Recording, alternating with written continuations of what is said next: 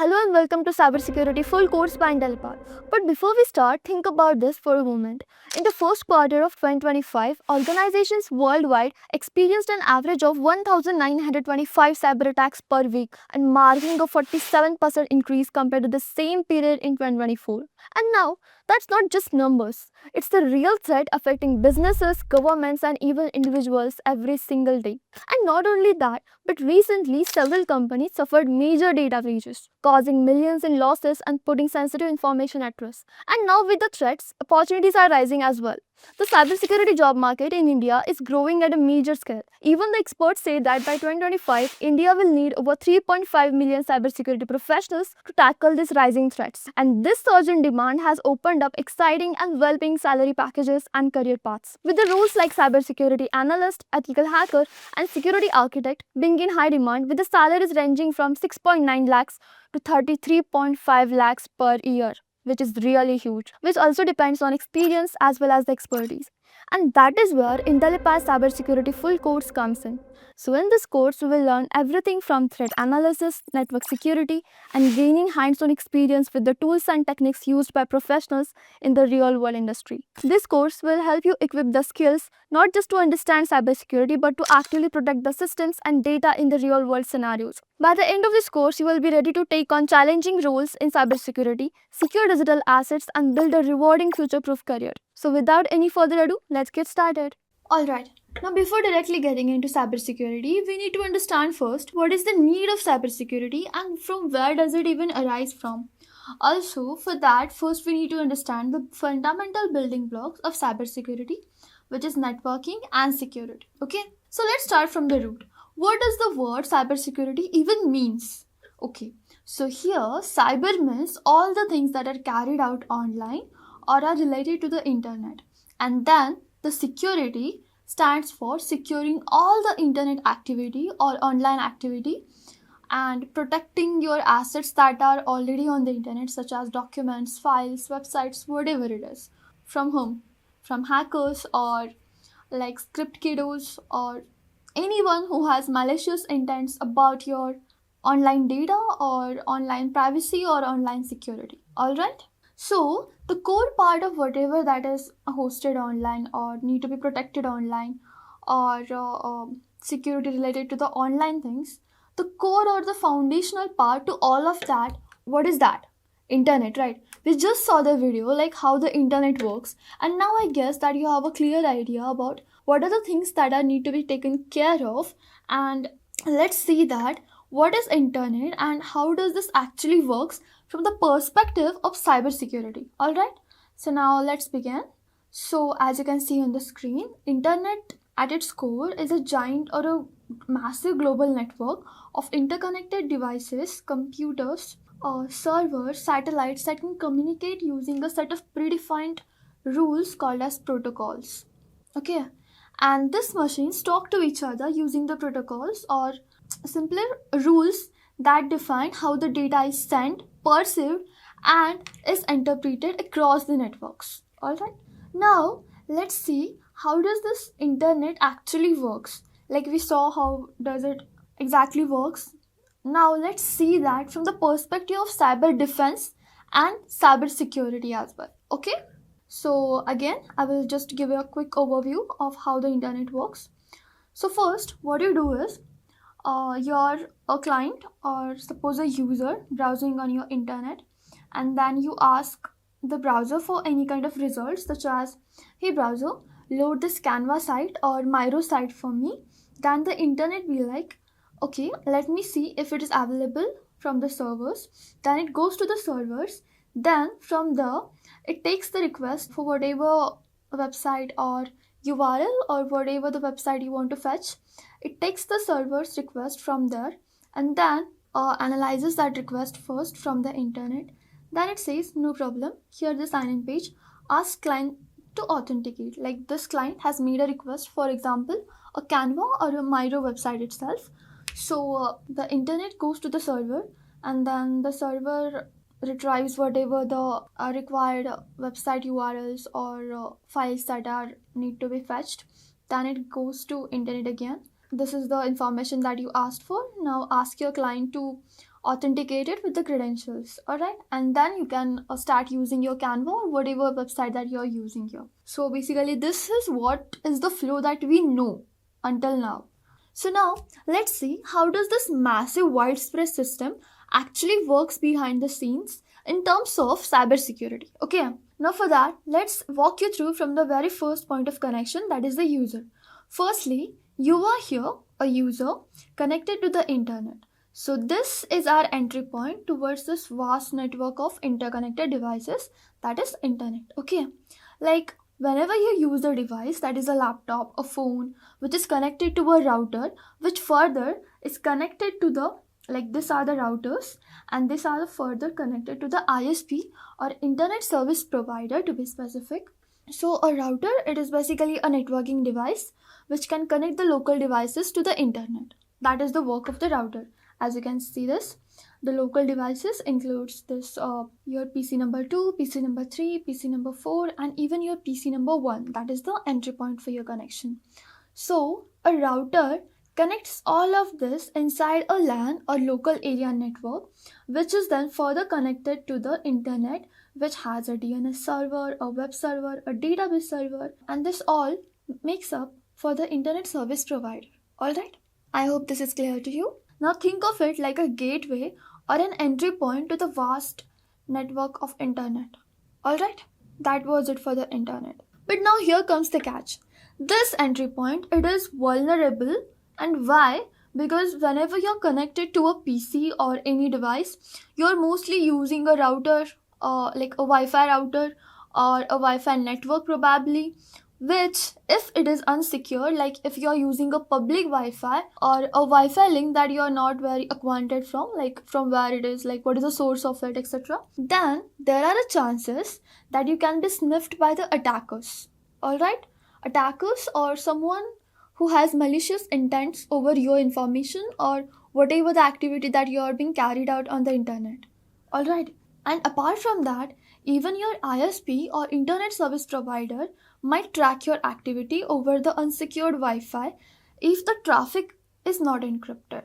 Alright, like whatever traffic is coming and going, like receiving and then sending from user to ISP or ISP to user, they can track your activity with the help of that traffic if it's not encrypted or secured with the proper systems. Alright, so in this way, there are many of the loopholes where there are chances for us to be attacked or can be sniffed or tracked by some malicious hackers, sniffers, or even the people who just want to watch out for us, which is really dangerous. Now, it's like whenever you send a request from your entry point, the data transmission begins, right? But now, what can happen here is, if you want to visit a website, what do? You just go onto your browser and type the name of that website like www.example.com. Or to be very specific, let's take a real life example, that is www.canva.com. Okay. Now, with the help of this, your device sends a request to a DNS server, right here, DNS server, to find the IP address of that domain name system or like the name of the website that you just clicked, like www.canva.com. What it does it, your device sends a request to the DNS server to find the IP address of that website, right? Then your request is converted into data packets that travel across the routers and servers across the globe, like throughout the World Wide Web or internet that we call, right? But what can happen here is, as the intent here is, you type the website, the name of the website, and now you want to access that website so that you can create the designs on Canva, right? This is your simple intention behind it. But what can happen here is, this is vulnerable to DNS spoofing. So what DNS spoofing is? Basically where the attacker gives you a fake address or changes the IP address of that website. Now, as we took the example of canva.com here, the canva.com or www.canva.com is supposed to redirect you to the Canva website. Now, through the DNS spoofing, what the attacker does is, he will redirect you to a false website or worst, a maliciously active website where if you log in for your credentials, like to log in into your account, and you entered your login credentials such as your username and password. So your username and password will be leaked to the attacker, and maybe that was his intention, to retrieve your username and password to carry out whatever intentions he had for you. That is obviously the wrong intentions. Apart from that, this is also vulnerable for another type of attack known as man in the middle attack or MIM attack, where someone else can read your data and change it in the middle, right here. So here you can see that the unsecured entry point can invite much more disruptions and attacks that you are not even aware of that you are being targeted for. So man in the middle attack is what basically, so where someone else can read your data, like whatever the data you are passing, change or manipulate the data in the middle and send it to the other end or the receiver or whoever is sitting on the receiver end, causing the wrong information or miscommunication between the two parties. Like suppose there is an online negotiation going on in between your bank and you, and there you need and you agreed on certain points, and then there's someone in the middle of you, like this is you and this is your bank, okay, and then there's someone in the middle who is watching whatever you're like talking or communicating with each other on the negotiation basis. And suppose that you are closing a deal or signing up for a loan that includes crores of rupees, okay, then the man in the middle, that is why it is named as man in the middle, because this party number one, party number two, you and bank, right? And there's another person in between you who is reading whatever you both are communicating or negotiating. And once you're agreed, what he will do is he will change the data or whatever the interest that is added onto you on the signed loan is just an example. I'm just letting you know how these things go. So it will change the amount, the interest, and then maybe the account number too, because he want all of it to be transacted on his account, but the name, the victim who is responsible and is going to take up all this damage is you, the user. While he gets all the money, that is in crores, the bank blames you and you are responsible solely for that, even if it was not you who has received the money. So I hope that you understand what man in the middle basically is. These are the major vulnerabilities that can be used to target you and harm you in a major and worst ways. Alright, now let's move forward. Now after that, once the transaction begins, then the target's website gets your request, like whatever the target website you was aiming for. It processes it and sends back the required web page, which is again broken down into packets, right? So I hope you understood this layer, that is was the DNS layer. So the vulnerabilities that are present in the DNS layer are this one, DNS spoofing and man in the middle, okay? Now let's move forward and understand what is the fourth step, okay? Now once you have like entered the URL or address of that website, then the target website server gets your request, like my target website or the website that I was going to open was Canva, right? Then the target website or Canva gets the request, it processes it and sends back the required web page, like the login page or the home page, whatever it is, okay? Then, which is kind of broken down into packets again. It doesn't directly send that. The data that is required to open that web page is again broken down into data packets, which is once done, then your device reassembles all those data packets sent all togetherly and displays the web page, the home page or login page, whatever you are being asked to enter your credentials on, okay? But now, again, here your system is vulnerable to the server compromises where the attackers could inject the malware into your system if you're not using the firewalls or spoof the responses. Now what happened here is, again, here your system is vulnerable to server compromises where attackers could inject malware into your system if you're not using firewalls, or like even they can spoof the responses. Spoof in a sense to read and change the responses. So that is what spoofing is. Or something like phishing can be also carried out over here. Or worse, data breaches or data leaks if the data is not properly secured and encrypted. Right? So now I hope you understood this data transmission layer. Then comes the web server request. Once the page loads, you interact, you click buttons, fill forms, and make payments. This dynamic flow is made possible with the help of the protocols known as HTTPS, TCP/IP, or FTP, SMTP, etc., including the APIs and databases. Now, here there are chances of attackers performing the cross site scripting attacks or injecting malicious scripts, SQL injections, or even the session hijacking. In this part, web server receives request in that part. Here, the attackers can like cross-site scripting, injecting malicious scripts that can corrupt your web page, or even with the intent to gain the access over the server, right? Or even injecting the SQL injections. As here in this layer, you also have your databases present, right? So what happens after this is the data storage, like accounts, passwords, messages, which are stored in the servers and databases somewhere. Again, this is also stored mainly on the internet itself, right? Like your browser data, cache, cookies, or your password manager, right? And not only this, even your cloud databases, servers.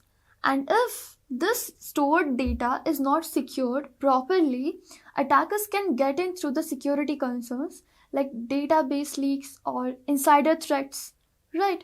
So this was the layers and the vulnerabilities that each layer has, and the kind of attack that is possible through each layer of the internet.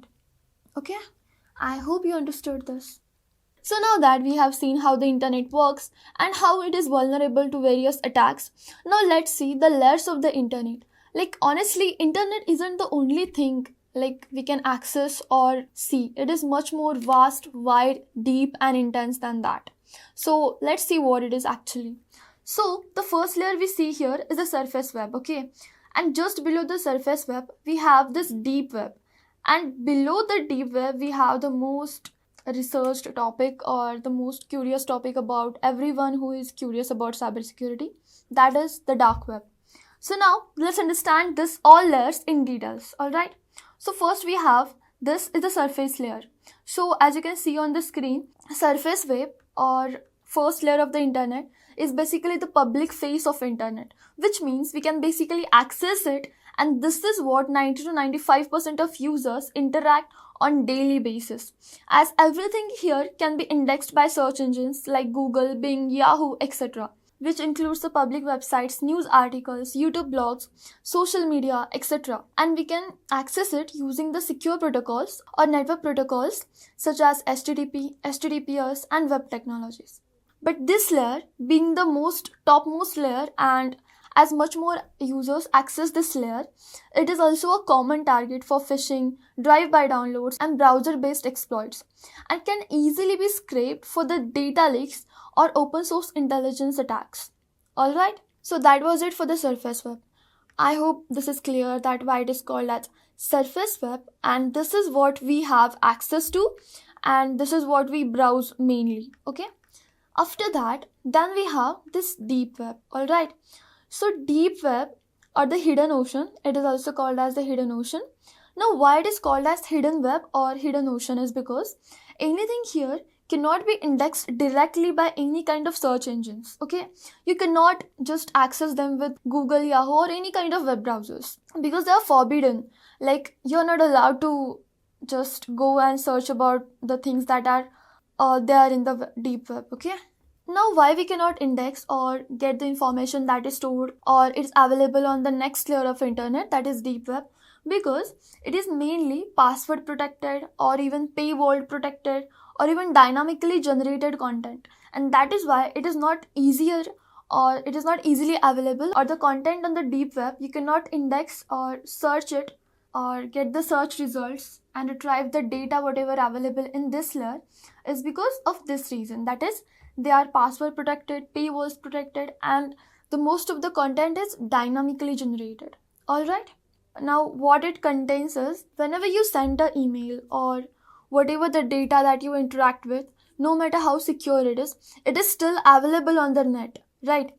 But the thing is, if anything is available on the internet, why we cannot access it? because it is always and always protected by some kind of security measures, prevention measures, and that is how we cannot access anyone's email, or like all the data is available on the internet but we are still not able to access it, or it is kind of hidden, forbidden, and layered in a way that it becomes difficult to access it just for an average users. But if you know how these things work, like the internet, then you have the knowledge about all the tools regarding the cybersecurity, then you can access. But for the average users or the common users, it is not possible to access it. So what does it contains? Like what is the content that is present in the deep web? So it contains the email inboxes, online banking portals, transactions, academic databases, government portals, or the corporate intranets that use the firewalls, authentication, backend servers, or even the cloud APIs. Everything here is protected and is available over the deep web. Alright.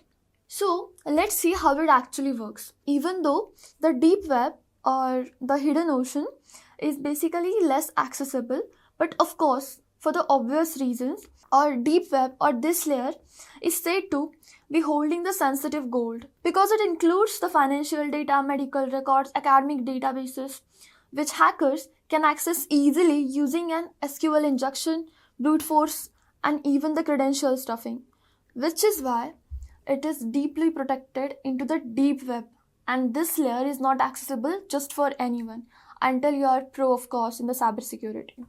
So that was it for the deep web. Okay. Lastly, we have the most dangerous but also the most exciting layer, that is the dark web. I can bet on it that you guys who are cybersecurity enthusiasts have already searched about it or already been curious that what is it, why is it so forbidden, why it is such a big thing, etc. Because after all, mysterious and unreachable things are always full of surprises, and thus we all get fascinated by them, right? So as you can see, the dark web is also a part of a deep web only, but it's intentionally hidden so that you can't access it through the normal browsers like Chrome, Safari, or search engines like Google. Now, why is it hidden? Because the dark web itself was designed for the anonymity, okay, both for the users and for the websites. Unlike the surface web, which can be accessed easily through the web browsers, the dark web, it uses the encrypted networks like Tor, which means the onion router, which bounce your data through several nodes to hide your identity. Like, you know how an onion looks? It is layered. Like when you are going to peel it off, there might be 50 layers inside, right? And that is how your information is hidden in between the layers. So even if you want it to get the access or to read the data, whatever is available, you need to go through that layers, and that will take time. And also it is not easier to break into the dark web or go through the layers, and that is what the Tor does or the onion router does. Alright, so as you can see here, the tools used to access the dark web are the Tor, that is the onion router, PGP, that is the pretty good privacy tool, and then there are the hidden services like .onion extension they have. So most of the tools heavily rely on PGP or pretty good privacy encryption and the hidden services, which mask the identity of both the user and the server they are connecting to. Alright, but as it was designed totally for the privacy or anonymity to stay anonymous, anonymity always isn't good, right? So it attracts both the good people like the heroes and the bad guys like the hackers, sniffers, attackers. Right. Now what I mean by this is, in the world of cybersecurity, the dark web is a double-edged sword. On the one side, it helps the whistleblowers, journalists, and political activists to use it to stay safe in repressive regimes. But on the other side, it is a breeding ground for the digital hackers and attackers or the malicious anonymous users. So basically, we can say that the dark web itself is the birthplace or origin for most of the cyber crimes. Like, are you aware that it has entire marketplace over here where you can also get 0-day vulnerabilities? Now what 0-day vulnerabilities means, they are basically those security flaws into the existing systems, maybe in your phone, in your laptop's Windows version. It exists, like those are the vulnerabilities. Now what I mean by vulnerabilities is like the loopholes which can exploit to get the access of it, or to plant some attacks, or to install some malwares inside the device. So all the vulnerabilities or the loopholes which are like loose in the security are said to be vulnerabilities, and 0-day vulnerabilities means no one knows about them from day 0. Okay, and that is why it is known as 0-day vulnerabilities. Don't worry, we are going to see that in the further part. For now, just understand that the dark place itself is the trading ground or a playground where you can get all the tools, all the things that are malicious or that are harmful from the security purposes. And these 0-day vulnerabilities are sold and traded for large amounts of money and trades in the dark web openly. And attackers can purchase the ransomware as a service, DDoS attack tools, then malware kits, apart from that phishing templates, also the stolen credentials and personal data from the recent data leaks or data breaches. So now I hope that it is clear that why dark web is such a dangerous and the most darkest layer of the internet, because it is open to all and it also helps you to stay anonymous, and that is why it is impossible to trace the identity or information or any kind of data of the attacker, and that is why it is a safe place for all the hackers, making it the breeding ground for attacking, hacking or cyber crimes mostly. But again, as I said, it's a double-edged sword. Means if it has the bad side, there are some of the good side as well. Now what is that? We'll see. So on the other hand, cybersecurity analysts or ethical hackers also use the dark web to their advantages. They infiltrate the forums, monitor the transactions, and gather the threat intelligence to predict and prevent the attacks, kind of like the defenders and security officers of and in the dark web. Alright? So I hope you understood the role of dark web in cybersecurity and why it is hidden, because it has to be hidden, because its very design aims to protect the freedom of speech, anonymity, and censorship resistance. But when it is used with the malicious intent, it becomes a sanctuary for the cybercrime. And the dark web isn't legal by itself, but how you make the use of dark web is all makes the difference. Again, here's an important tip. Do not just go blindly and try to access the dark web, because if proper security measures are not taken, it can expose your entire identity to the whole internet. Alright? And it is also dangerous to go there without knowing anything of it. So I'm here not advising, or we are not advising you to go and just check on the dark web. Okay? It is dangerous. Means it is dangerous. Okay? So be careful about how you do things, because honestly, if something hasn't performed or done properly with proper things in the mind, it can be really harmful for you as well. Alright, so that was it for the internet. Now let's take a look at the most important concept of cybersecurity. That is, first thing is networking. Because if you don't know how the network works, how the connections or how the devices are connected, what are the protocols they are using, you cannot break them, right? There's also one proverb regarding this. If you don't know how the rules perform or work, you cannot break them properly. And that is why we need to study networking basics first. So as I said, it helps you to know the whole system, like whole internet and how the devices works. Alright, so now why do we need to study basics of networking? That I told you already.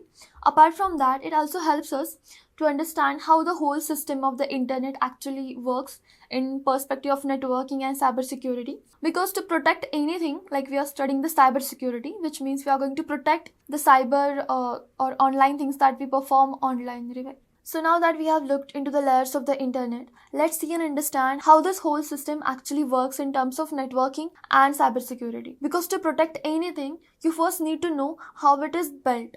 And that is why networking is really important. Alright? So networking is just about how computers are connected to each other, like how they communicate, share information to each other. In simpler words, think of it like all your devices, including your laptop or even your iPad, trying to communicate, share the files, or even ask questions before proceeding to the respective task or whatever the task they are going to perform. But for the communication to go on smoothly, there needs to be some set of the rules or protocols or some kind of guidelines, right?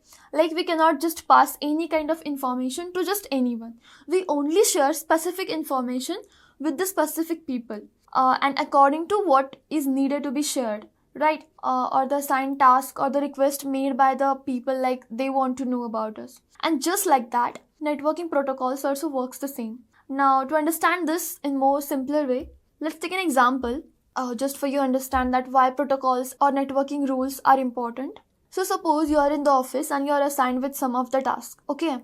And you are asked to report to the boss after your task is done. Now, will you report that your work is done to your mom? No, right?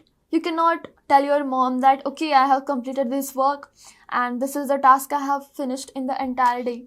Will that work? That sounds so stupid, right? Now, in the similar manner, would you tell your boss that you ate in the lunch, like what sabzi you ate or what kind of meal you had or what kind of dessert you had? No, right? In front of boss, we are supposed to discuss all the formal things, while in front of our parents or friends we can discuss the informal things or like casual things. So just like that, we are supposed to share our information or whatever our thoughts are only to specific people and in a right way. Like when you're speaking to your boss, do you just speak anything? No, right? There is some kind of construct in the sentence, there is kind of intonation, there is kind of frequency in your voice, all that, because we know that we cannot be disrespectful or we cannot be just like casual in front of our boss, because we have some ethics that we have to perform in front of the boss, while in the other case, that is our loved ones or our friends or our parents, we can be frank, casual and talk things about like just about anything, right? Just like that, we have to follow some protocols in the networking guidelines or in terms of networking guidelines. So these protocols and models are designed to make sure that they can communicate over certain rules and guidelines. And that is what protocols are. They decide how the data should travel, how devices should talk, and what gets the priority to be delivered first. Like the priority queues, just like that. So the most important ones in the cybersecurity. So the first one is IP or Internet Protocol. So think of it like the digital numeric address for your device. Like each device has a unique address on the internet and which is used for the identifying and routing of devices. Like if you're supposed to know the device IP, like whatever device you're using, what command you type? ipconfig, then you get the like whatever the internet or IP address you have, right? After that we have TCP. Okay, so we have a threat here that is called as IP spoofing. Like just we saw the DNS spoofing where your IP address can be changed. Same thing here can be done on the IP protocol. Your IP address can be changed or replaced with a fake IP address that can lead you to some malicious website or some kind of wrong site where you should not visit. Okay.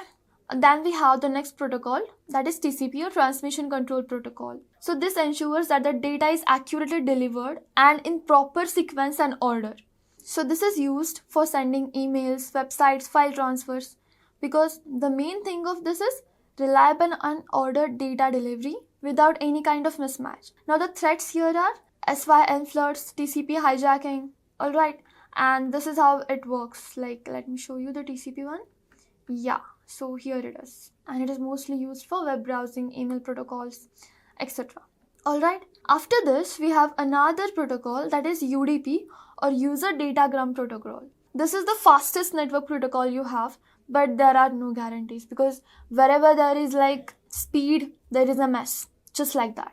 But it is ideal for the video calls and gaming, because whenever you're gaming, you need all your features to work smooth and in a fast way, right? So it is fast and it doesn't need any kind of handshakes to be performed in between the data delivery. So the speed can be maintained as fast as it can. But it is also vulnerable to UDP floods, DDoS attacks. Okay, so our UDP is great for the streaming of the games and videos. But when it comes to like ethical things or like very, very important things such as banking or medical things, it is not considered as the most used protocol. After that, we have the HTTP or HTTPS, which are the web browsing protocols basically. So these protocols helps your browser to fetch the websites from whatever servers they want to fetch the information. Okay, so here HTTP stands for Hypertext Transfer Protocol and HTTPS stands for Hypertext Transfer Protocol Securely. Okay, as you can see on the screen, that it is just HTTP, which means Hypertext Transfer Protocol. And as the name suggests, Hypertext Transfer Protocol, it is in format of plain text, and it is insecure because it is sent into the plain text format only. But again, we have another protocol, that is HTTPS, which stands for Hypertext Transfer Protocol securely. And that is why it has the word secure, which means it also supports the encryption. And how it is encrypted? With the help of SSL and TLS certificates. They are the security certificates that provide the extra security with encryption to whatever data you are sending over the web browsing protocols. Okay, now here it is vulnerable to MITM attacks, SSL strippings. Okay, after that we have the DNS protocol, or domain name system basically. So it is like an internet phone book that translates the names into IP. Just like how you save the contact numbers of your friends into your phone, you don't have to remember it, but whenever you want to call that person, you just search the name of that person, then you can get the information and the contact number of that person, and you can call them directly. Okay, you don't need to type the number directly on the keypad. You can just search for the contact name and you can talk to that person. Just like that, DNS also works. So in that way, it is an internet phone book that translates the domain name into IP addresses. Okay, and again, this is vulnerable to DNS spoofing, DNS cache poisoning. We will see these attacks later, don't worry. Just remember that what kind of threats are there at what protocol. Okay, so HTTP looks like this. Then HTTP3 looks like this. It uses the UDP connection because it is the fastest, that's the quick. And HTTP uses the TCP connection or TCP protocols. Then we have the HTTPS, which supports the TCP connections over the public key and session key. And it has the word S, which means secure. It provides the data in an encrypted format. Alright, so now let's see the file transfer protocols. So FTP means the file transfer protocol. It is used to transfer files between client and server. But FTP is insecure and it sends the data into plain text because it is directly transferring the data without encrypting it. And that is why it is considered as insecure. Alright. After that, we have the secure file transfer protocol, also known as SFTP, which is same as FTP but is encrypted via the SSH, that is secure shell. Basically, SSH stands for secure shell. Now this is safer for sending confidential file because whatever data or whatever files that you are transferring, it is secure because they are encrypted via the secure shell protocol. Okay, but again, it still needs the access control plus audit logs, like who has the access or who is auditing the logs, etc. Then lastly, we have this email protocols. So the first one is Simple Mail Transfer Protocol or SMTP, which is used to send the emails. But this is again is vulnerable for the email spoofing, spam injection, or even phishing, right? Next we have is POP3 or Post Office Protocol. So from here you can download the mail to local devices in an easier way. Okay, but it can be vulnerable to the lost sync, like just in case you have no sync for the emails, you haven't synced the emails properly, or you don't have the backup on the server, then there is a possibility that you can lose all the mails if not downloaded properly. Okay, so this is outdated basically, but this protocol still exists. Then we have IMAP or Internet Message Access Protocol. Here you can access the emails on servers from multiple devices using this protocol, that is Internet Message Access Protocol, okay, which is also best for the modern use, but it also needs the strong author. Alright, so now that we have seen that like how the data flows and is delivered and what kind of protocols and rules it uses and where it is used, now let's see how we can protect the network flow or network into the system so that the attackers or intruders cannot cause the harm or something that can give us an enhanced security. Okay, so here's how we can secure them. So first is firewalls. The firewalls basically acts like the security guards or basically security wall that decides what kind of data comes in and what kind of data goes out. They allow or block the traffic based on the rules and protocols that we just saw, and they can even block certain kind of IP addresses which seems to be like something fishy is there or kind of malicious, and they can even block the ports as well as the protocols if they detect something is wrong with them. Okay, and that is why a good firewall can protect your entire system. I bet that you have heard about Windows Defender firewall, right? Yeah, that is the firewall I'm talking about. And so without a firewall, you are basically letting anyone come and go through the doors. Okay, so the next thing that we have is IDS or IPS. Now IDS is basically intrusion detection system. Okay, IDS stands for what? Intrusion detection system. Now what does the word intrusion means? Intrusion means any unwanted entry of an user, or like you haven't authenticated or like given permission to that user to let access your system or access your device, but still he's coming. Then who is he? Intruder. Intruder means someone gaining the access to your system forcefully or without your permission. Alright, so that is intruder. And detection system means the systems which can detect if any kind of unauthorized access or any kind of user who has entered in your device without your permission or without you letting them access there. Okay, so they detect, basically the work of that is detection. So they work like the alarming systems that detect the attacks, malwares, and block the suspicious activity. Like if they detected any kind of suspicious or like malicious activity, they detect it and they alert you about it. And then this IDS acts as a CCTV camera, like what comes and goes. And if suppose something happens, it watches like, okay, there's something suspicious going on into this port, or like on this protocol, something unwanted traffic is coming there. So you please take the note of it. It alerts you with it. Okay. And then we have the IPS. So IPS basically stands for Intrusion Prevention System. In the IDS, we saw that it can detect any kind of suspicious or malicious activity on our system. Okay. What IPS does is, it basically prevents any kind of suspicious activity from happening itself. Okay. To be precise, IPS acts like the security guard. It basically says that no, you cannot go inside, or you're not allowed here, you're not permitted over here, please go away from here, or you're not allowed, you don't have the access. It basically acts like that, and that is why we can call IPS as a security guard. Okay, and it's a reactive system. Like if any kind of malicious code or maliciously programmed traffic is trying to gain the access or get inside your device, then it basically says no, you're not allowed, thus you cannot go further. Okay, so that is how IPS behaves. Now both of this detects the malware, intrusions, or any kind of suspicious behavior, and then IPS prevents it. Okay, so I have a line over here, that is your first alert system when an anomaly strikes. Like whatever happens suspiciously on your device, so these two are the first one to detect it and make you alert about it. Okay, then we have VPNs or virtual private networks. So what they basically do is encrypt traffic so that even if someone spies on the network, they can't read the data. It also hides your IP and location, and it becomes really necessary on public Wi-Fi to avoid the snooping or anyone sniffing your data. Okay, now I bet that during the lockdown period, when the PUBG or BGMI were not allowed in India, it basically was banned. Many of you have used VPNs, basically Proton VPN, mostly it was used, right? So virtual private network or VPN just behaves like that. Even if some things are not allowed, with the virtual private network, you can still access them. Okay. Next we have port and protocol monitoring.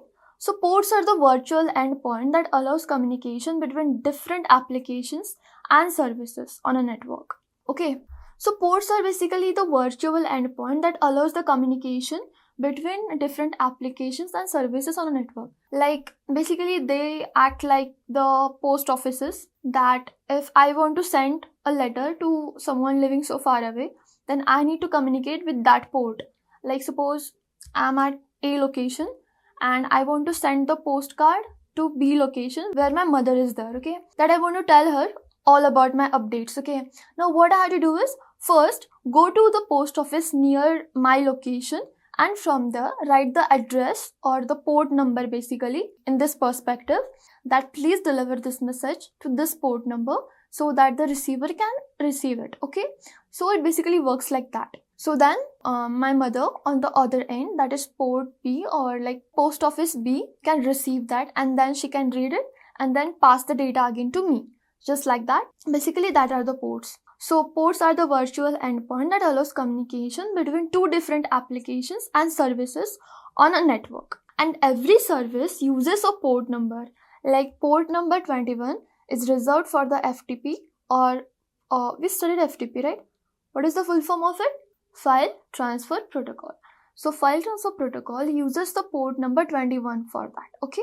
Then we have the port number 22, which is particularly reserved for the SSH, which means secure shell, okay? Secure shell. So with the SSH, you can gain the access of another device also.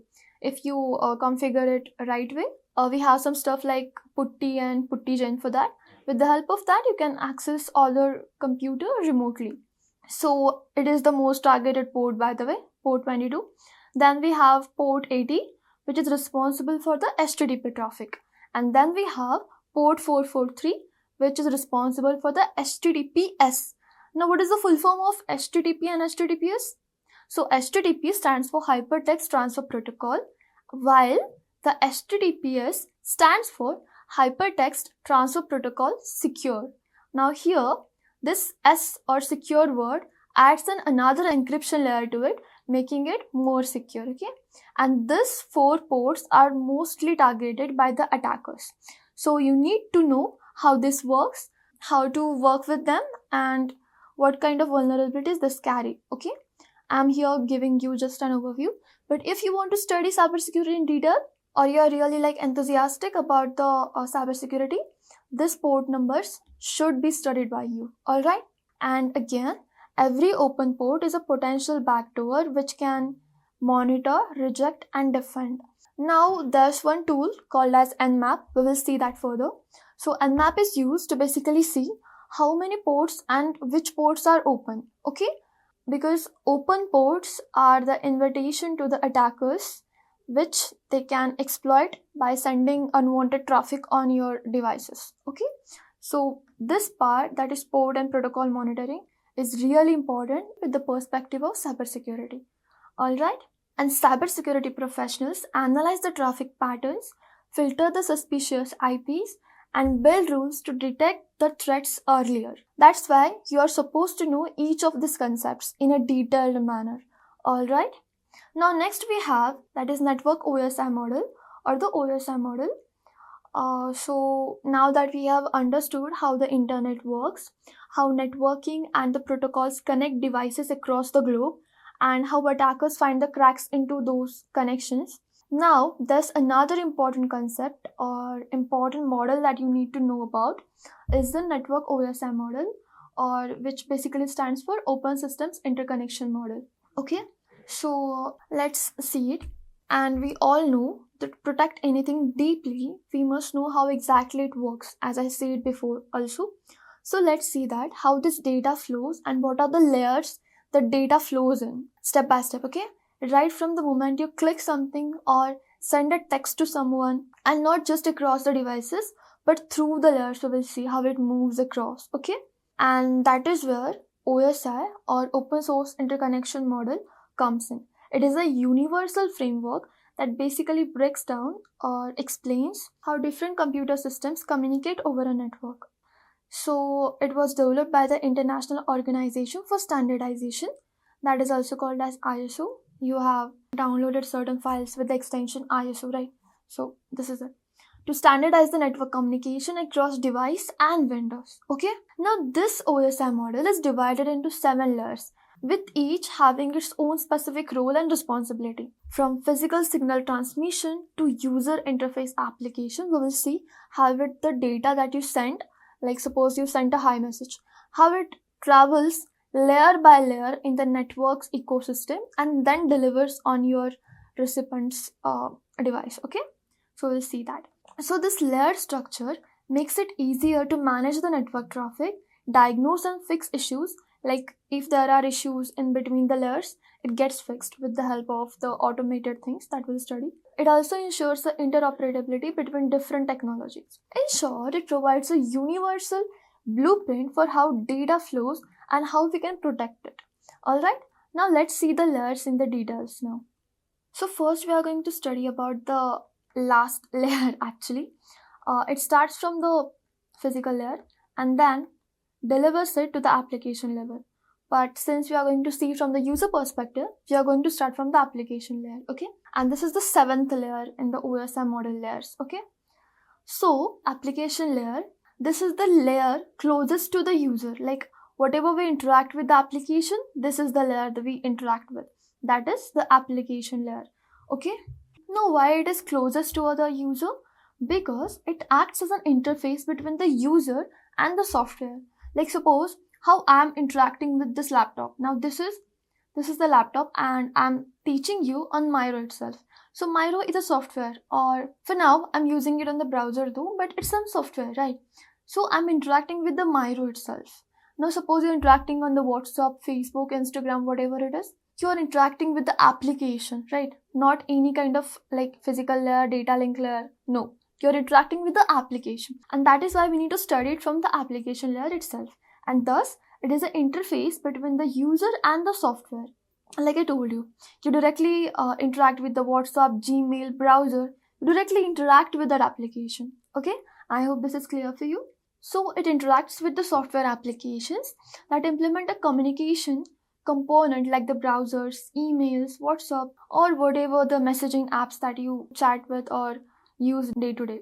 Now how this works is, you send a request to the server and then it goes to the server. Like suppose I'm interacting with the WhatsApp or like I'm browsing something. We saw already, like whenever you make a request on the browser, like suppose we took the example of canva.com, right?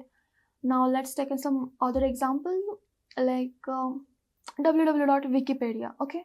Now whenever you want to study about or research about something new that you like encountered with and you have no idea what that thing is, what we do? We go on the Google Chrome, we type what is it, and then the first thing that we see is Wikipedia about it.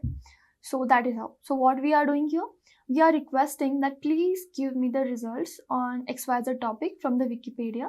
Then it goes to the server and then the server responds you with the help of this protocols, that is HTTP, HTTPS, simple mail transfer protocol, file transfer protocols. It depends like for whatever you're using. If you're using for the Gmail, SMTP will be used because it stands for simple mail transfer protocol. If you are asking it for a certain file or kind of like document, it will respond you and receive the request through FTP. Okay, I hope this is clear. Now this layer being the most interacted with, like the user interaction level is really high over here, or is it is what the user interacts with. Now let's see what are the attacks it is vulnerable to. So first is phishing, as it can directly be manipulated with the SMTP or Gmails using. Then we have social engineering, malicious attachments, like with the help of FTP, the attacker can send you some malicious attachments or documents. So now if the malicious documents are sent and you have downloaded them through your internet, then there are chances that it may contain some malicious code that can automatically run itself on your device to gain the access. Or if you have heard about some ransomware cases, you know how it works, right? So it is vulnerable to these attacks. Next layer we have is the presentation layer, okay? Now this layer is responsible for the data formatting, encoding and encryption, as you can see over here, okay?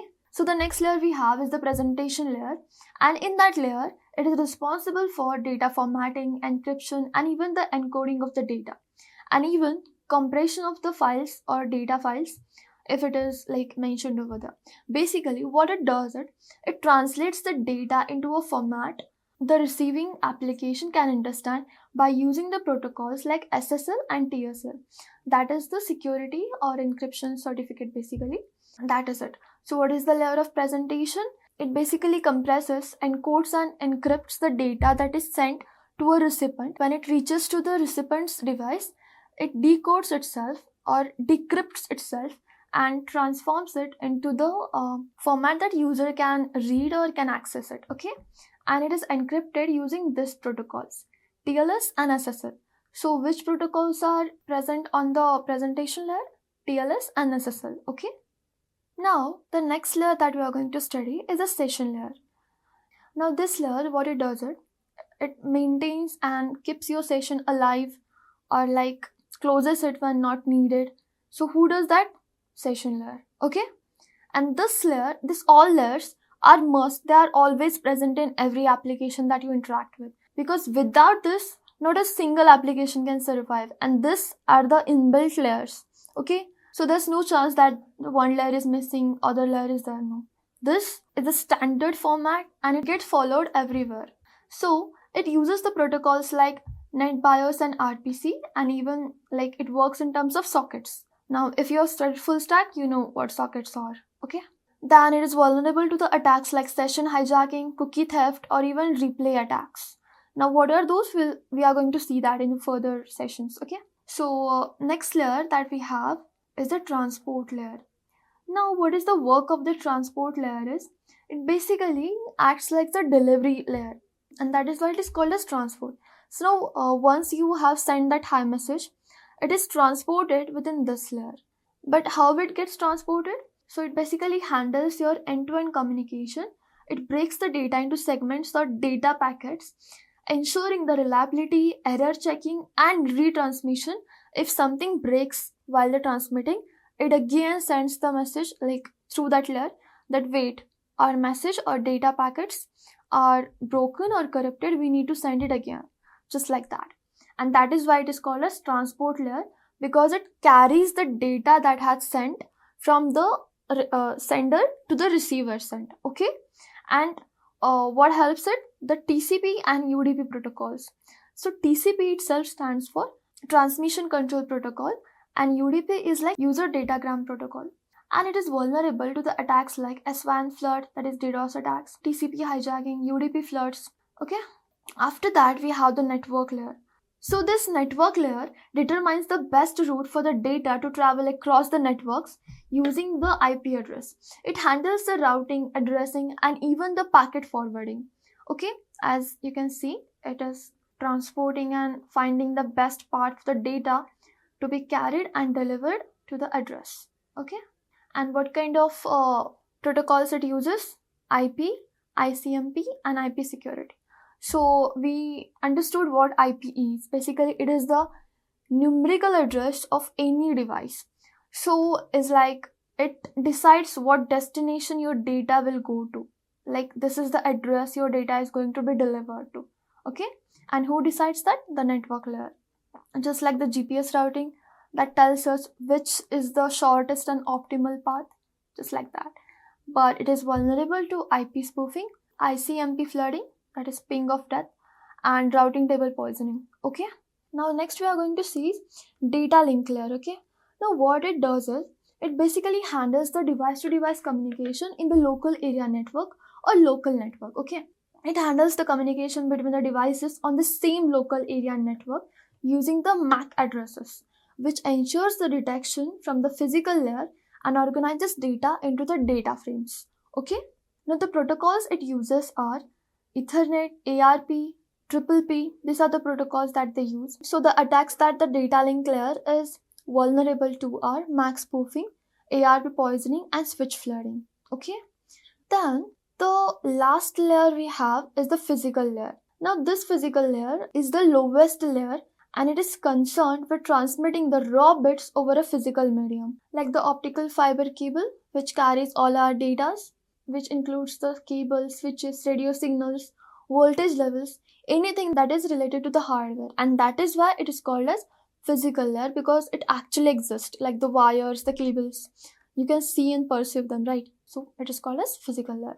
Now, what this physical layer is vulnerable to is wiretapping, jamming, or even cutting the cables. And I'm pretty sure that you are aware of what this cutting cables and jamming are referring to, right? Okay, so that was it for the OSI model.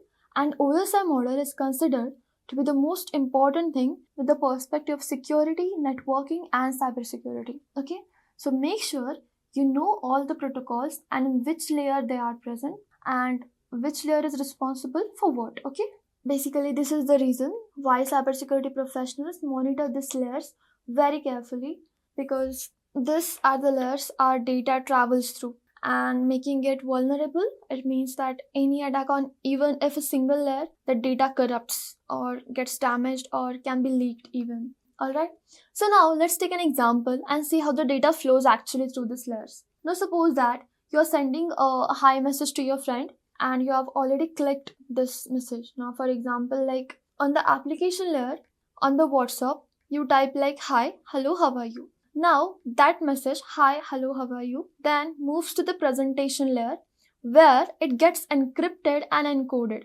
which means no one else in the middle of it can even read it. And even if they are able to, all they will see is some random characters together. And there's no chance that they can make sense out of it because it is encrypted using the TLS and SSL protocols. Okay? Then it moves towards the further layer, that is the session layer. Now here, a chat session is maintained with the other user, like the user on the receiver end. This chat session is maintained with the help of session layer, like the chat is on and whatever you are sending, it is delivering. So that constant thing is happening because of this session layer. Okay? And then the message moves towards the transport layer, and here that encrypted message gets broken down or segmented into the data packets. Okay?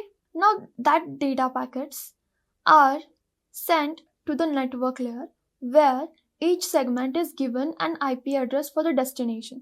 Like what we saw about the network layer, it finds the best route across the networks to deliver the data packets. Now here, since our data packets got like broken down into segments and packets, this here is assigned with an IP address for each segment. Like suppose you have 10 data packets. Now each of these 10 data packets have their IP address written on it, so that can be delivered on the destination or like desired location. Now when it moves the data link layer, here each packet gets a MAC address of the local router so that they can have the network, basically intra-network communication for that. Okay?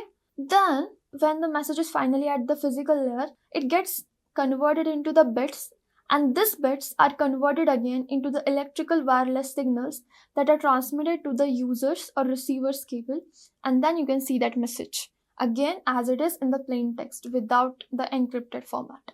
Okay, I hope that this is clear how your one hi, how are you message travels through all of these layers to reach the receiver's end. Okay, so on the other side, like wherever your user is sitting, this process is reversed back from layer 1 to 7 again, and that is how we can communicate with each other or send and receive the data. Okay, and cyber attacks can happen at any layer, like sniffing at the second layer over here, then DDoS at the level 4, that is the transport layer, because here your data is being converted into data packets, right? And that is why it is so important to understand how these layers work and how the data is converted and everything about this flow. Okay, so now you understood about the networking, like how networks talk using the protocols, how data travels through the layered systems like OSI models, and then how attackers can explore and attack the networks by studying them properly. Because honestly, it's the first rule. If you want to break the rules and protocols, you need to study them thoroughly and then find the loopholes and attack on them. And that is how you break the rules. Well, I'm not here guiding you about doing something wrong.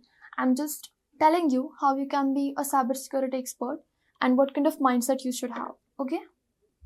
So now that you understand how the internet works, how the networks are structured and protected, it's time to see and focus to what really are they trying to protect. That is the data on the internet. Whether you're securing a giant network or even a small device, or even your personal sensitive data like every message, password, file, or even the online transaction, data is the new gold. And just like the gold, it needs to be protected as well, right? So how do we protect this data? And that is how it brings us to the core of cybersecurity, that is the data security. So data security techniques are the methods we use to safeguard this digital gold from the unauthorized access, corruption, or even the theft. Okay? And even the misuse of it. So there are multiple ways to secure data depending on what needs to be protected and how you're going to protect it and where it lives. Okay? So the common methods or techniques to protect your data is first is encryption, and we saw how it is done. Then we have the access control, like who has the access, or you should never give the access or admin privileges to anyone. Just give them access for what they are required and what they need to be done. Okay?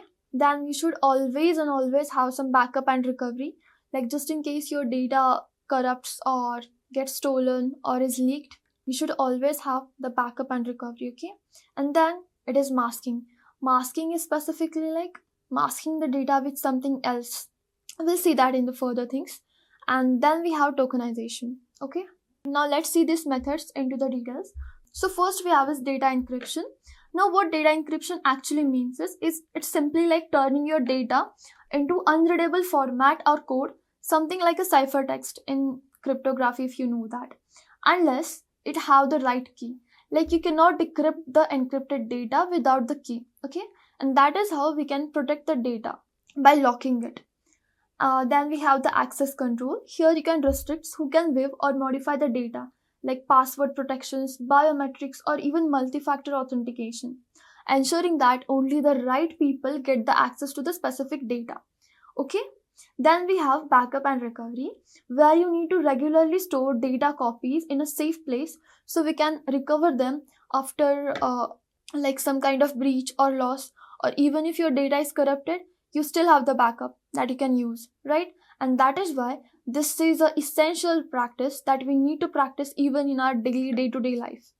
And then we have fourth is masking. So masking basically means like hiding or masking the sensitive information, like the card numbers or personal details, from directly exposing it. Okay. And then lastly we have tokenization. So tokenization is basically replacing the sensitive data with the non-sensitive tokens, and it is heavily used in the payment options or like banking gateways. Okay. And think of each technique as a layer of armor around your sensitive data, where it leaves, flows, and rests. And that is how you don't need to be worried about your data being stolen or hacked or even sniffed around by attackers. Okay.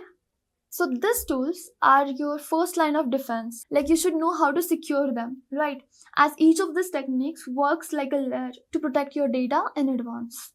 So in simple terms, the data security is about keeping your information safe, private, and usable only by those who are supposed to use it. And to do this right, cybersecurity professionals follow a few golden principles, or known as security frameworks, that we are going to study now. So there are three triads and frameworks basically that we need to study. So first is CIA triad, second is DIE triad, and the third is AAA framework. Okay. Now let's see them in details. So the first one we have here is, that is CIA triad. So this is the classic triad for the data security purpose, as this is the foundation for all data protection strategies. So what does it stands for is, the C in CIA triad stands for confidentiality, which means only the authorized people should access the data. Not everyone should have the access to it. Okay. And then next is I for integrity. The data should remain accurate and untampered. Tampered means changed or modified. No one can change that. The integrity or authenticity should be preserved at all the cost. Then we have availability. The data should be accessible whenever needed. Like high availability should be there at all costs. So this is the classic triad for the data security, which stands for confidentiality, integrity, and availability. And it makes a CIA triad, as you can even see here. So as you can see, the confidentiality, protection of sensitive information from being accessed or disclosed by unauthorized individuals. Then we have integrity, the protection of data from unauthorized modification or destruction. That is, it should remain untampered. Then lastly we have availability, which means it assures of timely and reliable access of data and systems by authorized users only, which again points to the confidentiality. And that is how it revolves around each other, making it a triad. Okay. Now, to understand this in a simple manner, think of it like if someone steals your data, there is a breach of confidentiality, because now it is accessed by some people who are not allowed to access it. Okay. Then we have a breach of integrity when someone changes it, because once it changes, it becomes tampered. And what is the rule of integrity? The data should always remain accurate and untampered at all costs. But now it has changed, so there is a breach of integrity, right? Then lastly, you have, if you can't access your data during a cyber attack, the breach of availability is already happened. Like suppose your data has got stolen or probably locked due to the ransomware that was programmed on your laptop, then you cannot access it. The availability of data is gone. and now you cannot access it, right? So there is a breach of availability. All right. And if there is a breach, the data is not available, how the data's integrity and confidentiality even matters. And that is why it again revolves around each other. Okay. So that was it for the CIA triad. Then we have the DIE triad, which is the modern cloud twist basically. So D here stands for distributed, which means systems should not be centralized. They work across multiple nodes like cloud services or even the blockchain. Like blockchain itself is a decentralized system. So it should be distributed. What does it mean in simple languages? There shouldn't be a central hub or something that is making it reliable on a single endpoint. Because if that single endpoint is attacked or like tampered by some attackers, then you lose all your data. And that is why the method should always be distributed. Like whatever the data is there, it should be distributed. It should not be on the one system. And that is why systems aren't centralized. They work across multiple nodes. If your data is distributed over multiple nodes, you cannot lose your data, or even if something happens to your data, like whatever the crisis, it can be still be retrieved. Okay. Then the second is immutable. Once written, the data shouldn't change, just like the blockchain. Once the blockchain is created, that block is chained and you cannot even access it now. And the most interesting fact about blockchain is you just have 5 seconds to change a block. And in between that, if you don't do that properly, you are suspended from the blockchain authorities or whatever the members are there into that distributed network. All of them get alerts about it, and everything about you is tracked instantly. And that is why blockchain is one of the most secured framework in the entire internet. So it highlights the property of immutable, like you cannot change it, and the data shouldn't change. So this is what we should maintain. Okay. And the third is ephemeral. Now what ephemeral means is systems and services should be temporary and not always on. It helps us reduce attack surface. Like for example, ephemeral means for a short time it should be on, and after that, once your work is done, shut down your systems, close all your files and folders, make sure that they are secure, and just reduce the attack surface. Like suppose if my laptop and the internet of it is not on, or whatever the work I'm doing is totally off when I'm not working it, and all the systems that are working behind has also been turned off by me, the attack surface is reduced because the number of openings they were getting before is now closed. And that is how we can reduce the attack surface. I hope that you understood it. And why it matters is because the DIE or DIE triad is super useful in the cloud native environment and modern infrastructure environments where security needs to be baked into fast moving systems. Because we all know that the most vulnerable system for the cyber attacks is the cloud native infrastructures.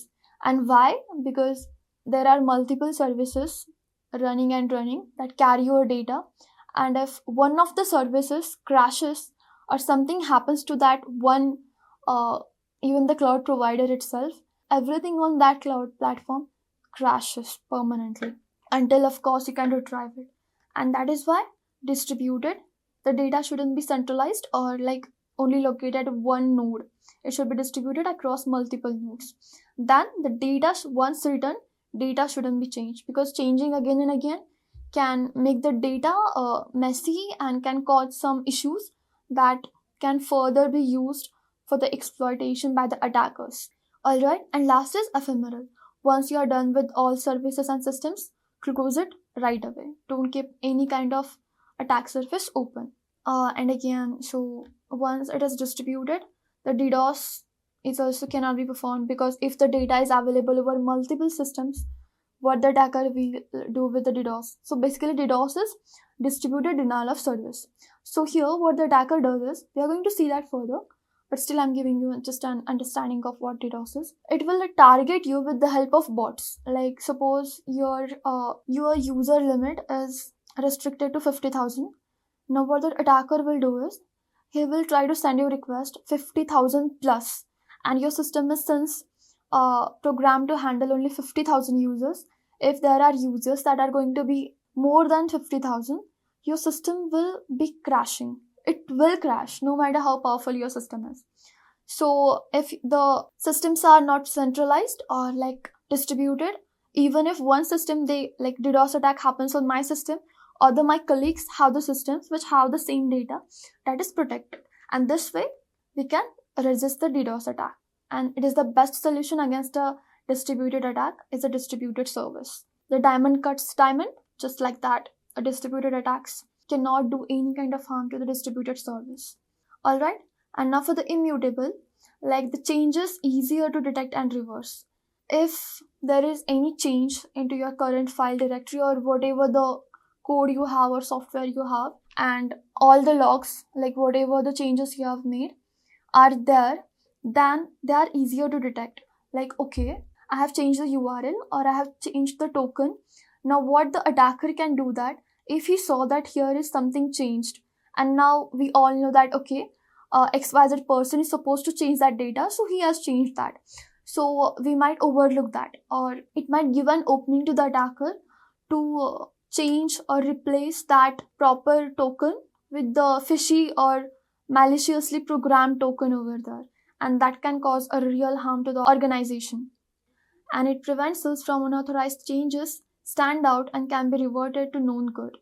Like, it may be overlooked, just what I say. That is what is explaining basically. Then we have ephemeral. So this drives the value of assets closer to the zero. Now what does it mean is, it makes the attacker persistence hard and reduces the concern for assets at risk, like we just discussed how it works. So I'm not going to explain it again. Now then we have the last framework, that is AAA framework. Now this is also known as the identity gatekeeper. Now why it is known as that identity gatekeeper? Let's see that. It is basically used especially in the network and identity security. So A in this framework, first A in the framework stands for prove who you are, like authenticate. Just like we have biometric authentication to pass into some of the confidential rooms or even our offices, so that it proves who you are, that you belong to that community, that you belong to that group, or you belong to that team or organization. Okay, so first we need, that is authentication. Second, we have authorization. Check what you're allowed to do. Like, what is your authority? This is only, like, suppose your authority is looking only up to this one team, and whatever the resources that are allotted to that particular team, you're only allowed and authorized to access that kind of resources. You cannot access other teams' resources, and that proves the authorization. And third is accounting.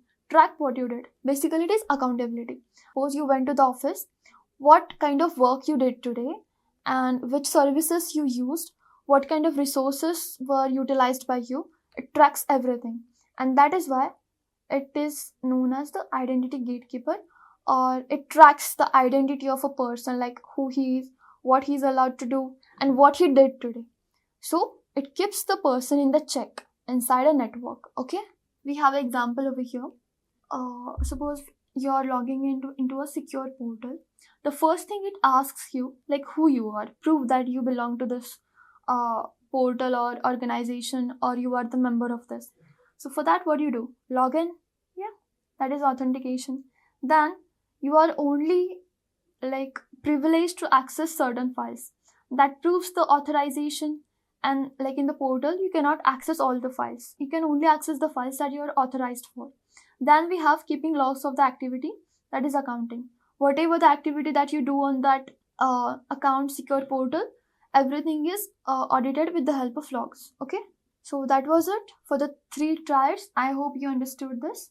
So these 3 triads shape how we think, what we monitor, and what we secure. Okay, from personal apps to the enterprise level systems, these 3 triads are must that you need to implement in your working and security frameworks. But now we need to know the right tools and techniques to implement what these frameworks were built to address. And that is where the cryptography arises from. Okay, like this is the major tool that encrypts your everything that you do on the internet or networks basically. So cryptography is the art and science of protecting information by transforming it so that only the authorized or right eyes and hands can access it or even change it. Okay, and why is it so important? Because cryptography provides us with the encryption. Basically, encryption is what protects our data. Like we saw the presentation layer. At the presentation layer in the OSI model, all the data that we send gets converted or encrypted into a ciphertext or a unreadable code. So who does that? Cryptography itself or the encryption, right? And that is why it is so important in cybersecurity, and proving it a core pillar of data security as well, as it helps us to achieve all the three pillars of CIA triad that we just saw. CIA, that is the confidentiality, integrity, and availability. Now, how does it support it? Let's see that. So, the first pillar we have is confidentiality. So, the first pillar of the CIA triad is confidentiality. Through encryption, it provides us with the confidentiality, like our data is converted into an unreadable format, keeping it confidential, like no one can read it or access it with the help of this ciphertext that we saw already, right? And you cannot decrypt it until and unless you have the right key to decode or decrypt the data. All right. So integrity or hashing. Now the second pillar is integrity. Now how it provides this integrity? With the help of the hashing. Like what hashing is? Hashing, it means like even if a single change is made into a file, then the hash of that file, hash is basically a ciphertext or some gibberish code that is generated when you convert the data from plain text to the encrypted format. It generates the hash. So hash is basically, it is labeled, like basically it's name of that file. Whatever the encrypted file you get, it has some hash. Hash is basically a numerical name given to that file. It is basically starts from SHA hyphen the numerical address of that file. And even if a single change is made into that file, the hash of that file changes, which means the name of that file changes in terms of cryptography. And that is how the cryptography tells you that okay, the hash is signaling a mismatch, which means the integrity of this file is breached. Like someone has changed something and the data is not tampered. It is not the authentic one. And that is how we get to know that the integrity of this file has been breached. Okay. So last thing that we have is authentication and authorization. So how does the cryptography supports the authentication pillar? With the help of the digital signatures and certifications, which again is possible with the help of public key verifications and signed messages. So through the digital signatures and certificates, your system can verify that the user's identity is similar to what he is trying to prove. Like suppose I'm pretending to be someone, suppose with the person XYZ, so that the digital signatures and certifications provides that authentication that hey, she is pretending to be XYZ person.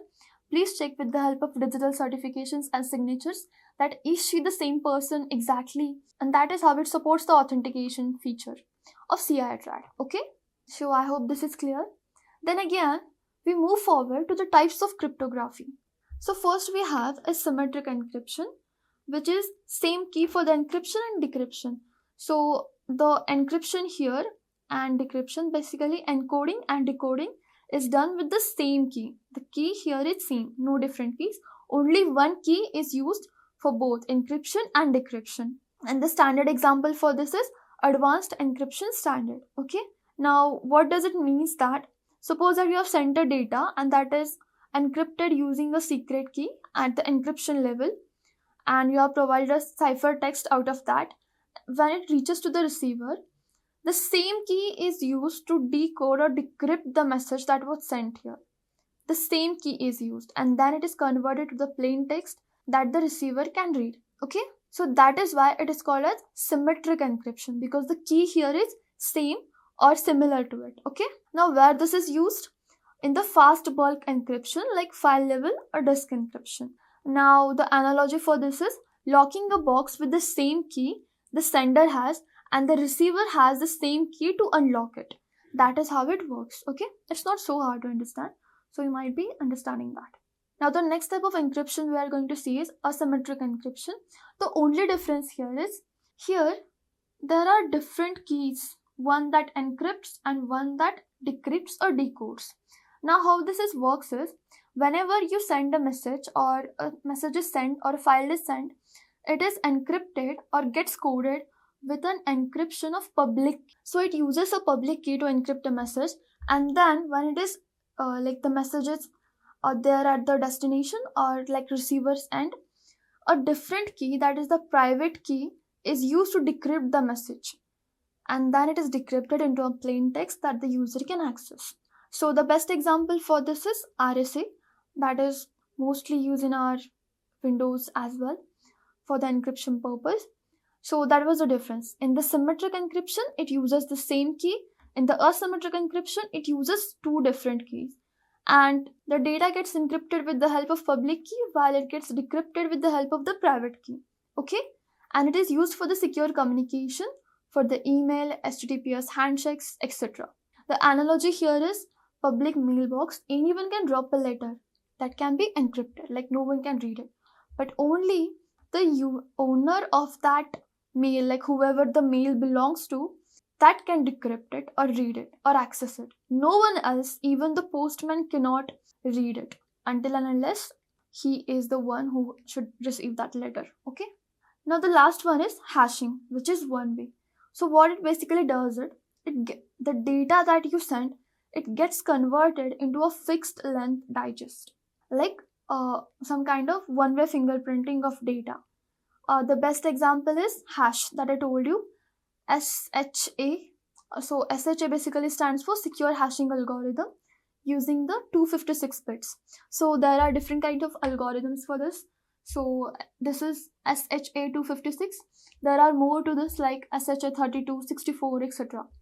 So in which case it is used? In case of password storage, file validation, integrity checks, where everything is like recognized or authenticated with the help of some systems and not some users or receivers. Okay, so the best analogy for this is like a fingerprint, unique for each input, and it is irreversible, and that is why it is called as one way, because it cannot reverse or like request response. No, it only works in the one way. Like suppose you have a file named as dinosaur, and this is your input file. Now if the hash function is created out of this file, it will only give a hash value. Okay, now it is like locked, secured. So that was it for the types of cryptography. And cryptography is how we make the data unreadable to the hackers, traceable for the audits, and reliable for the users. Alright, so now that you understood how organizations protect the systems at scale using the frameworks and cryptography, what about you? How you can stay secure, right? That is also something that we need to discuss, isn't it? So let me tell you how we can stay secure now. Because honestly, that is the main intent here, how you can stay secure. And that is the main intent of cybersecurity itself. So let's see how you yourself can stay safe. So first is the digital hygiene practices, that is regular things that you should do. That is regularly updating your applications, browsers, operating systems, because patches can fix the known vulnerabilities. Like whenever your operating system has a new update your system as soon as possible, because it has been upgraded, because in the previous versions there were some vulnerabilities that need to be fixed. Okay, and that is why it is very important to update your application, browsers, and operating systems regularly. Then you need to audit the app permissions and revoke any kind of unnecessary access to mic, camera, location, or even your settings, so that no one can use it against you. Okay, then be cautious with the attachments and downloaded sources. Whatever that you interact with, like the attachments or downloads from the internet, you should be always cautious about it, because if you're not aware and alert about it, there might be some of the URLs or links or some decrypted or zip files that once they get their suitable or required environments, they can start downloading or behaving in the manner that can be harmful for your device. Okay, then conducted monthly digital cleanup for the unused applications, expired logins, unnecessary cookies. Yeah, and you should always clear your cookies and unwanted caches. Okay, because they can store some unwanted information that can give out your data to the other third party applications. Okay, then it comes to passwords and authentications. So you should use passphrases instead of passwords. Now what I mean this is, when we set a password, we send it in the word format. Like for example, pass at the rate 123, the most common password everyone has. So it's a word form. So for the better security, you should always use pass phrases, which means full sentences with special characters. Okay? Then you should test the password strength on sites like Password Monster. So there are some sites like this is a website. If you go to that www.passwordmonster.com, it can help you test your password strength. Okay? Then you should always enable the two-factor authentication or 2FA on all the important accounts. And if you want to check your credentials that are compromised during the data breaches or data leaks, then you can go to this website, that is https haveibeenpawned.com. There, if you find your email address, that means oops, you are compromised to the internet. I repeat, your credentials are compromised to the internet. Then lastly, avoid password managers for like highly sensitive accounts, not like for general things, like whatever the sensitive accounts you have where you think that your data is really sensitive. If it got exposed, then there might be issues. For that, always avoid password managers for highly sensitive accounts only. For basic needs, it's okay, as they are the single points of failure. Like if someone got your email access and they went to the password manager, and there you have all your websites, credentials, passwords, everything. So just imagine what kind of risk you are in. That is why you should be careful about using password managers. Don't avoid it, but be careful about what you're storing over there. Okay? Apart from that, you should be really careful about browsing and privacy as well, because not all browsers promise you with the privacy, and that is why I'm not taking a name of any browser here. I'm just letting you know which are the most secure browsers that you can use for more privacy and data protection intended. Okay, so for that, use secure browsers like Brave, Firefox, and LibreWolf. Then avoid storing passwords or enabling autofill on browsers like we just discussed. You should not store it on the Google accounts or email accounts. Then regularly clear your browser cache and cookies. That also we saw, and how they can store your data, and third party websites can access them, right? Also use the virustotal.com to verify suspicious link before clicking. Like suppose that you have downloaded any movie from an cracked website or something that is not fully hosted, like shadow hosted websites.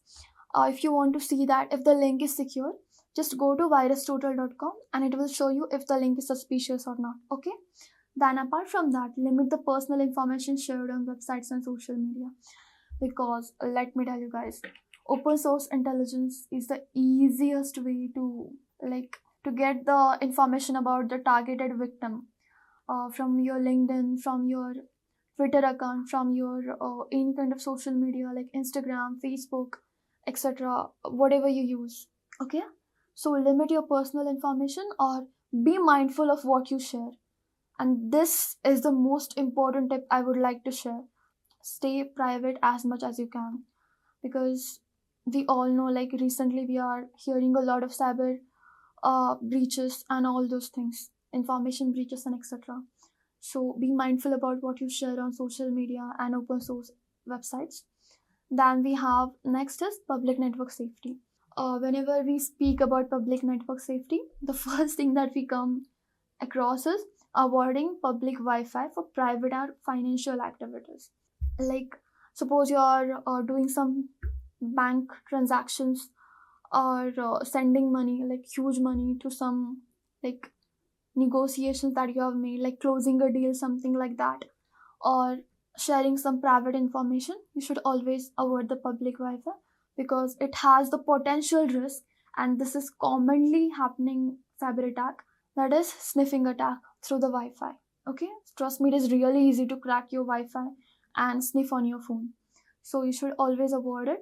And if necessary, always use a trusted VPN, that is Proton VPN or NordVPN. Okay, also never access banking or sensitive portals over unsecured networks.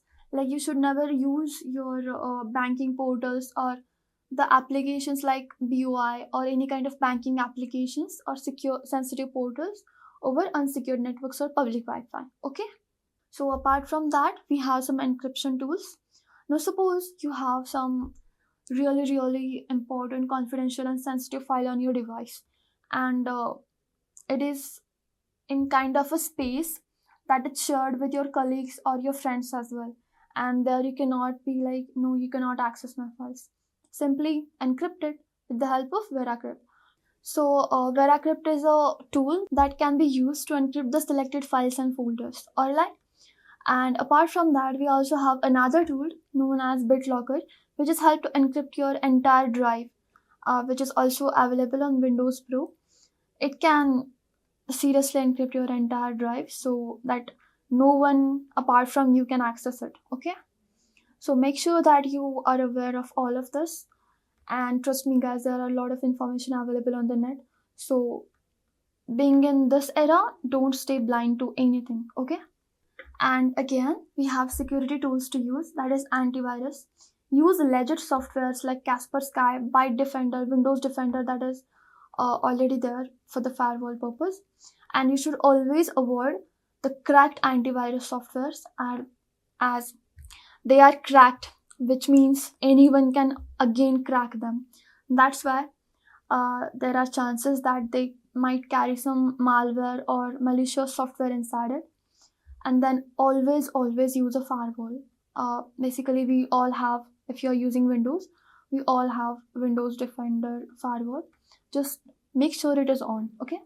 Apart from that, you can also use TinyWall for the enhanced control over the firewall. And lastly, for staying anonymous and secure browsing tools, use the Tor browsers that can give you much more privacy by keeping you anonymous, and you can securely access, especially when you are handling sensitive information. Or you can download the browser extensions like uBlock Origin, which is basically a blocks tracker, and it also blocks the malicious ads as well. So uBlock Origin is helpful for blocking the trackers as well as the malicious ads. Then apart from that, we have SquareX, which can help you shield against suspicious files and URLs. Like suppose you have downloaded any kind of suspicious files and you have no idea that it is suspicious. The SquareX will automatically alert you that, hey, there's something suspicious on your device. Please check through all these files, and it will give you the suspicious files, and you can delete it if you feel that it shouldn't be on your system. Lastly, this is the favorite extension of every cybersecurity enthusiast, that is DuckDuckGo Privacy Essentials. It blocks all the tracking scripts, and also it provides you with some additional features as well. Well, I'm not going to disclose that. You install it, you will get to know what it provides. Okay. So that was it, guys, for the staying secure purpose. Alright, now that we have a complete picture from the internet to how things work behind the scenes, including the security and networking aspects as well. Now, you might be wondering, how can the attackers even pass all of this network security, data security, and even the advanced techniques? So to answer this, let's go by a phrase. Every system, no matter how perfect it is built or how robustly it has been designed and created, every and each system has a loophole, a weakness, or a fault, or a tiny crack. And that is called as vulnerability. And that alone is enough for the attackers to exploit your entire system just with that one loophole or vulnerability. And again, that exact loophole is said to be the weakness or even the vulnerability. Okay? And thus, we need something beyond the existing or surface level security. And right there comes the cybersecurity into the picture. So now let's see how the cyber attacks works or being operated. With the context to the things that I mentioned earlier, let's take a real life analogy so that you can understand the things and how things in the cybersecurity actually works. Okay? So now suppose that you are at home and everything is locked up tight with the doors, windows, the security alarms are also set up, and everything seems like, okay, everything is secure or my house is safe now. But what if just one small crack in the system, just like an unlocked window in the house, like the window is closed but not locked.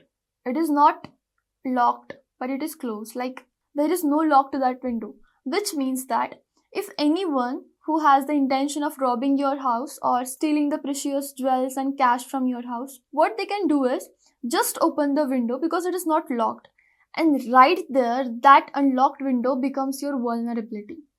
Alright, and that's exactly how the cyber attacks work. Now, in this, the unlocked window case, here you're thinking that you are secure and you're safe because everything is locked up tight. But that one unlocked window was enough for thieves or robbers to get inside your house, take the control of your house with the weapons they might be carrying, and then they might steal all the precious jewels, cash, even the important property documents, and whatnot. And that's how they gain the access over your house and they do whatever the intentions are there of them, right? And that is how cyber attacks are carried out. Now, with the small window, I'm here aiming or referring towards the vulnerability or the thieves getting inside of the house. They are basically the attackers or the hackers. Alright, now you understand what I mean by this. So this was the real world analogy. Now let's see how it relates to the cybercrime scenario, cyber attack scenario. I hope you understood that no matter how perfect a system might seem, there's always a loophole or a vulnerability that the attacker can exploit. It could be a misconfigured firewall, an outdated software patch, a careless password left unchanged, and even that tiny weakness, no matter how small the vulnerability might sound. It's those small cracks, those weaknesses are what attackers and hackers are looking for to exploit your entire system. Attackers don't need to bring the whole system down at once. What they need is just that one loose brick of your house or even a small crack to just get the information of what is happening, and then they can plan the attacks. Just like that. And once they find it, boom, you're hacked, you're attacked. Just like that. And that is why cybersecurity is not just important, it has become an essential need nowadays. So cybersecurity is the practice of protecting the systems, networks, and data from digital attacks by anticipating the threats, then identifying the vulnerabilities, and defending against the intrusions. Intrusions, basically unwanted strangers, attackers, hackers getting the access of your system. That is what known as intrusions. We saw this before also. And before they can cause any damage, we are going to take the defensive or preventive measures, and that is what cybersecurity refers to. Then cybersecurity itself is not just like about setting the passwords or building walls or just enabling your firewalls. It's about building the intelligent defenses that can detect the unusual patterns, respond in real time, and evolve as the threats do. Because with the threats evolving, the cyber defense and cybersecurity should be evolving. And with that, it's more of like an entire living ecosystem designed to protect everything we do online or perform the activities online. From your Instagram login to your bank transactions to even your company's confidential data, cloud services, or even national infrastructure. Everything needs a solid protection, and that is provided by the cybersecurity. And cybersecurity here covers multiple layers of defense. It's not a one-time setup that you can just like it's done now and you can take it for granted. No, it doesn't work like that. It's a continuous process of prevention, detection, and response. So right on the screen that you can see that first in the ecosystem of defense for the cybersecurity, first level we have is network security. So this is the front line of the defense that includes the firewalls, IDS, IPS, VPNs that we already saw. Like it comes in the network security, right? It keeps your network safe from the hackers by blocking the unwanted traffic and blocking the ports as well, and then detecting any kind of suspicious activity on your device and then filtering the traffic based on which is allowed and which is not allowed. Okay, so that is how network security works. Second we have is application security, which makes sure that the apps we use from browsers to payment gateways are free from vulnerabilities and preventing the attackers from injecting the malicious code or even stealing the data. After that, we have the endpoint security, which is used to protect the devices like phones, laptops, and servers using the antivirus or endpoint detection and response systems. Alright, after that, the most important thing we have is cloud security and identity and access management. And with today's world where everything is shifting to the cloud infrastructure, This is the huge security measure that everyone should follow. Cybersecurity here means protecting the cloud infrastructures like AWS or Azure, where there can be chances of misconfigurations, data leaks, and even unauthorized access. And this, like the cloud security and identity and access management, ensures that only the right people have access to the sensitive information with the help of IAM.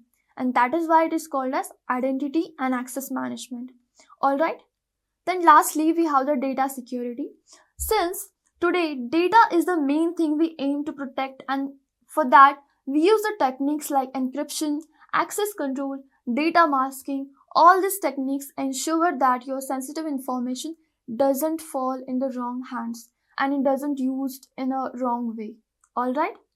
And there are many more layers working together apart from this also that I'm not going to cover because those are the basic and not so important layers, but they help the digital things to be secure. Okay, so this is a sticky note that says cybersecurity isn't just a wall or a password, it's a living system built to sense, which means detect, respond, and adapt in the real time. Because with the attacks evolving, the security should too. After that, now we have how the cybersecurity actually works. Okay, to explain this, I will start from the prevention or insight. Insight like the organizational understanding to manage the cyber risk to systems, assets, and capabilities. Like, what are your insights on how the cybersecurity actually works? Like, every organization has their own agenda and own assets or own capabilities and the data that they need to protect. So, according to the insights that each company or organization has, they should manage the cyber risk according to that and design the systems in that way, particularly designed for the specific organization. Okay, after that, we have prevention. So, first, we need to stop attacks before they actually happen because, again, prevention is always and always better than the cure, right? So, prevention includes the firewalls, antivirus software, encryption, secure passwords, and multi factor authentication. It's like building the strong walls using strong locks and making sure every entry point is tightly secured. Okay, after that, we have detection because let's be honest, no security wall is completely impenetrable. We already saw that no matter how perfect a system seems, it always has a weakness, it always has a vulnerability. And that is why even the security wall is not completely impenetrable.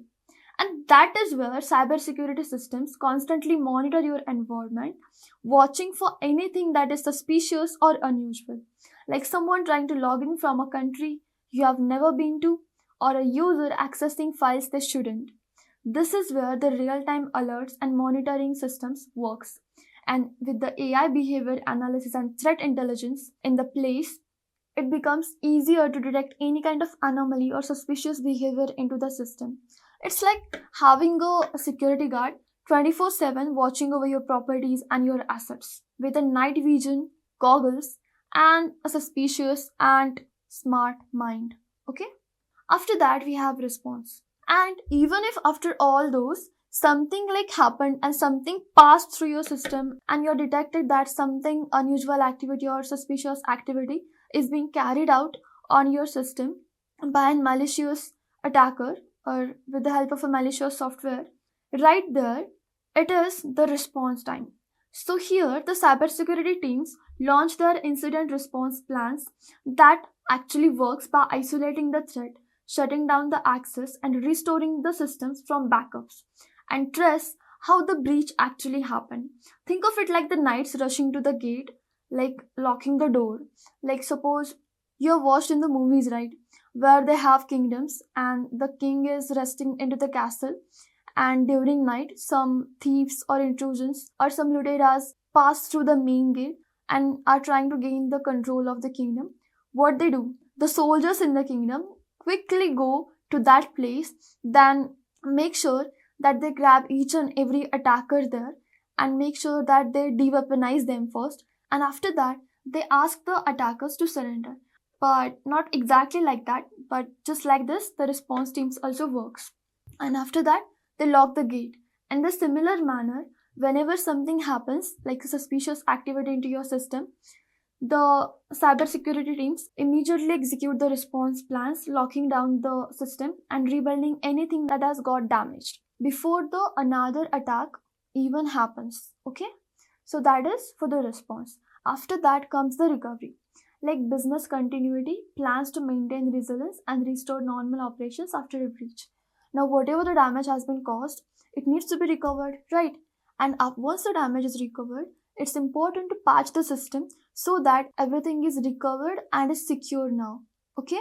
So, in simple terms, cybersecurity works like a smart, automated castle defense system that prevents the attack, detects the breach, responds faster, and makes sure this never happen with the more advanced security and recovering whatever the damage was caused. Alright? So that is how the cybersecurity actually works. After that, now there are all the security levels and high-end advanced techniques. Then, still, how does the attacker still make it possible to break it through? For that, we need to understand the model known as cyber kill chain model. These are the steps that the hackers follow to launch the attack. Now, why we need to study this is because it shows us how attacks can unfold step by step. It gives each phase a real world analogy of how attacks can happen and help the learners anticipate, or the defenders, like we are going to prevent the cyber attacks from happening. And that is why we are providing the cyber security. So we need to anticipate and break the chain. It's like only diamond cuts the diamond. If you don't know how the attack is going to happen, you cannot prevent that. And that is why we need to study how the hackers actually approach the cyber attack, or what is their approach towards attacking a certain thing. Okay, so we will study that now. And again, why we need to study the kill chain? Because here each step offers a chance to detect and disrupt the attack. The earlier you break the chain, the more damage you can prevent. Obviously it is true. Let's see how it works now. So the first step here that is carried out is the reconnaissance.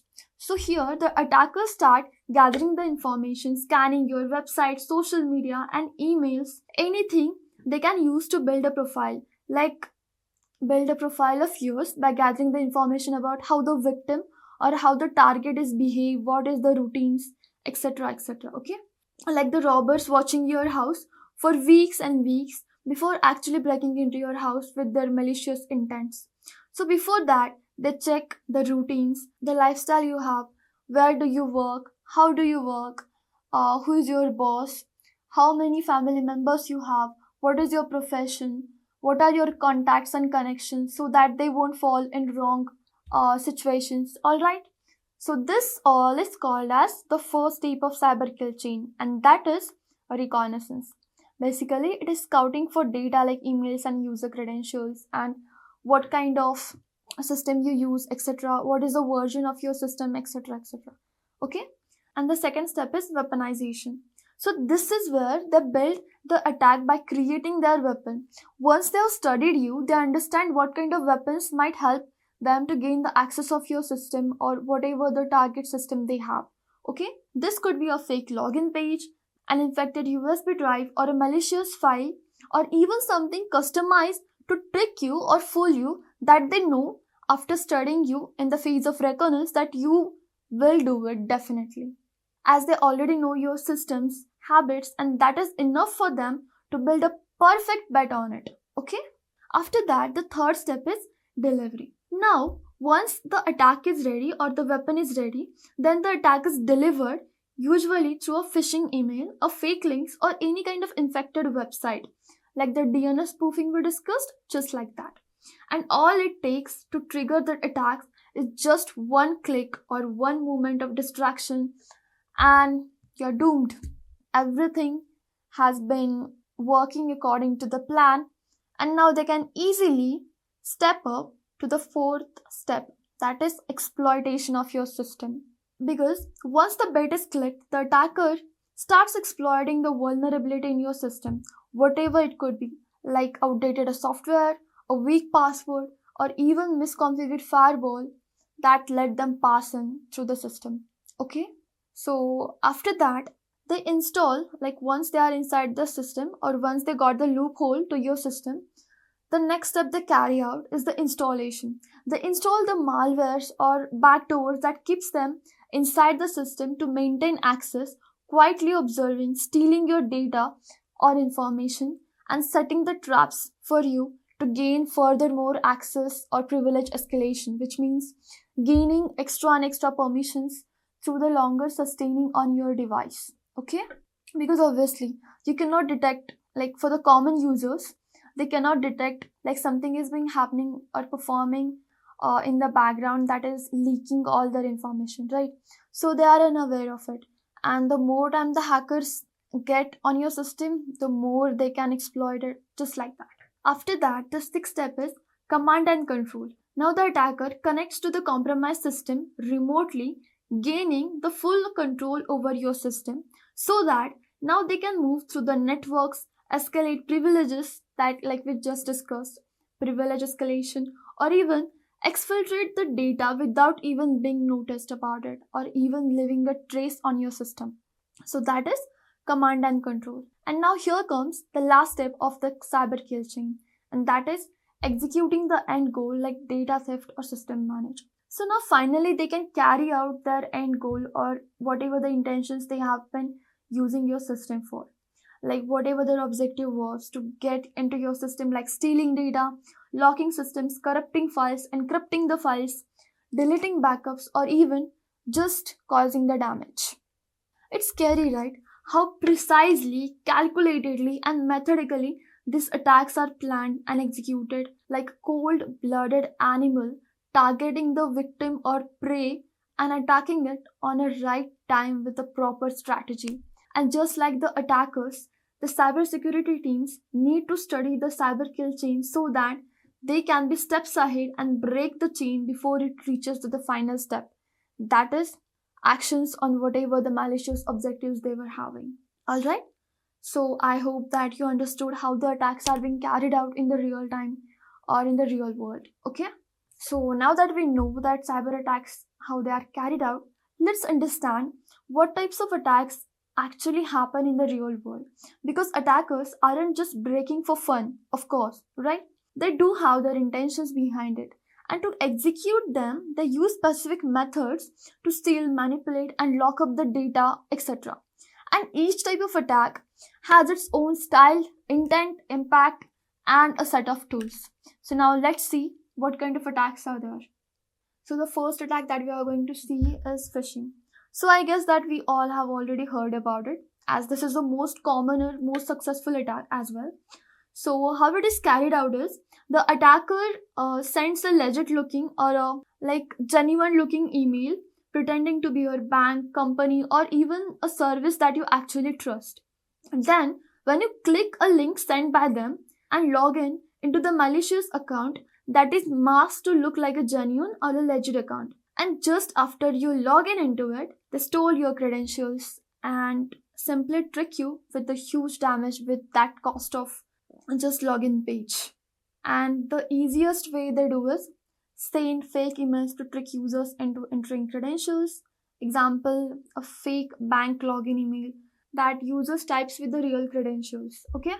So what you can do to prevent this from happening is never click any kind of suspicious link. Check the sender and domain carefully and analyze it. Do not be blindfolded or in hurry, like I have some work, I need to get this done. No, never do that when you are working on something that is sensitive as well as costly. Okay? Apart from that, next we have is a malware. So as the word sounds, malware, which means malicious software, and the combination of that is malware, okay, which is designed to harm or take the control of your system. And the common malwares are trojans, spywares, adwares, which is used to steal, control, and spy over your system. So trojans are basically genuine or legit looking files, but they are not genuine. When you download it or open it, it might infect the system with some kind of viruses or some kind of malicious code running in the background that is giving all your information to the hacker or attacker. Okay? After that, we have the spyware that actually secretly records each and every activity that you do online. After that, we have adware, Basically, what they do is they start spamming you with the ads and gain money from that. So basically, this malware, once installed, it can steal your data, slow down your device, or even spy on you secretly without you even noticing it. And when it comes to malware, there's one greatest malware attack that happened in 2020, which was named as SolarWinds attack or SolarWinds supply chain attack, where there was one regular software update that when started installing, the malware looked like the logos of US agencies like Microsoft, Treasury, and Homeland Security flashed on the screen while installing it, making it looking totally secure and genuine or like a legit looking. And this was a completely sophisticated and authorized sneaky and advanced cyber attack in the whole history of malware. Hackers didn't just break into the systems directly. They infected a trusted software update from SolarWinds, a company whose software is used by top companies and US government agencies. And because of that, no one even suspected any kind of unusual activity happening to their system or even during the installation of that malware. So, when the users installed what they thought was a normal update, unknowingly they were letting the attackers take the control of their system. So, this malware gave attackers the secret access to these systems. And the most surprising part of this attack is no one even suspected a single unusual or suspicious activity on their device for like months and months. And that itself proves like how attackers and hackers are beyond smart to trick you or even capable of tricking the great and huge US agencies as well. Because, and you cannot even imagine who were their victims. The big names like Microsoft, Cisco, Intel, and US federal departments were affected, being the victims to this solar supply chain attack malware. So just imagine what kind of huge impact a small update can cause. So, what we understand by this is even the most trusted tools can be dangerous if compromised. And today's hackers mostly target the supply chain itself, the tools, the vendors, and all the updates in our like devices that we use, we all rely on. They all are targeted by the attackers. Now, the third point that we are going to study is ransomware. So, you must have heard about it in the movies because this is the most exciting cyber attack in the movies. Like, it is shown in most of the movies. So, now this is the most brutal of all the cyber attacks because once it goes into your system, it basically encrypts your entire system and demands huge billion-dollar payments to unlock that, like to get the key to decrypt the files so that you can access them. And that too, you need to do all these payments, like billions and millions dollars, in terms of bitcoins. Now, why bitcoins? Because bitcoins payment can be done anonymously without the either side revealing its identity. And that is why they ask you to do it in bitcoins. And this ransomware is a huge risk if you don't have a backup to all the data or like you haven't stored the backup on cloud or some drive. You are doomed because all your data is encrypted. Now you cannot access it without handing them the ransom they want. Ransom is basically huge amount of money being traded for this key to decrypt all your files. Okay, so for the ransomware also, there is a famous ransomware case named as the WannaCry ransomware that happened in May 2017, where a ransomware worm called as WannaCry sprayed across like a wildfire across 150 countries and just within few days. Oh, 150 countries. Not a joke. And it targeted computers running outdated versions of Windows. And once that Windows were infected with the WannaCry worm, it encrypted all the files and demanded huge billion dollars in terms of Bitcoin to unlock them and to give them the key. And the most shocking part of this is it hit the hospitals in the UK, delaying the surgeries and locking the patient records. And you know how they were able to get inside the Windows system? So this all started by exploiting a single vulnerability known as Eternal Blue, which of course the Microsoft Windows has now patched it. But back in the time of 2017, it was unpatched. And that one unpatched vulnerability caused the loss of $1 billion across 150 countries. Just imagine how huge loss that was. So what we learn here? We understand here that we should always patch our systems, update regularly, because updates are not just about the features. They close the doors that attackers love to exploit, like the vulnerabilities are patched with the updates. And that is why it is very important to regularly update your softwares, your operating systems, your devices, everything. Okay? Alright. Moving further, we have another type of attack, that is DDoS. The full form of this is distributed denial of service. So, as the name suggests here, there is a denial of service.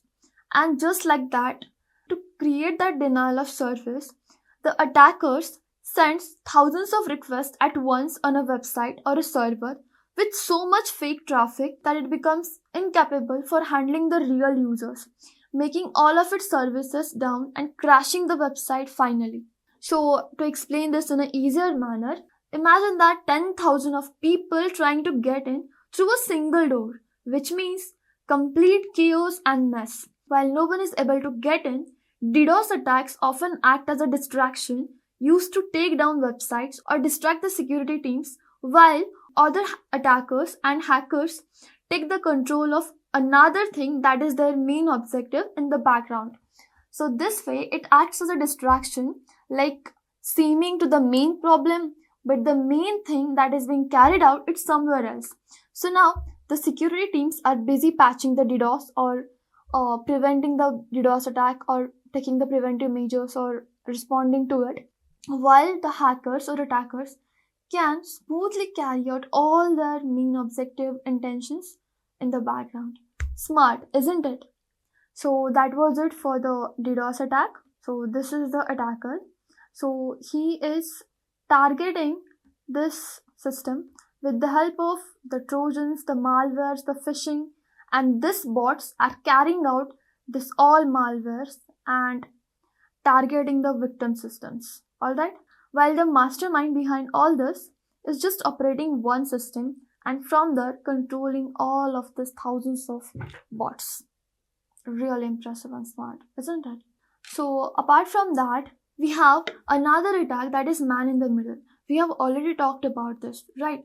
So, this is where an attacker secretly changes or potentially alters the communication between the two parties, often a user or like a website or even an application.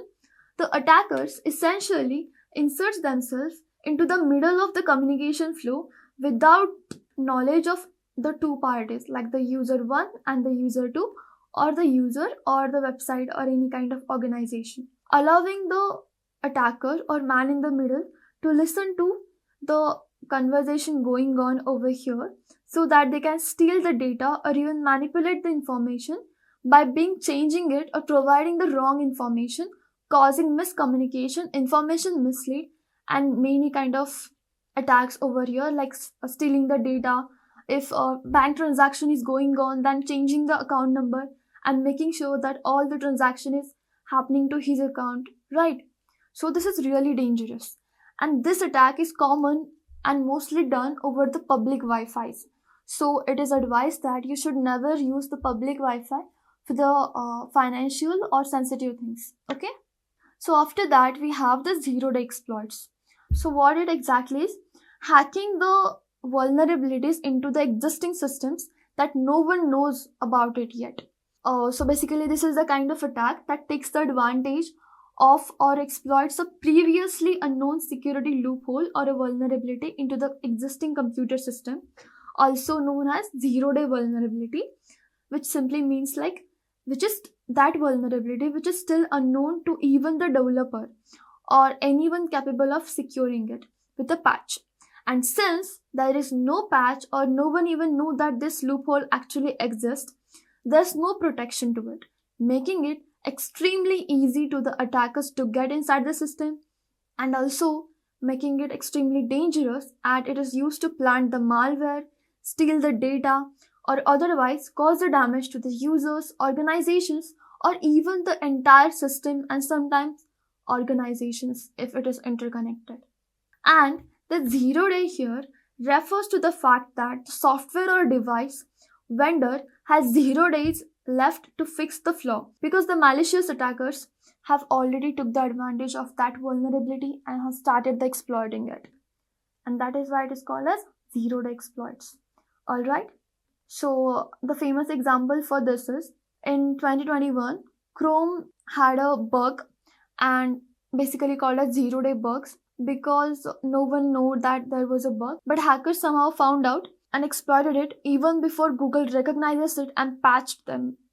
Okay, so what we learn here is use the behavior based detection tools plus limit the exposures. Okay, so after that we have another attack like cyber attack that is called as insider threats. So the insider threats refer to the security risks originating from the individuals within an organization, like inside of an organization, and that is why it is said as insider or enemy within, like inside of the organization, such as the employees, the contractors, or even the business partners who have authorized access to the sensitive information systems and even confidential places or access to the confidential files, etc. So these threats can be intentional, like malicious data theft, misusing the access, leaking the data, or even unintentional, such as accidental breaches or introducing malware due to the carelessness, or even a human error leading to the significant financial losses, reputational damage, then legal liabilities and loss of intellectual property, as well as stealing of the documents or confidential evidences, proofs, etc. Okay, so that are basically insider threats. Now, the most famous example of insider threats is once Tesla insider copied and leaked the entire proprietary code, which was highly confidential and which caused them the loss of $1 billion. Though the Tesla recovered it, but it was already into the wrong hands and their idea or the code, entire the code base was copied. Okay, for that there should be always an identity and access management systems or role-based access control management systems than the audit trails or activity monitoring, because a small negligence can risk the entire organization and put it into the door of bankruptcy, right? So now after that we have the attack called as social engineering, which means hacking the humans. Now, so this is the practice of manipulating individuals into performing actions or divulging confidential information that can be used for malicious purposes. And basically it relies on the psychological manipulation rather than technical hacking or exploiting human vulnerabilities to bypass the security measures, so that they can target you to understand your habits, vulnerabilities, security protocols, and trick you into revealing the sensitive information or data that they want to know, or even to perform something that can compromise the security. And to get this done, they might pretend to be your boss, technical support manager, banking officer, or even an HR. And the best examples of social engineering are phishing, baiting, pretexting, etc. So what we can do to avoid this is you can train the employees on phishing, impersonation, and awareness of what social engineering is and what kind of risk they are open to. Okay, all right. So we saw the major attacks here, from phishing to ransomware to social engineering, and all these attacks with different styles and targets, right? All right. So now that we have saw the major attacks here, from phishing to ransomware to social engineering, and all these attacks with different styles and targets, but how were they even carried out? Well, with a variety of tools that are designed with the target specifications, intentions, like the mix of scanners, sniffers, analyzers, and major software and tools to detect, penetrate the security systems and pass them through without even coming to notice of anyone. And this are important for both hackers as well as defenders to know about them. So let's see what kind of tools everyone should know, because it's as simple. If you don't know how the attack is done using which weapon, you cannot understand it. Just like the soldiers of both parties in a war need advanced weapons with the same technology and with the same competition. Only then and then they can defend themselves, right? Thus, weapons are for both, for attacking and for defending. So let's see what are some famous tools in terms of cybersecurity. Again, here's an important note. That is, one attack, it doesn't mean that it requires only one tool. Attackers use a blend of scanners, sniffers, spoofers, payload injectors, and even cloaking tools. Cloaking means hiding or staying anonymous that helps them to stay anonymous, that kind of tools. So these are not just one, right? It is a proper mixture of all kind of tools. And that is why defenders need to know both of them, the tools and the psychology behind using them.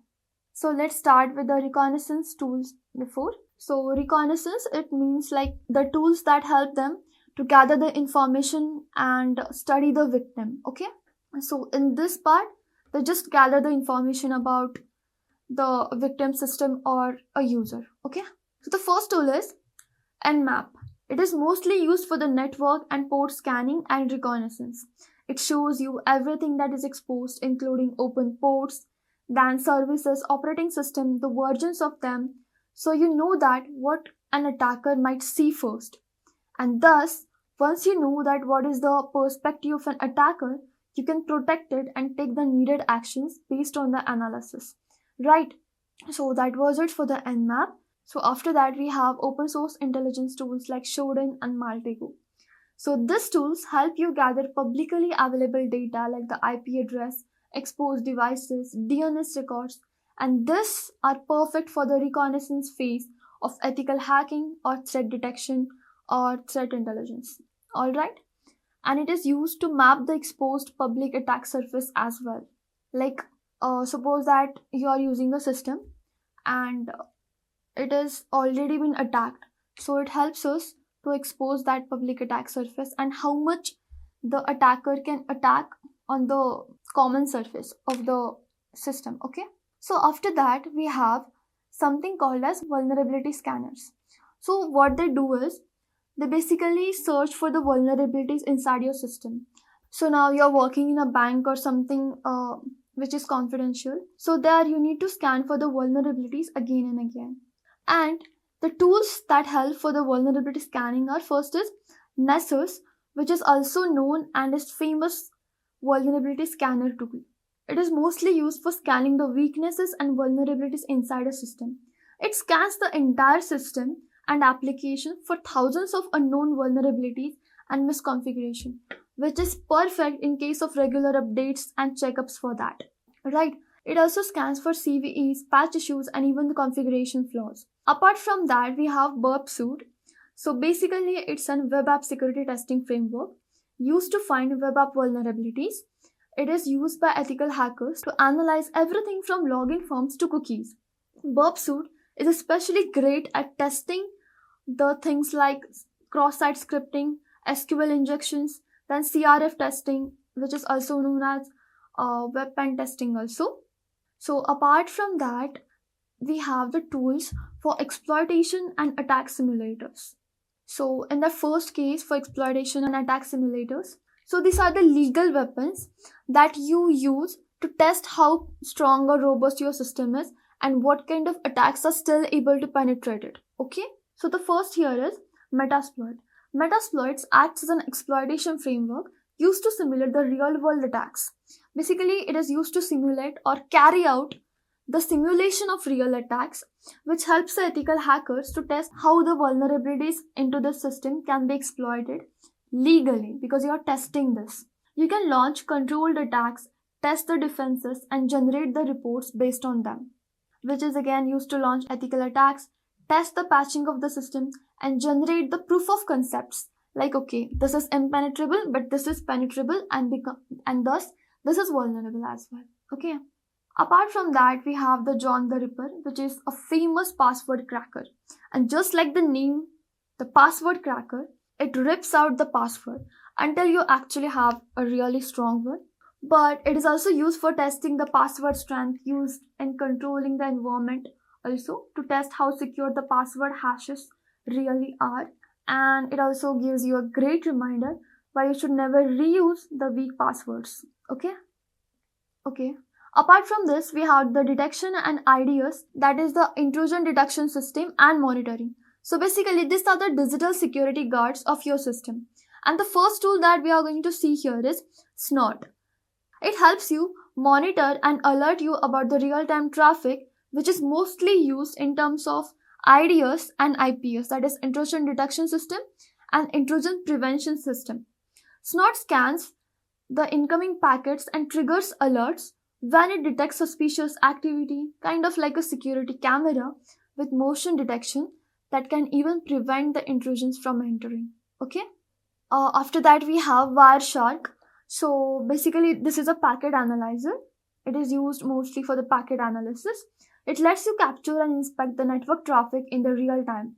It's like having a proper X-ray of your network, like what network packets are going and what kind of flow they have, so that you can spot the weird or malicious behavior hiding into the flow instantly and smartly.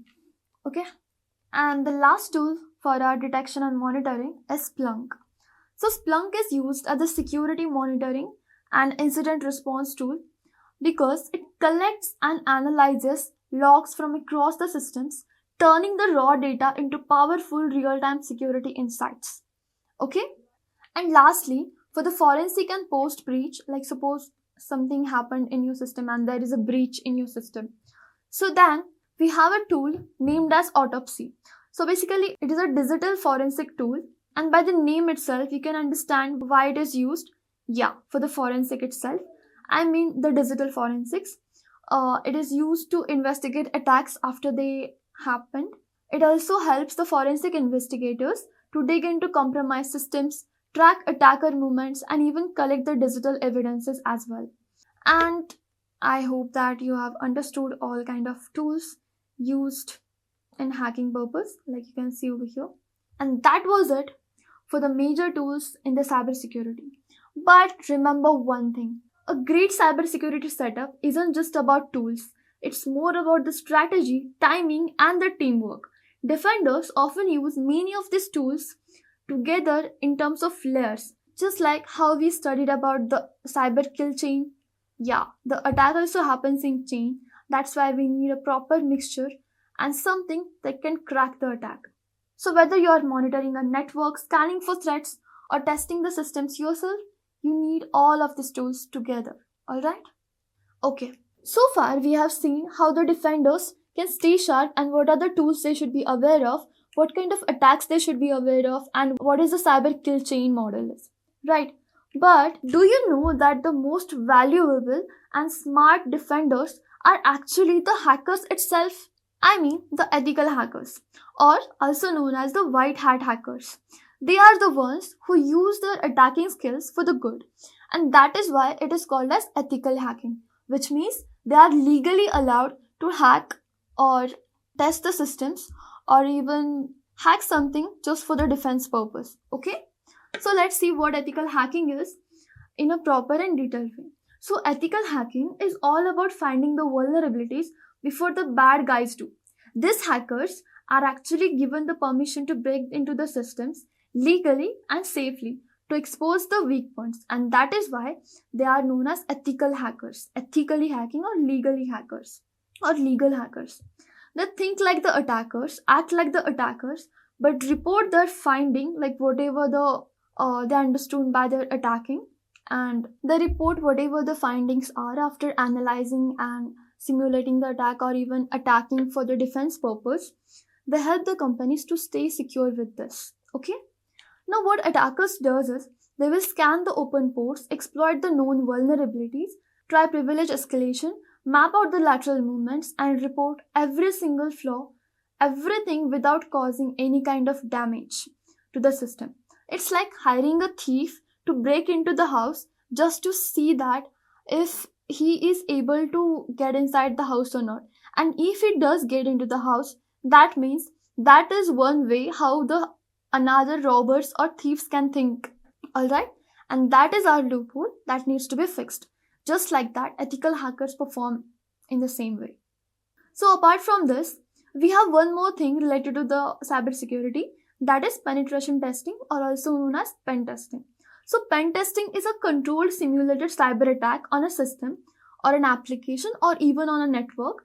And the goal here is to test how secure the system really is by simulating the attack that attackers can do. Okay? And that is called as pen testing. Apart from this, we have bug bounty hunters. So bug bounty hunting programs are what where the big companies like Google, Meta, Apple run the big bounty programs by rewarding the hackers or bug bounty hunters specifically with the money for responsibly reporting the bugs or the security issues that they lie on their system. Okay, and with the help of bug bounty programs, some hackers can make a career out of this because once you find a vulnerability or a loophole inside the systems, they reward you with millions of dollars and some extra privileges with it because you help them secure their $1 billion, of course. And that was it for the most common cyber attacks. And as you saw, these attacks might look different and carried out with different intentions as well, but their goal is the same, and that is exploitation of the vulnerabilities and taking control and carrying out their malicious intentions. And we are the cybersecurity professionals. You are the one as a defense line, and you are the one who is going to protect and defend everything that is online from the malicious hackers or malicious attackers. So I hope that you are clear now about what cybersecurity is, how cybersecurity actually works, what kind of attacks are there, and what are the tools that are used to attack. And there is not a single tool for a basic attack. You need a blend of all the tools together to carry out or to understand how the real world cyber attacks are being performed. After that, we also saw how the cyber kill chain helps us to understand the approach or mindset of an attacker or an hacker.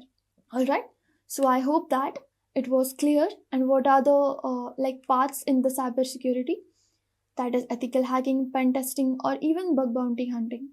All right, so I hope you got the clear idea of how cybersecurity works, what is your role, how you can do that, etc. So I hope you guys are now clear with fundamental concepts in networking and cybersecurity.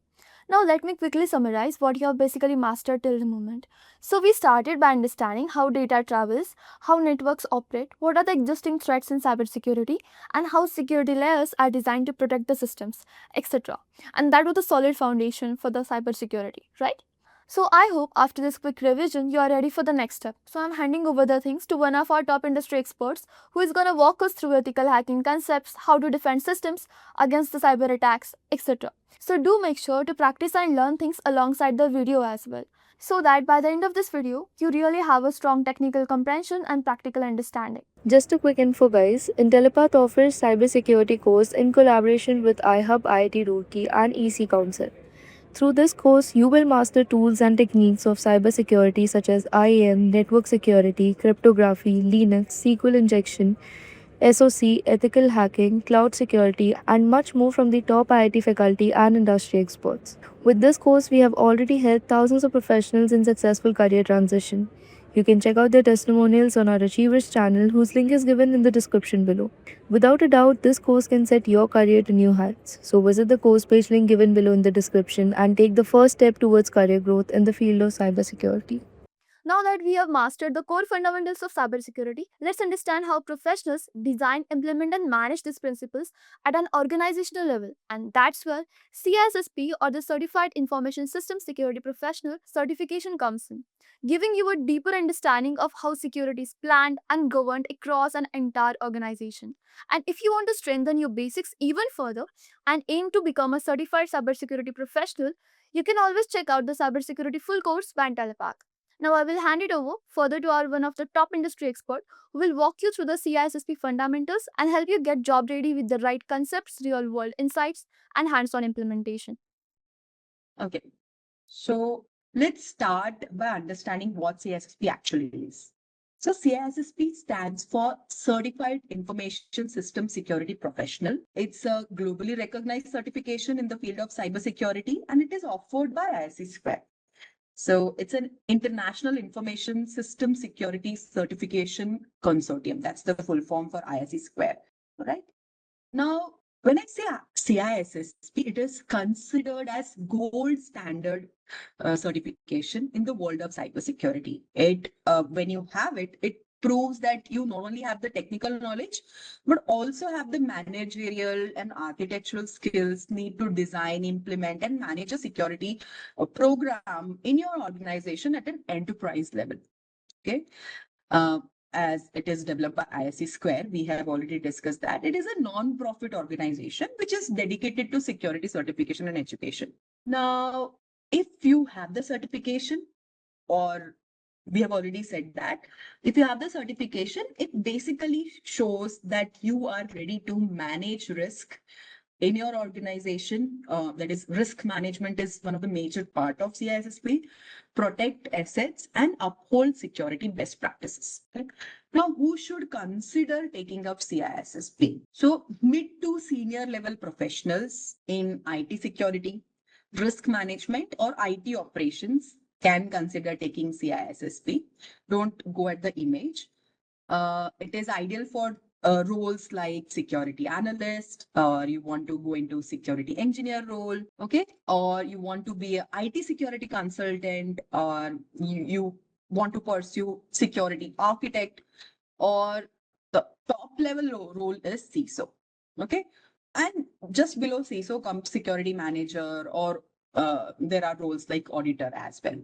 Now, this here that you see earning potential, this is not as per Indian standards. I'll be talking about what is as per Indian standards. But yeah, globally, we say that average CSSP salary exceeds these many dollars. Okay, so it reflects that there is a high value for certified experts. Okay, it has industry recognition. Certification enhances your professional credibility, and it shows your commitment to best practices in the cybersecurity domain. So, why is this globally respected? So, first thing is CISSP doesn't promote any specific technology or product.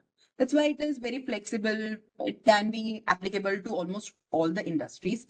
It could be a specific IT industry or even non-IT industries, right? It's widely accepted. Majorly US government and many companies who are working for US, they are accepting this certification. Fortune 500 companies, major financial institutions, they all recognize CISSP as a mark of trust and competency. And it is mapped to many frameworks like NIST, ISO, IEC 27001. We'll be talking about these frameworks also through the upcoming classes. Okay. Now, what is the eligibility criteria? Is it that anybody can go and give exam? No, it's not like that. You need a minimum of 5 years of paid full-time experience in at least two of the eight CISSP domains. There are eight CISSP domains that we'll be talking about. And if you don't have that, right?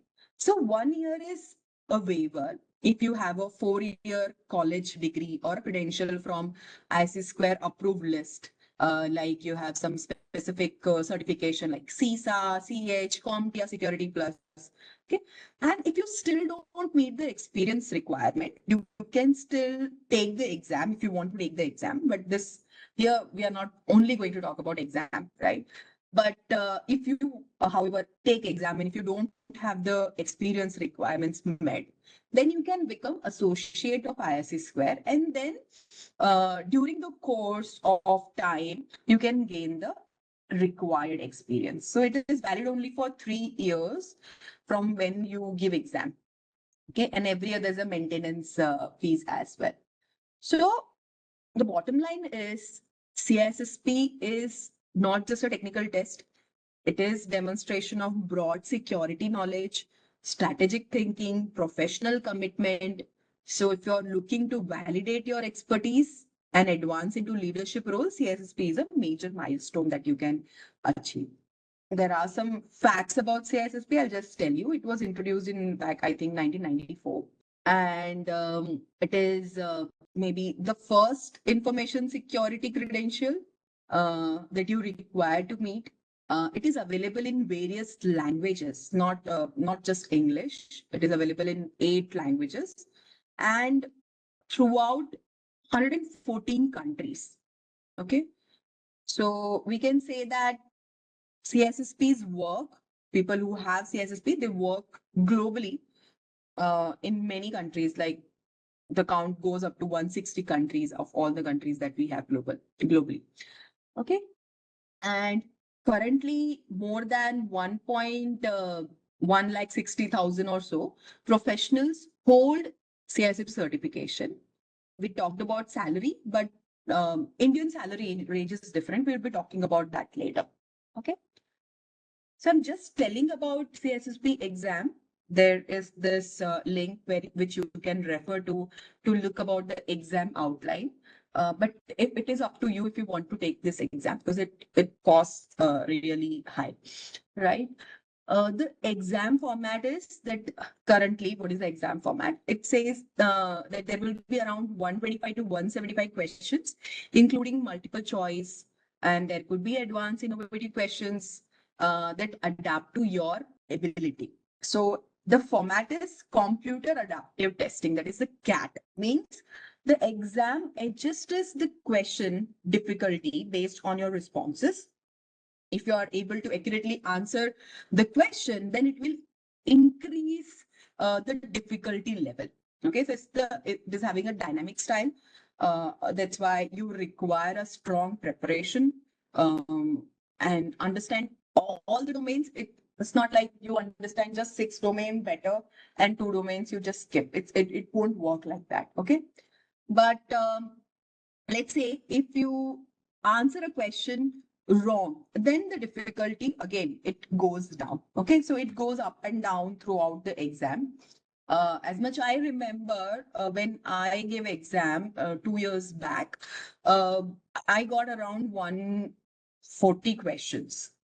Okay, so if you are not able to give all the answer questions correctly answered, then you may slightly get a question, but it is in the range of 125 to 175 questions. And the passing score is 700 out of 1000 points. Earlier, the test was of 4 hours. Now it is of 3 hours. Um, it is a CAT based test. Okay, but you cannot go back to previous question in this exam. All right. And once the algorithm is, say, 95% confident that whether you will pass or fail the exam, it will end the exam before even you reach 175 questions. That's why I said around 140, 141 questions. After that, my exam ended. And when you go out, you get whether you have passed or not. That's it. It's very simple. Okay. Say people who are not from non-English background, there are some languages like French, Spanish and all.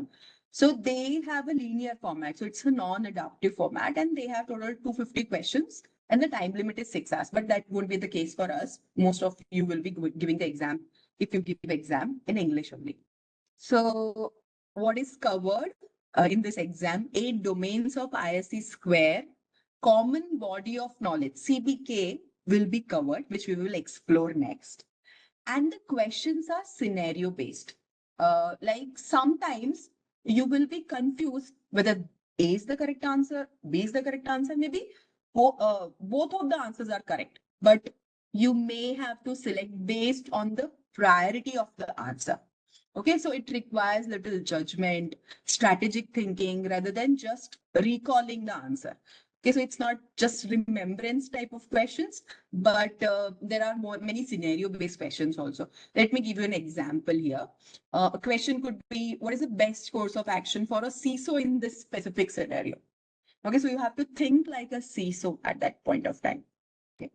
Or sometimes there could be a question like this, which of these access control methods best fits the following environment? So there are multiple environment and you are given a access control method. Some organization may be using it for another also, but what is the best fit that you need to find out? So that's why it becomes a little difficult. And minded, questions are never repeated. Every time you will get, every other person gets a new question, or maybe the questions are twisted or the language is twisted sometimes, but it comes from all the 8 domains only. Okay. There's no penalty for wrong answers. So whenever you give exam, remember to attempt each and every question that comes. Don't skip any question. Okay, and the algorithm will determine your score based on the question difficulty, correctness of your response, and consistency of the performance across all the domains. So it's very important that you score well in all the domains.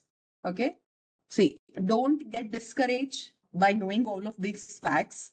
Okay, I am assuring that you will learn everything throughout this course. And if you feel that a question is tough, it's a good sign. It means that the system is challenging you. It means you are giving correct answers. Okay.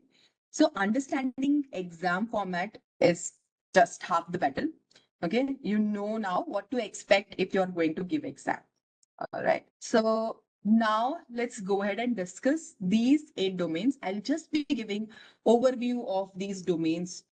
Yeah. So you can see these are all the 8 domains: security and risk management, asset security, security architecture and engineering, communication and network security, identity and access management, security assessment and testing, security operations, and last domain is software development security. Okay. So the heart of CISSP lies in the common body of knowledge, which is divided in these 8 domains. So these represent a core area of cybersecurity. It includes anything and everything that comes around cybersecurity. So it will cover all the managerial, technical aspects. Many questions are not calculative based, but some of the questions you may need to do some kind of calculation. Okay. So now let's go through each domain briefly.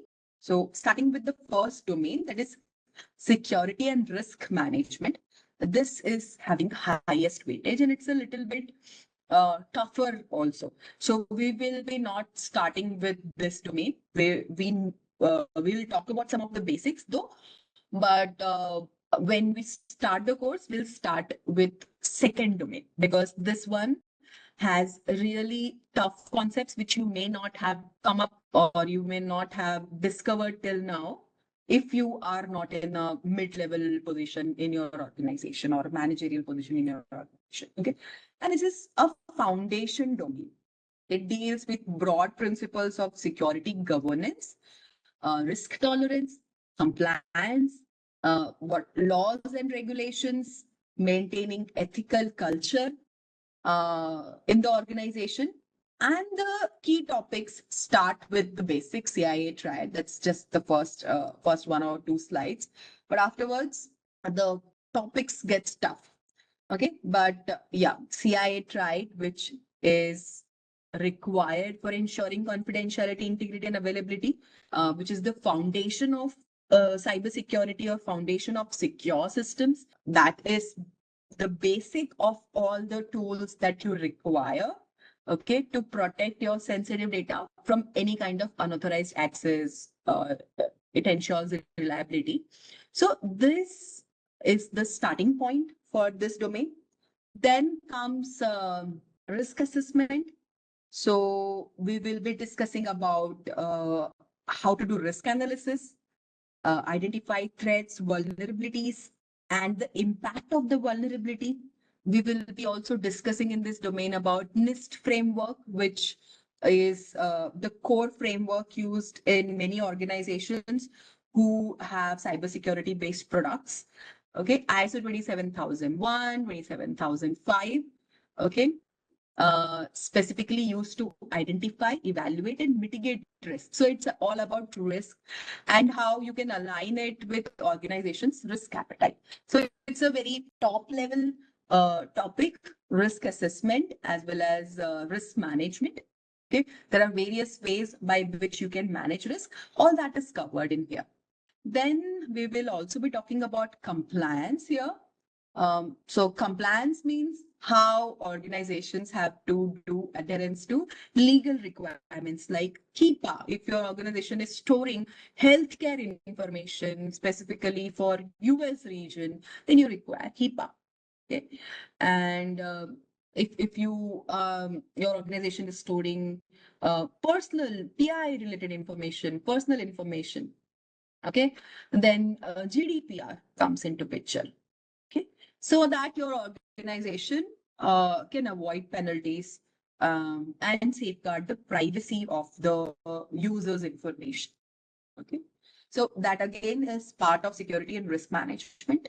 Then we will be also talking about a little bit about BCP, DRP planning, that is business continuity and disaster management, how an organization or will manage in case there is a disaster. This disaster could be a cyber attack.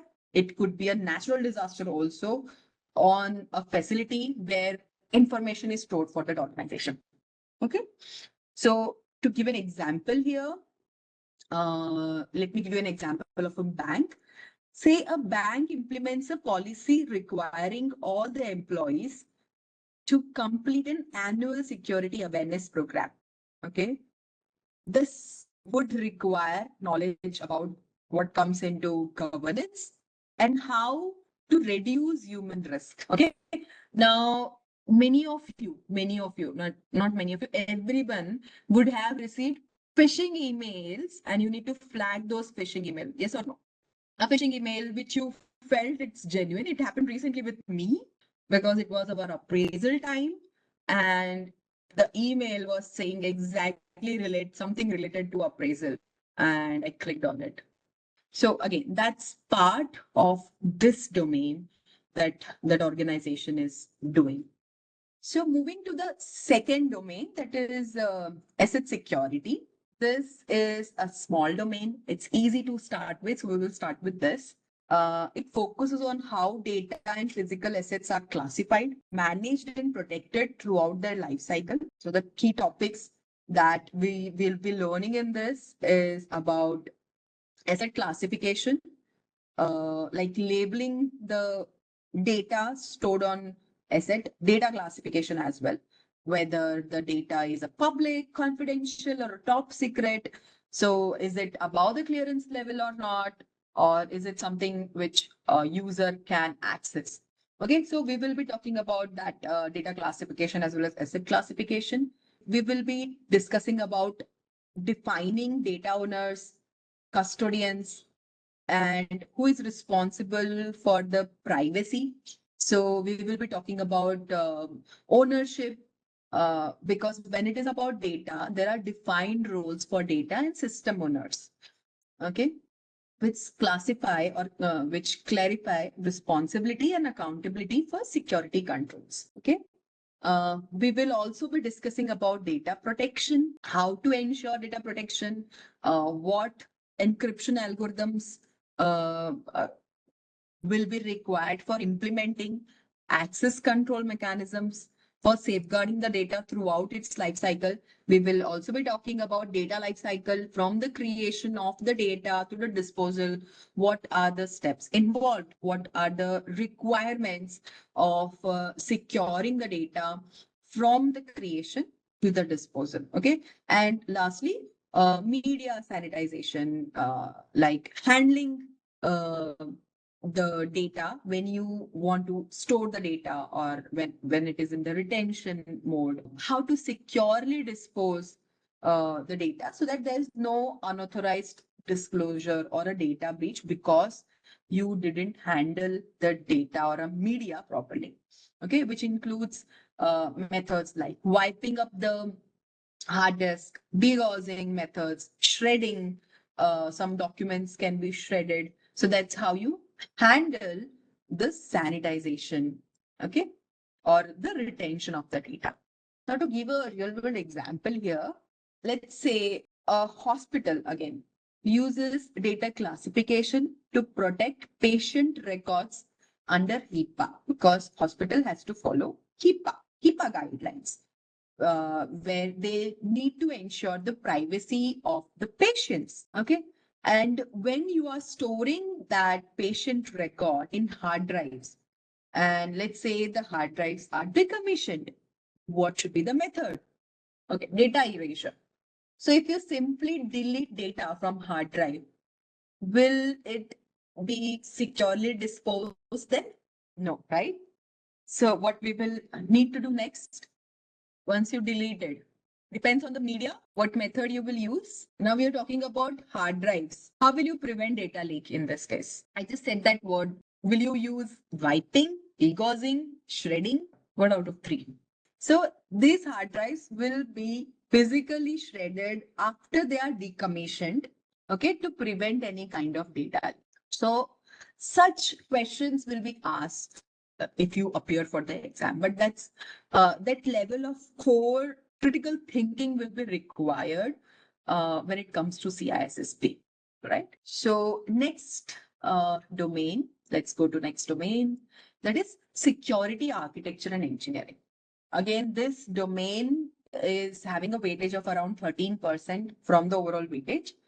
Okay, and it covers technical foundations of secure systems, including the hardware, software, and the design principles. So the key topics that will be discussed in this domain uh, is first of all secure architecture. So it should not be security at the end. There should be security which starts from the start of any development of any hardware or any software, okay, or any system. So designing system to resist attack, you require layered defense. Layered defense, that means there should be multiple layers of security, not just one layer of security. Because if that one layer is breached, the data is gone. You don't want that. Okay. So you require multiple layers of security, starting from the physical layer, then going up to different layers. Okay. So that we will be discussing. We will be discussing about security models like Bella Budala, Biba. Uh, when I was learning about this was a new concept for me. I wasn't aware about it at all. Okay. But it is important here because these models are the base models, not used right now. All of them are not used exactly as they were in organization, but yeah, they are used to enforce confidentiality and integrity in access control systems. Okay, these are theoretical frameworks, so they are not implemented as they are theoretical, but they are implemented in a different way. But they are the basis of the security models. So we will be discussing about them. We will be discussing about trusted computing mechanisms, like using hardware with trusted platform modules. Okay, we will be also talking about cryptographic systems. So how you can implement cryptography during the design phase itself. So how to utilize symmetric, asymmetric cryptographic methods. If you know about information security, so you must know what are the symmetric and asymmetric cryptographic methods. So we will be discussing that in detail in this domain. Okay, how key management is done when it is symmetric encryption, and how hashing is done, what are the hashing algorithms. Okay, so all that we will discuss here. So let me give you an example for this domain. A financial app. Let's talk about something different from hospital now. Say a financial app is designed using zero trust architecture, okay, and end-to-end encryption. What are different trust models? So we will be talking about these ZK protocols. Zero trust is how ZK is different from zero trust. All that. Okay. So what will be required for zero trust? Engineers, when they are in the system modeling phase, okay, that time itself they apply cryptography and sandboxing to secure the user transactions throughout the application. Okay, that's zero trust. And there will be end-to-end encryption. You use WhatsApp, right? So WhatsApp uses end-to-end encryption. Okay. So similarly, this financial application will require end-to-end encryption. All right. Okay. So next domain is communication and network security. So this domain majorly focuses on protecting data during the transmission, ensuring secure communication infrastructure. Okay. And it is essential for understanding how to secure data when the data is moving across networks. So what protocols will be involved, network protocols in this case. Okay. How network security devices play a role in ensuring the protection of data during the transit. And it includes both internal enterprise networks as well as external communication channels like the internet. It will include technologies, protocols, strategies used to protect the confidentiality, integrity, and availability during the data transmission. Okay. Mostly the topics will uh, we will start from the network protocols. I know that many of you would be aware about TCP, IP, and OSI model and uh, how to ensure security throughout all the layers of these models. Okay, that we will be discussing in this domain. Followed by that, there will be about network security devices, like how firewall work, what are the different types of firewall, what are intrusion detection systems, what are intrusion prevention systems, because they play vital role in detecting and preventing any kind of unauthorized network access. Okay, then we will also be talking about wireless security.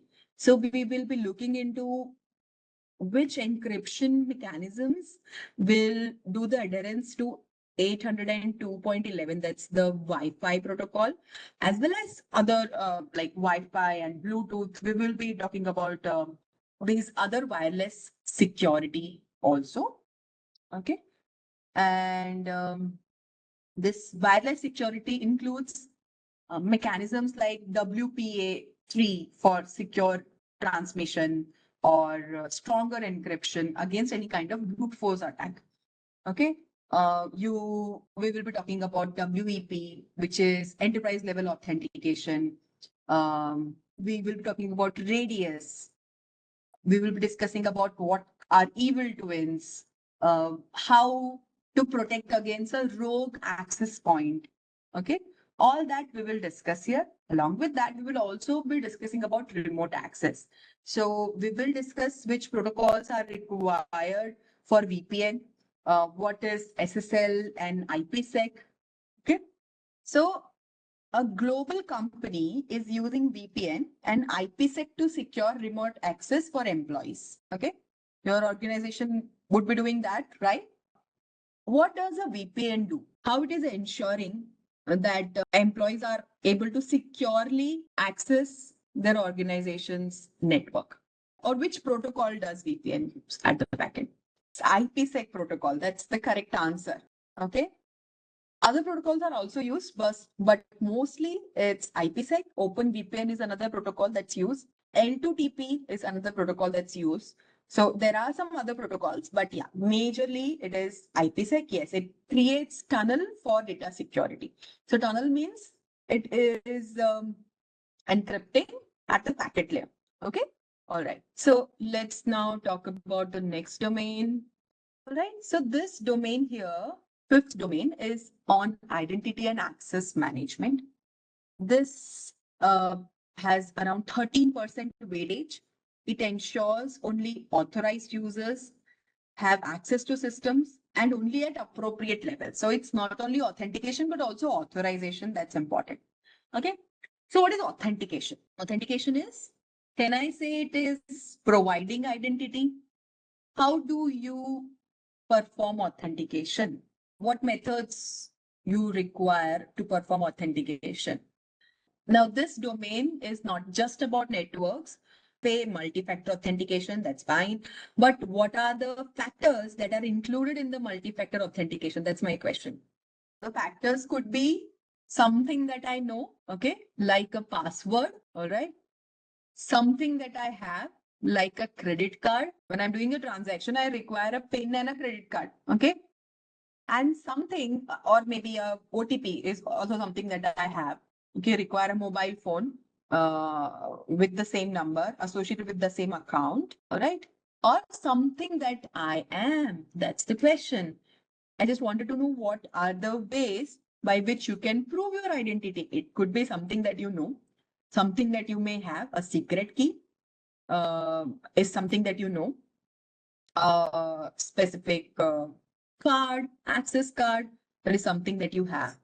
And biometrics, that is something that you are, like your iris, your fingerprint. Okay, so that's about authentication. Then We will also be discussing about access control models, that is about authorization, how granting access will be done based on maybe a role, it could be role-based access, based on attributes, it could be attribute access, attribute-based access, mandatory access control, which is like a hierarchical control. In military-like systems, there is mandatory access control. Okay. We will also be talking about identity management. We'll be talking about systems like LDAP and Active Directory. We will be talking about who holds the accountability. So it is A, that's authentication, authorization, and accountability. Okay. How federated identity is maintained. What is SSO? We will be discussing. We will be discussing about OAuth, SAML. So these type of identity federation models. Okay. So to give an example here, many of you have already answered that multi-factor authentication could be used to ensure that a transaction is done correctly. Okay. Let's take an example here that there is a HR staff, okay, and they can access employee records, but whether they will be able to access the record of another HR? Yes. Okay.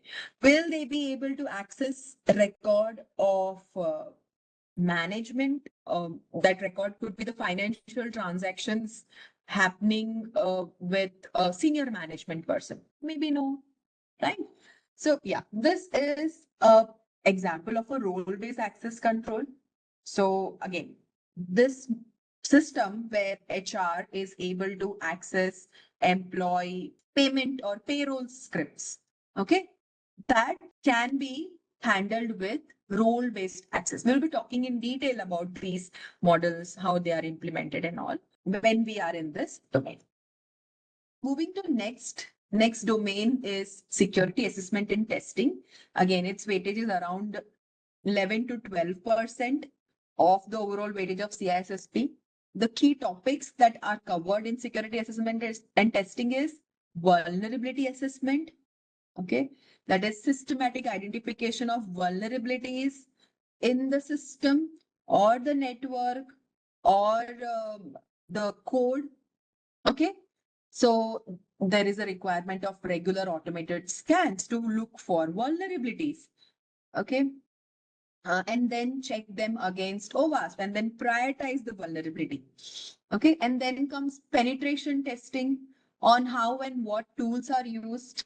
We will also be discussing about security audit. That is part of compliance when it comes to security testing, whether all the security measures are properly applied or not. So we'll be talking about policy, standard, regulatory requirement to ensure governance. So we will cover GRC as well here. And then we will be covering about incidents response. Once there is a cyber attack, there's an incident. Okay, what to do at that point of time? Okay, so there is an incident response team. How does that team work? What is the readiness that they require? What is hot side, cold side, or a warm side? When we are talking about response part. Okay. Then also it can include a little bit of forensics, but yes, that's part of security operations. That's the next domain. Okay. So this domain, again, it is of 13% weightage. This focuses on the daily task that a operations team needs to do. Okay. These daily tasks include technologies, procedures that will be used to monitor, detect and respond and even recover from any security event. So this one ensures organization maintain operations under attack or in the face of any kind of disruption. Okay. So this focus on SOC, this focus on day-to-day security tasks like monitoring the systems, uh, looking for business continuity. Okay. There are tools like SIEM or Splunk is one of a SIEM tool, which is a security information and event management tool. And there are other tools like there is for cloud, that is Azure Sentinel. They collect and analyze the logs, all right? So, and then they can be correlated to generate alert. Also, intrusion detection systems can be used in this case. So, if there is an incident, how to detect that incident has happened, how to respond to the incident, and how to recover from security incidents, all of that is part of security operations team. Okay. There are different phases of incidents response that we will be discussing. Those phases are based on NIST framework again. Okay. There are playbooks and communication plans. So I'll be sharing some tools or methods by which IR is done. Okay. Like starting with detection and then going ahead for containment of the systems which are already breached. Okay, and what should be the post incidence activity? So all that we will be discussing in the security operations. Many times organization have SOC team, that's security operations team. Okay, so again, disaster recovery planning concepts, very technical concepts like RTO, that is recovery time objective, recovery point objective, what should be the acceptable downtime, or how much data can be lost, or what level of redundancy is required. All that is covered here. Even the forensics investigation, in case whether there is a breach, and how the media persons will handle when there is an incident, that is also covered in this. Okay. So, for an example, there is a ransomware attack, okay, and it locks the production systems. So, what is done at that point of time? A disaster recovery plan is activated to restore from offsite business backup within some time, stipulated time, that is known as RTO. Okay, that is recovery time objective. Within that recovery time objective, the plan will be activated to restore from the backups. Okay. So, yeah, this will be covered under security operations. The last domain is software development security. This is basically going to focus on building secure applications by integrating throughout the software development lifecycle, throughout the SDLC lifecycle.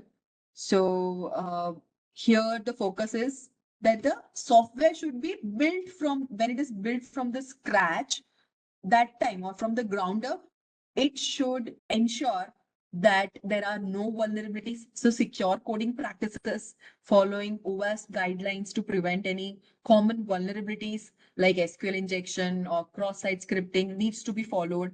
Okay, then comes integrating security tools throughout the software development lifecycle to check are there any vulnerabilities or not. Okay, then comes application testing. So there are various tools used for SAST and DAST analysis to check and identify whether there are security flaws at the early stage before it goes into the production. Okay, when it is in the testing phase, there itself we come to know that there are vulnerabilities and they are patched at the point before going into the production itself. Okay, so all that we will be discussing in this domain. To give you an example here, all of you know about SQL injection, right? So imagine that your development team is building a login page. I'm giving a very basic example. Okay.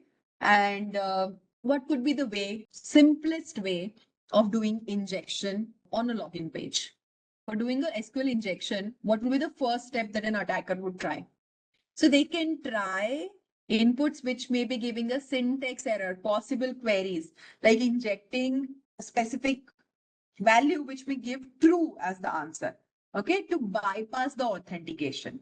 Okay, so to prevent this, what you will do? You will do validation. You will do sanity check. Okay, before this type of form goes into production. So we will ensure best coding practices, secure coding practices, like input validation, using a prepared statement before the code is released. There are tools like SAST for static testing. There are tools. Those tools needs to be used. Okay, so all this is covered under software development. Okay. Yeah, so let me take up a question here. Which CISSP domain covers compliance with laws, regulations, and risk management? D is the correct answer, security and risk management. Okay.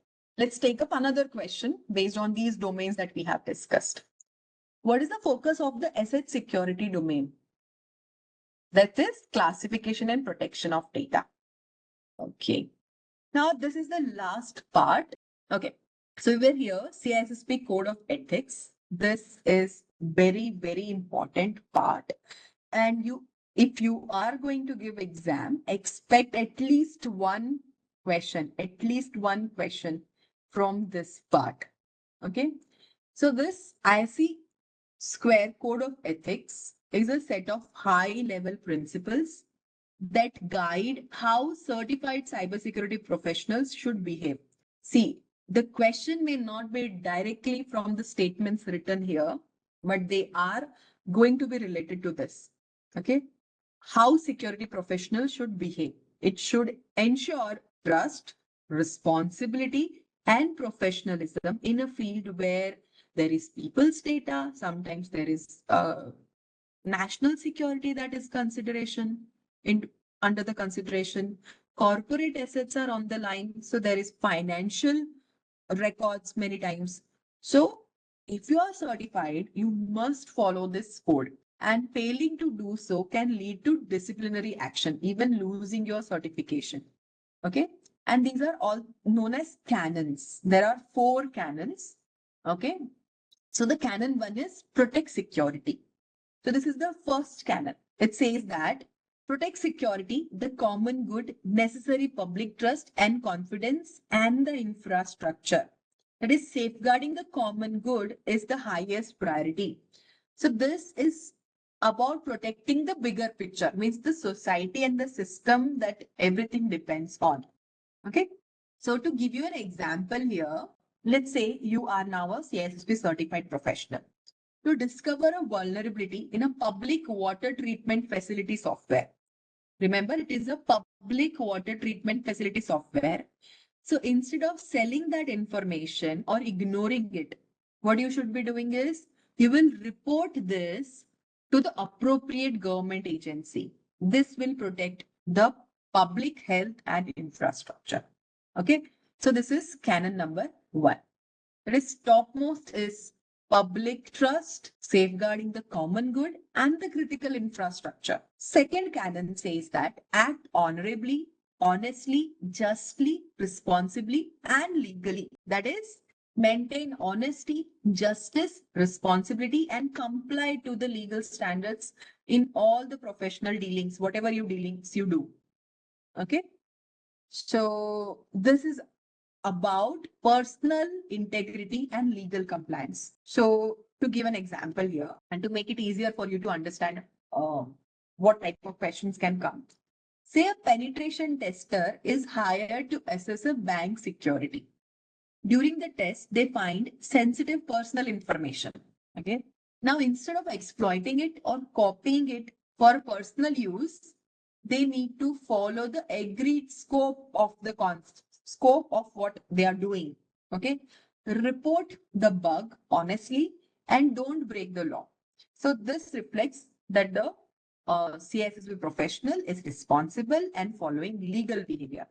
So you need to comply with legal standards whenever you are doing any kind of professional dealings. Okay. Canon 3 stays up, talks about diligent service. That is, provide diligent and competent service to principals.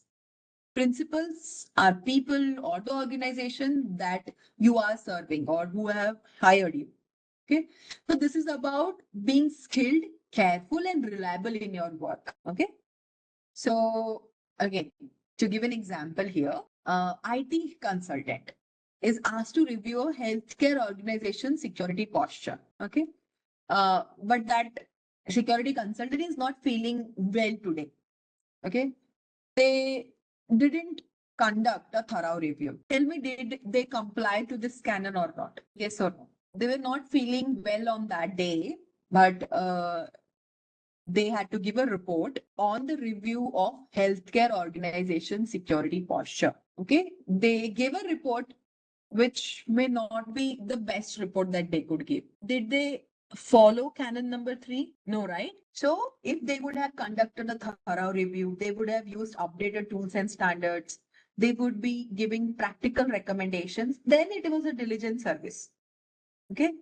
For another example, you are using a vulnerability management software. Okay. But you are not scanning your network regularly. You are scanning once in a while. Okay. Is as a network security professional, is it a diligent service that you're providing? No, right? And the last canon is advance the profession. That is, this canon asks professionals to uphold the reputation of the cybersecurity field. That is to promote the growth and integrity of cybersecurity through continuous learning and sharing knowledge. Okay, when sharing knowledge by attending conferences, mentoring others, contributing to open source security tools.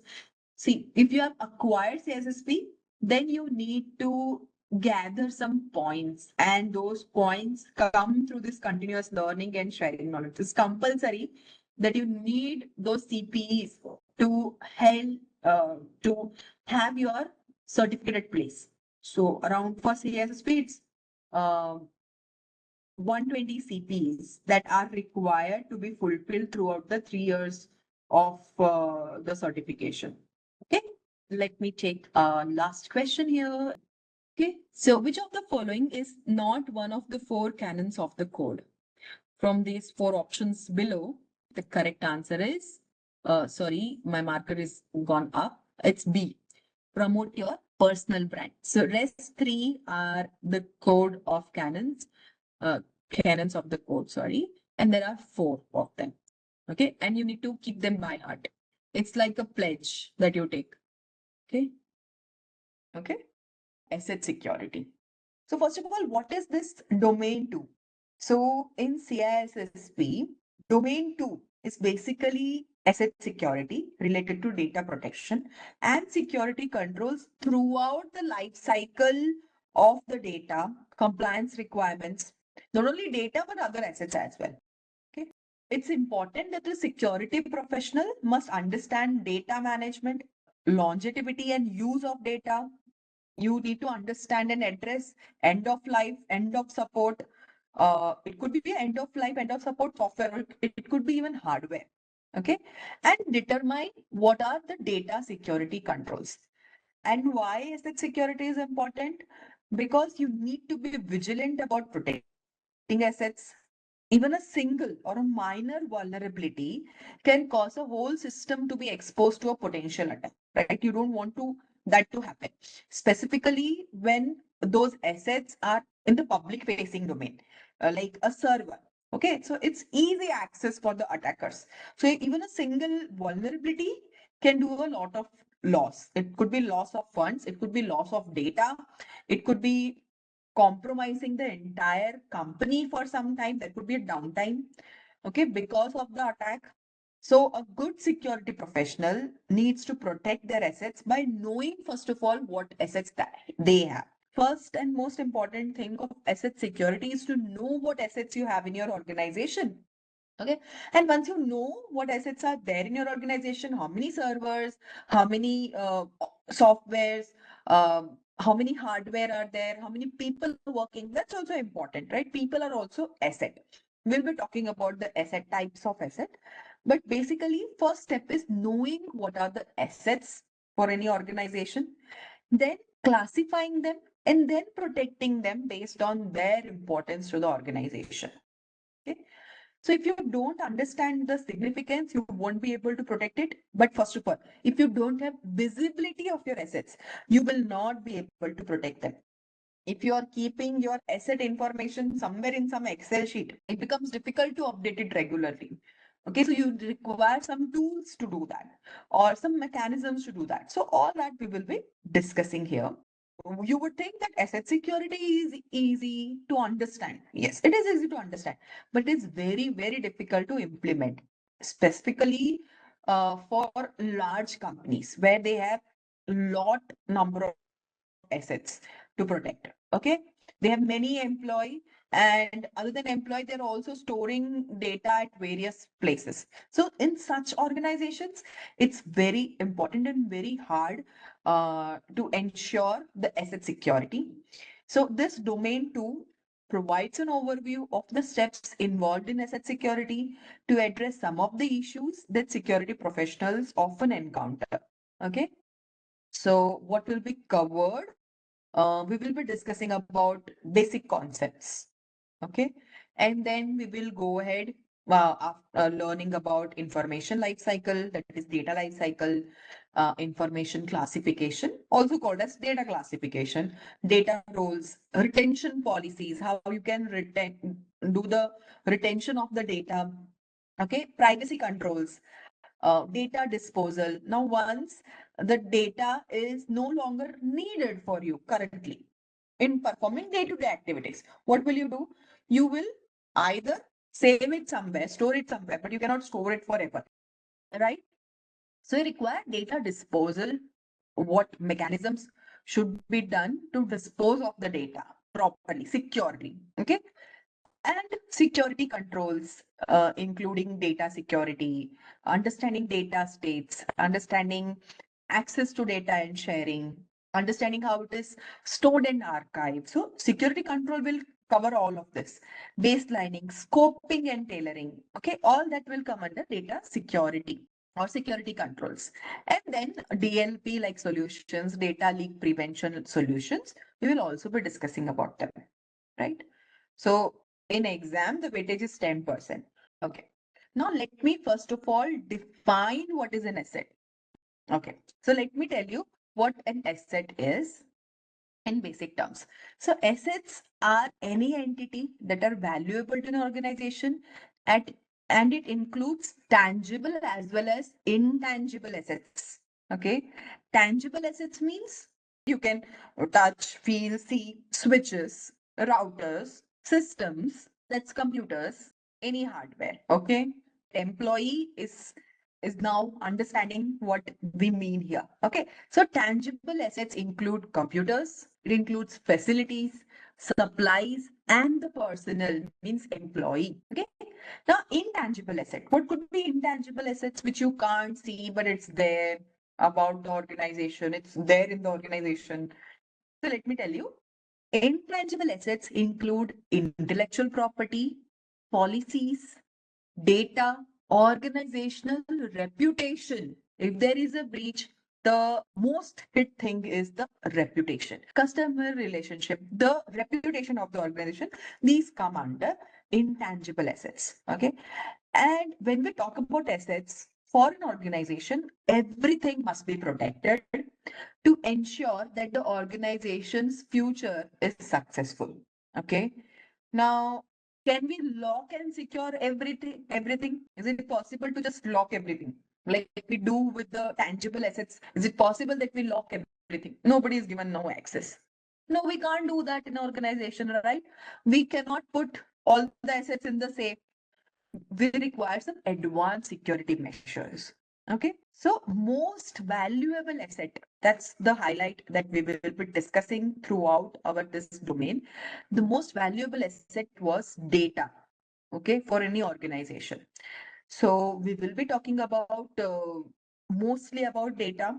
That's why we will be talking about data lifecycle or information lifecycle, data classification, data roles, retention policies for data, privacy control for data, again, data disposal, security controls for ensuring that the data is secured.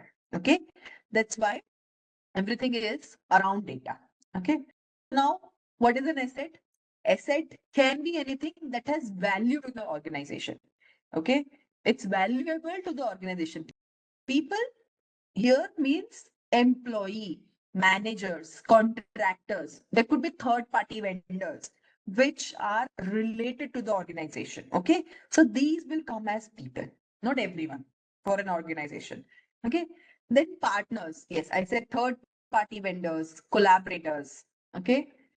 It could include equipments, computers, servers, IT hardware, network.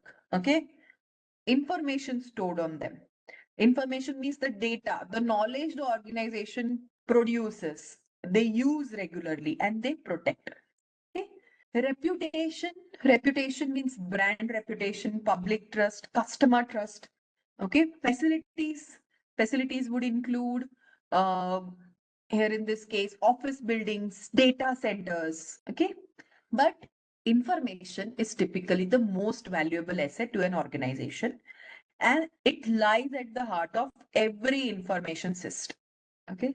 Asset security. So, what is asset security? It is all about managing and protecting these assets, especially information, throughout every stage of its life cycle. Okay. And this will include collecting the information like customer records, sometimes customer data, sometimes your organization data. So, first step is collecting. Next is handling it properly, sharing only with authorized people, not with everybody. So there are credentials required to access some of the information, right? You may be having ways to connect with your peers in your organization, but can everyone go ahead and connect with everybody in your organization? No, maybe not. Okay. Wherever the data is stored, everybody is having access to all of the data? Not, right? So that is sharing the data only with the authorized person. And then it includes protecting the information. That is protecting from loss, protecting from any kind of theft, or protecting from any kind of misuse. Okay. So this is about asset security. Now we know what assets are. Now, primary step is to classify the asset or the information based on its value to the organization. So, next or the first step in asset security is information classification. Okay. Now, for information classification, before we go ahead with information classification, first of all, we need to understand information life cycle. Okay. So life cycle include these steps: acquisition, use of information, archival of information, and disposal. So the first step is information is acquired. Now, how the information can be acquired?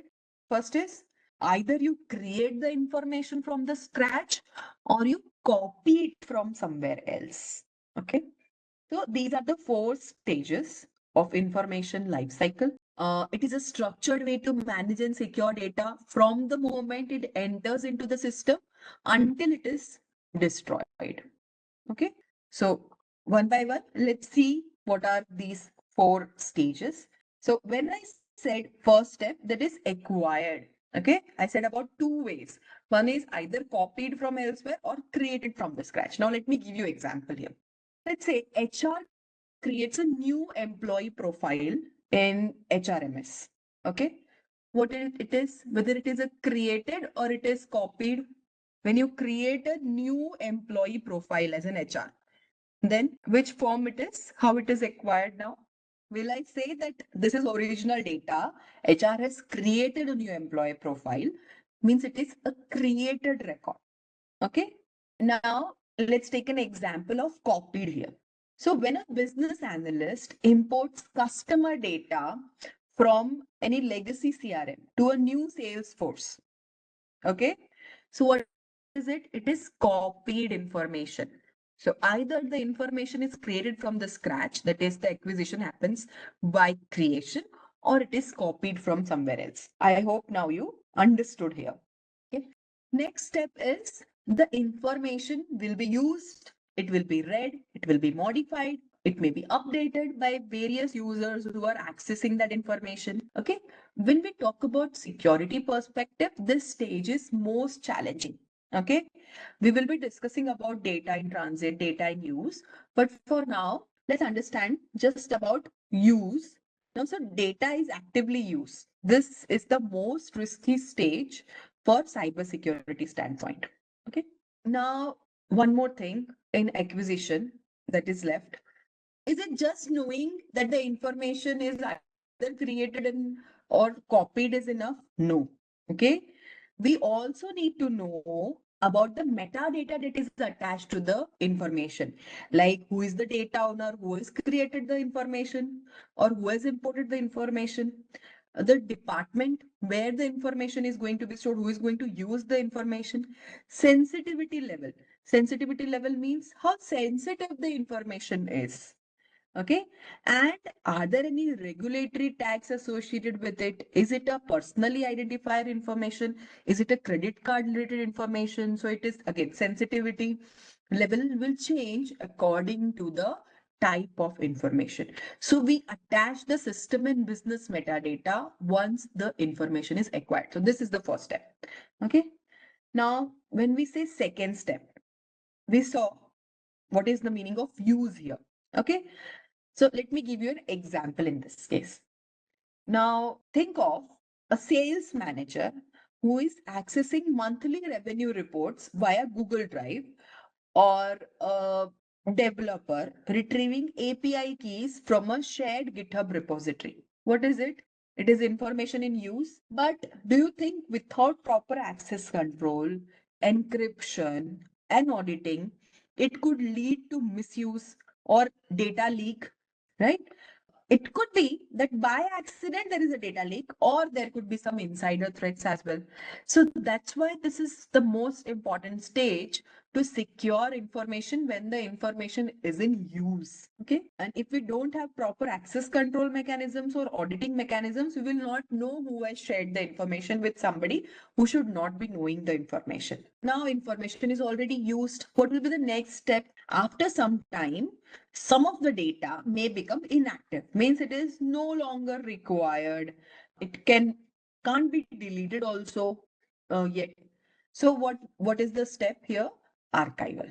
So archival means the information is stopped being used regularly at some point, and when that happens, we cannot just get rid of it. We have to retain it for various reasons. It could be reasons because of some regulation or some compliance, or maybe we may be requiring the information not now, maybe in future, for maybe forensics at some point of time. Okay. So let me give you an example here. What do you do with your emails? Once you have already read, and these are old emails, what do you do with them? You just go ahead and delete all the emails? Will you delete all? No. You may archive some of the emails. Okay. Why you want to archive? Because you may be needing them in future. Okay. You don't know right now, but you may be needing it. Okay. For example, uh, your organization is storing customer invoices, right?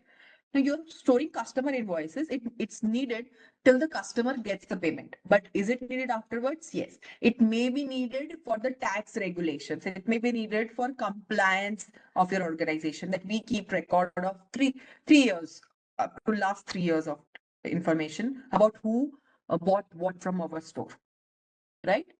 So this stage, although it is saying that the data is archived, but yet it requires protection. Okay.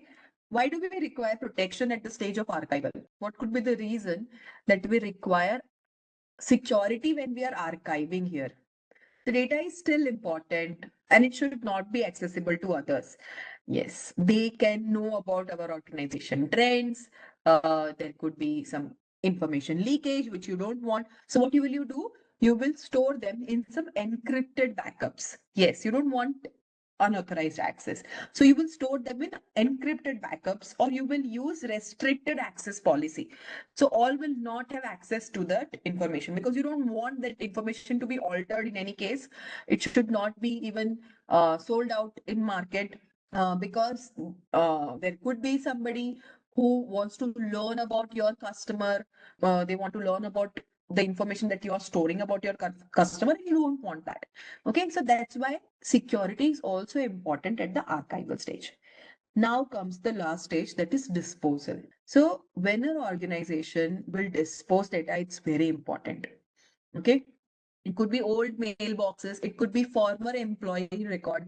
There's an employee who's already left the organization. Why keep their information for longer time, right? So that needs to be disposed. Past financial transactions, So at some point of time, they needs to be destroyed. But when we destroy it, the destruction must be done in a secure manner. Okay. Like a former employee records you are deleting from the HR database. Okay. What else you will require?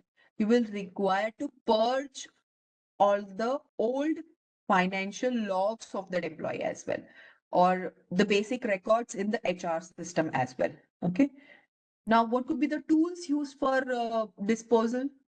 There could be simple data wiping tools like DBAN or Bitracer, okay, to destroy outdated hard drives, or disposal can be simply shredding the papers or shredding the hardware part itself. Okay, so there are many ways of disposal that we will be discussing at the last. Okay, but whenever disposal is done, it must be documented, and it must comply with various laws or the policies of your organization.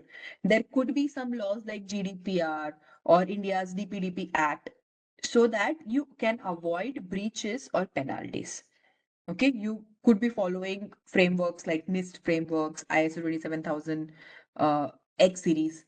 Okay, so based on those, you may go ahead with disposal and all the steps here in the information life cycle. Okay. So by managing information throughout these four stages, acquisition, use, archival, and disposal, organization can uphold data integrity, confidentiality, and compliance. Because when we talk about cybersecurity, you need to protect your assets, especially the information. And it is not just a good practice to do it, but it is essential part when it comes to cybersecurity and you being a cybersecurity professional. Now, first step for asset security is information classification. It means that you want to group the information based on how valuable or sensitive it is to the organization. Okay. So these could be the labels like it is confidential, top secret, classified, or it could be simple uh, use for public. Okay. So it means it is safe to share with everyone, like a website content. Okay. For internal use only, say meant only for employees. It could be confidential. Confidential means it has restricted to certain people. Not everybody can access the information. Highly confidential or top secret or classified. These could be some financial records, research and development plans. So this is not accessible to everybody. It is a top secret for an organization. Okay.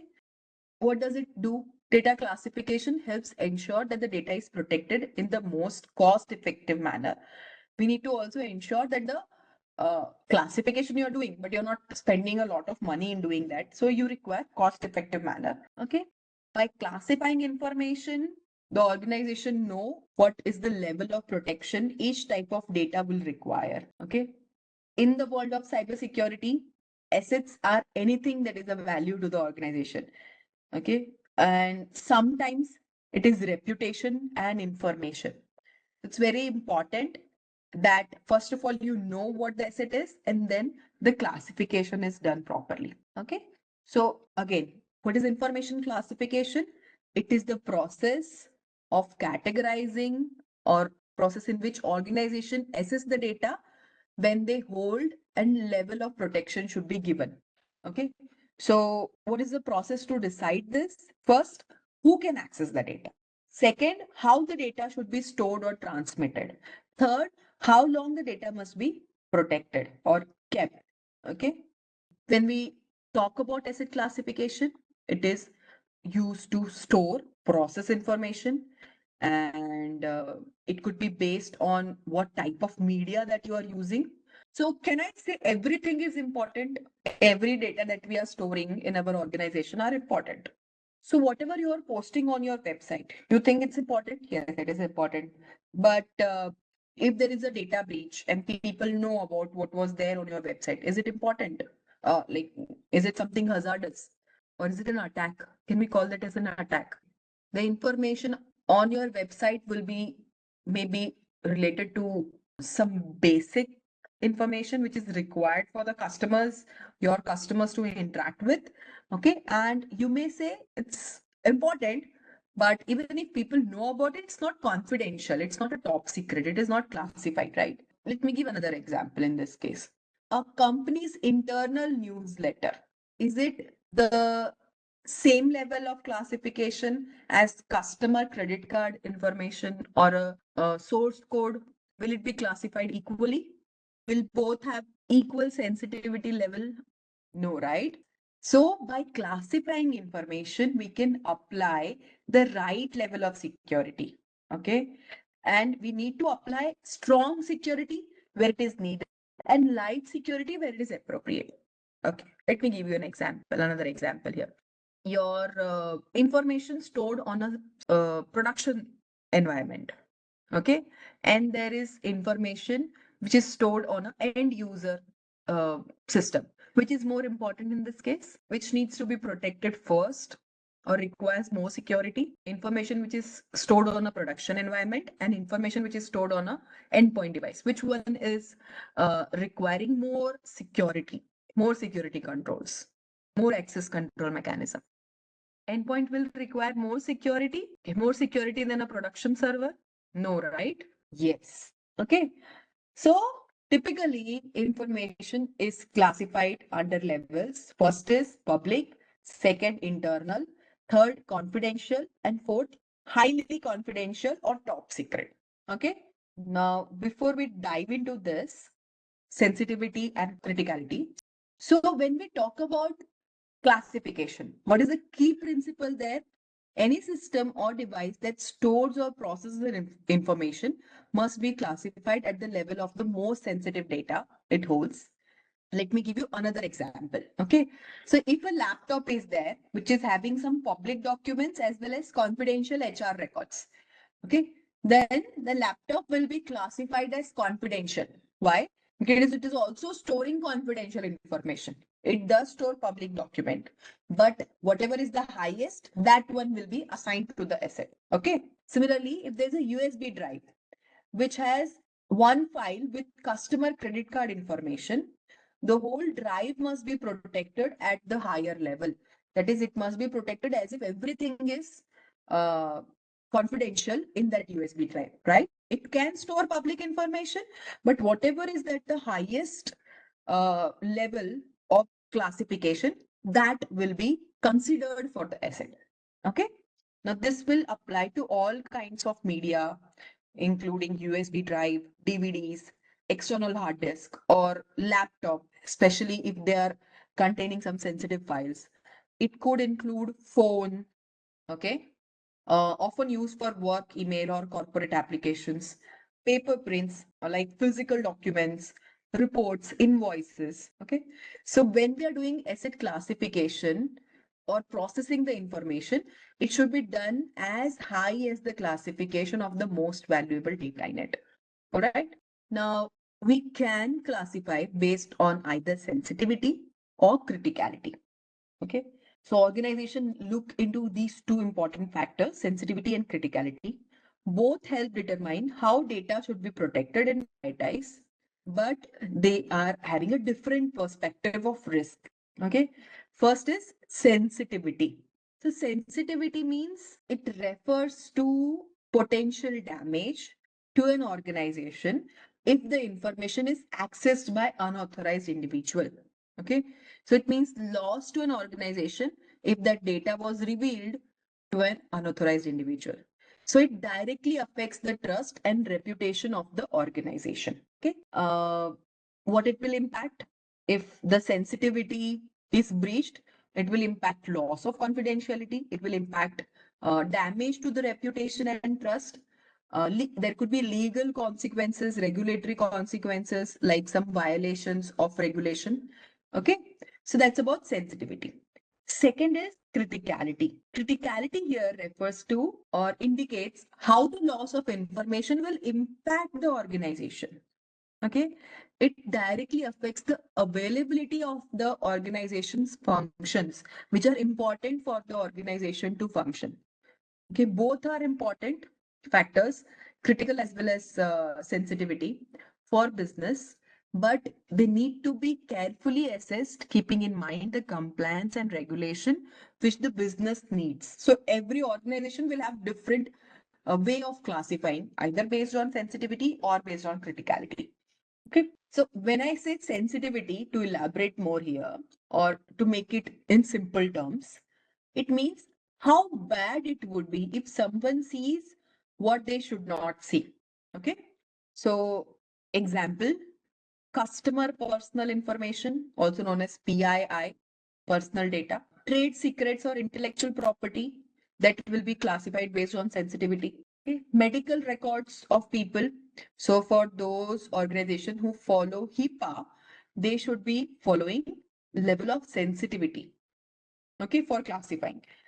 Next, passwords or encryption keys. Again, if anybody is able to get access to the passwords or encryption keys, it can do a lot more damage. So this type of information like PII, PHI, or trade secrets, intellectual property, passwords, encryption key, these all come under sensitivity. Okay. For example, say a organization which is handling hospital records. Okay, their records are leaked. What it will lead to? It will lead to public trust loss. Okay. And it can also make a case where the organization have to pay heavy fines under healthcare data regulation in some of the countries, like where it is followed for HIPAA. Okay. Or your organization could be somebody who is handling or processing the information for those regions where HIPAA is followed. Okay, you also have to follow sensitivity in this case. Okay, now next is criticality. I said criticality is the indicator of how the loss of information will impact the organization, right? Means it will, how it will directly impact the availability of the business functions. So it means how essential it is important or essential for the business operations in terms of availability. Okay.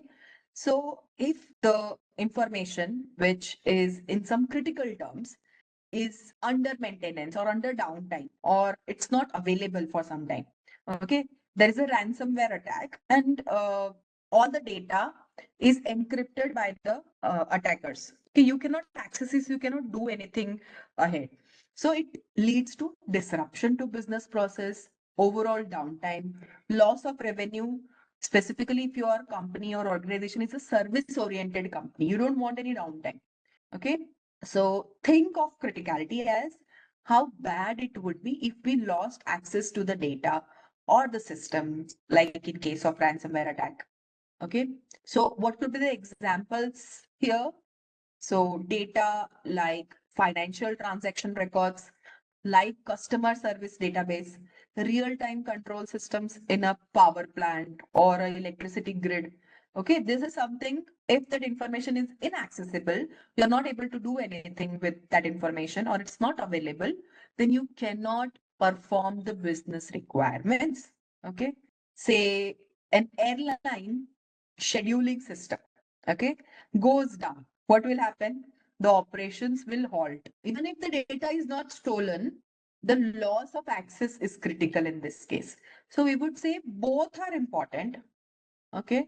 Both must be assessed to determine the level of protection, align with the compliance regulations, support effective risk management that your organization follows, or the framework your organization follows. Okay. So let's go ahead and discuss about information classification level. This helps organization determine how the data should be handled and protected based on its sensitivity and criticality or importance. Okay. There are no fixed rules that the organization follows, but there is a flexibility to define based on the needs, industry requirement, regulatory requirement, and based on the type of organization that is storing the data. Okay, so there are no hard and fast rules for classification. But these are the two types of classification. One is commercial classification level. This one you see on the left. This is used by private companies and non-government organizations. They typically focus on business confidentiality and competitive protection. So they don't want their competitors to know about their specific information. That's competitive protection. Okay. So these are the four levels in commercial classification level. The first one is confidential. This is the highest level that data could cause serious harm if the data is exposed. For example, there could be trade secrets which will be kept in the confidential criteria or classification level, or customer PII, or sensitive information like credit card information for PCI compliant organization. Okay, PCI means payment card compliant organization, where they are storing information about you customers payment card data. Okay, or PII information will include customer very specific PII details, like employee number or SSN number, social security number, I meant there. For India, it would be like Aadhaar card, although Aadhaar card is everybody is knowing. Sometimes you give out the information about Aadhaar card, but yes, that should be kept as confidential. Okay. And next is private. This is intended for internal use. Unauthorized access could affect the business requirement, like employee personal information or employee information. Okay. Next is sensitivity. No, sorry, sensitive. So information they should be protected here, which is kept here in sensitive. Could be like internal email, uh, project documents. Okay. So those kind of information is labeled as sensitive. Next is public.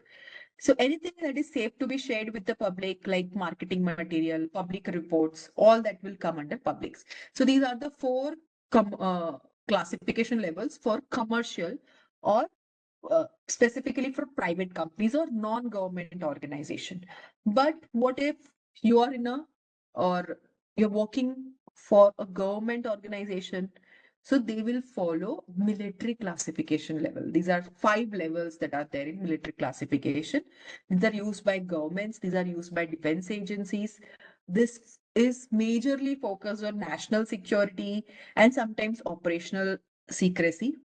These are the 5 levels. First one is top secret. This is the highest level in this case. Unauthorized disclosure of the information which is in the top secret can cause grave damage to national security. Okay. Next is secret. So this if the information is marked as secret, unauthorized disclosure could lead to serious damage to national security. Not grave, but yes, serious damage. Next is confidential.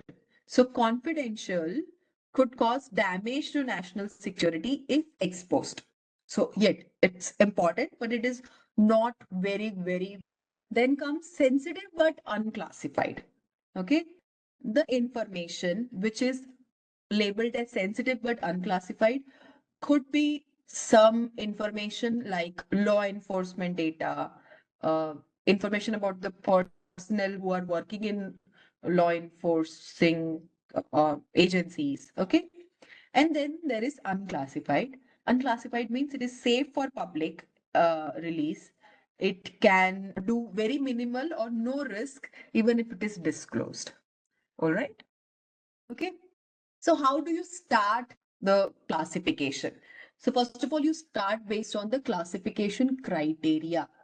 Once the organization decides on classification scheme, whether they are going to follow commercial classification level or military classification level, means they are going to follow this scheme with confidential, private, sensitive, public, or military classification level, that is top secret, secret, confidential, sensitive but unclassified or unclassified.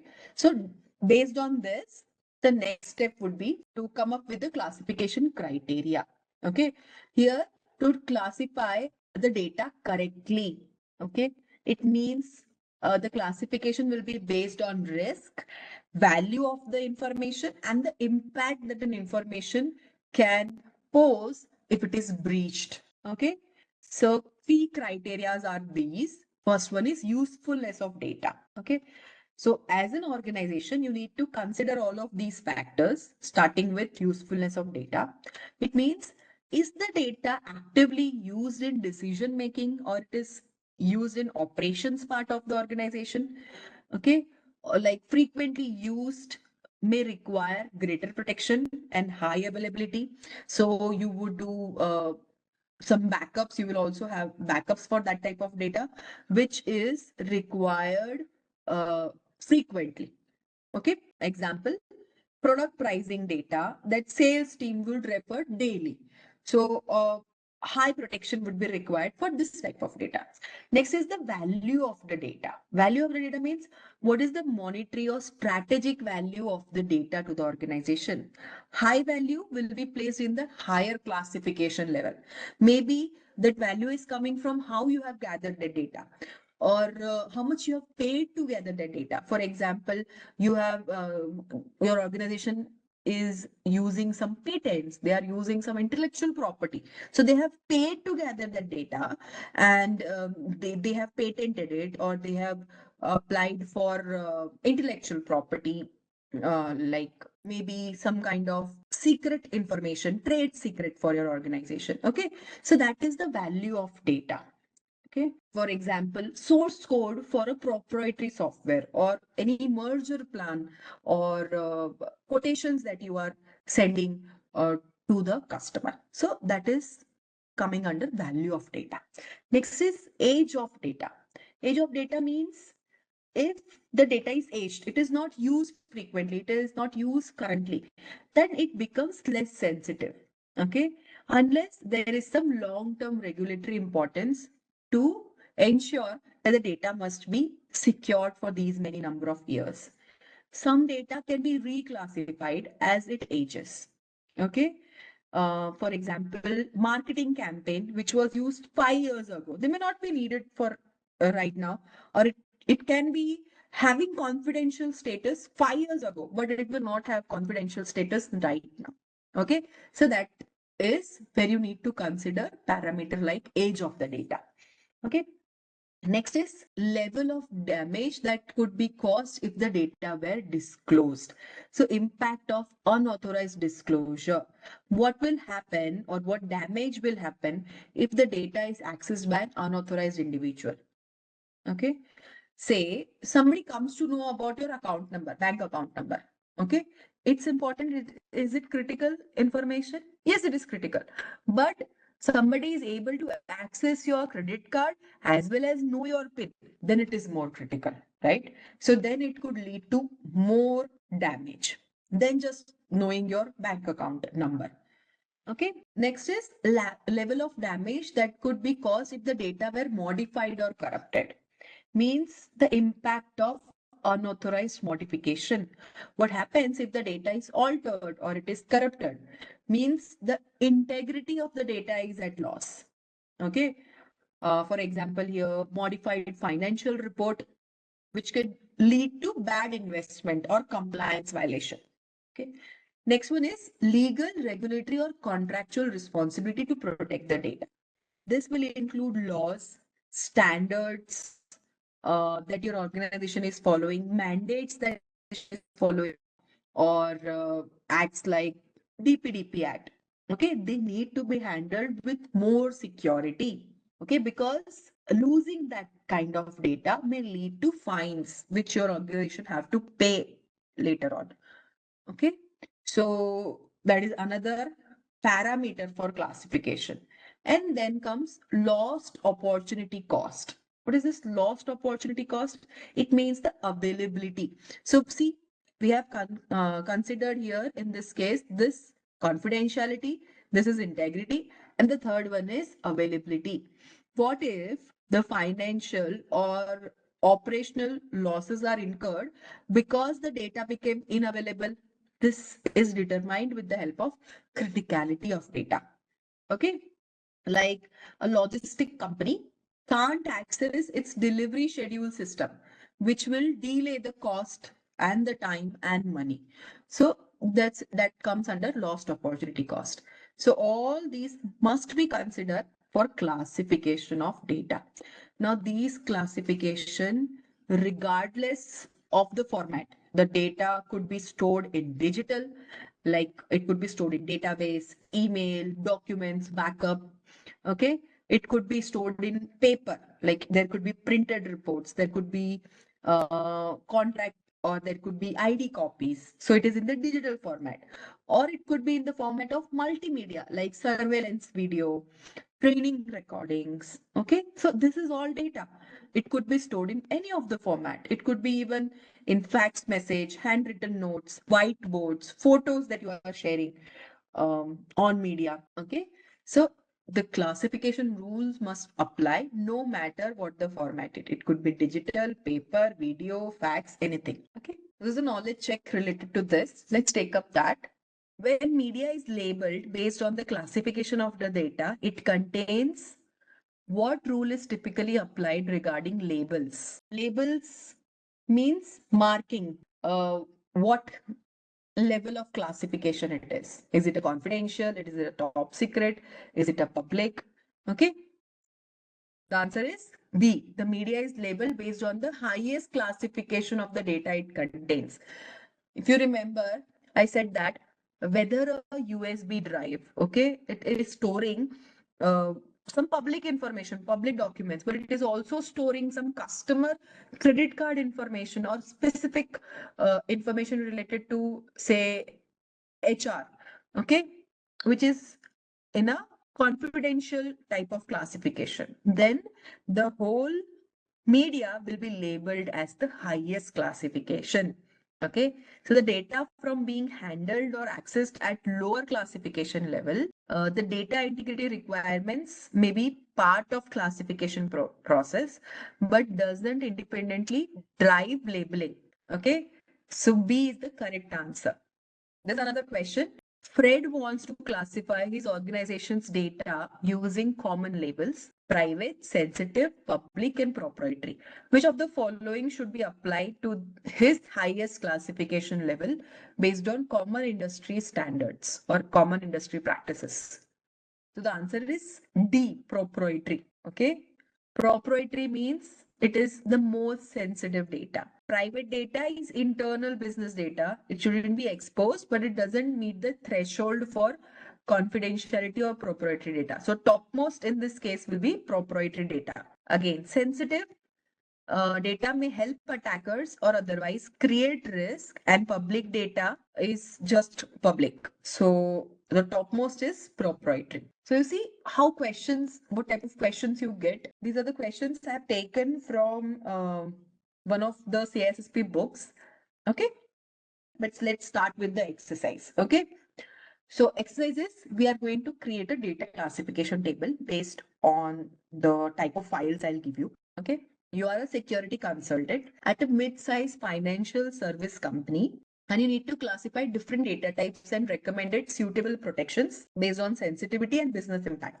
Okay, so you can review the data types and classify the data based on public, internal use only, confidential, and highly confidential or restricted. So these are the 4 categories that you need to use. Okay. For each item, you need to provide justification, recommended controls we will discuss, and responsible party also we will discuss. All right. So this is the question. So let's now discuss about the classification types. You can see what are the types that we will be using: public, internal use only, confidential, highly confidential, or restricted. Let's start. Let's move to the next slide here. Yes. So first one is customer personal information. How you will classify this? This is related to customer. So this will come under, what do I mean here by HC? Highly confidential or restricted. Okay. So this will be classified as highly confidential or restricted. Okay. All right. So next we have internal HR policies. I here means internal use only. Okay. Internal use only. So yes, internal HR policies, internal use only within the organization. Why should it be shared in the public domain? Nobody shares that, right? Okay, some organizations say you have to come 9 to 5. Some say you can work from home, but you will work more than 8 hours. Okay, so internal HR policy will come under internal use only. Next is marketing brochures. Yes, so here I would say public. Okay, next is proprietary trading software or the source code. This will come under restricted or highly confidential. Okay, so this comes under restricted. Next is in financial records to regulators. Will it be public? Will it be internal use only? Will it be highly confidential? Financial reports you are sharing with the regulators who are coming for auditing, maybe. Is it just internal? Do you not read financial records what organization share before any in the shareholder meetings? So if it is, should it be public? Everybody should know? Maybe not. Only the shareholders or maybe the regulators. Okay. So this will come under confidential because it contains non-public financial data, but it needs to be protected. Okay. It is not something which will be just public. Everybody knows about the financial reports of the org, right? Just a quick info, guys. Intellipaat offers cybersecurity course in collaboration with iHub IIT Roorkee and EC Council. Through this course, you will master tools and techniques of cybersecurity such as IAM, network security, cryptography, Linux, SQL injection, SOC, ethical hacking, cloud security, and much more from the top IIT faculty and industry experts. With this course, we have already helped thousands of professionals in successful career transition. You can check out their testimonials on our Achievers channel, whose link is given in the description below. Without a doubt, this course can set your career to new heights. So visit the course page link given below in the description and take the first step towards career growth in the field of cybersecurity. Okay, let's move ahead. So security controls, these are used to protect the asset based on their classification level. Okay. So once the information is classified, organization must implement right security control to protect it. This control ensure not only confidentiality, integrity, and availability of data, but also the sensitivity and criticality in terms. Okay. When we talk about those data or that information which is classified in the higher level, they require strict controls. But those with low classification, they can be protected with relaxed methods so that you can ensure that the overall cost of security controls is as minimal as possible. So we want to ensure also cost effectiveness of the security. Okay. So now let's break down commonly used security controls with some practical examples. So first of all, we have marking, labeling, and handling procedures, right? So this one. So you already might be knowing about labeling and marking. What you can do in this, you can clearly label data with its classification, saying that, okay, this file or this storage space is either confidential, or if you are using a print media, you can say it is for internal use only. Okay. You can use watermarks, you can use meta tags or stamps on digital as well as physical asset. That's how you will do marking, labeling, and handling.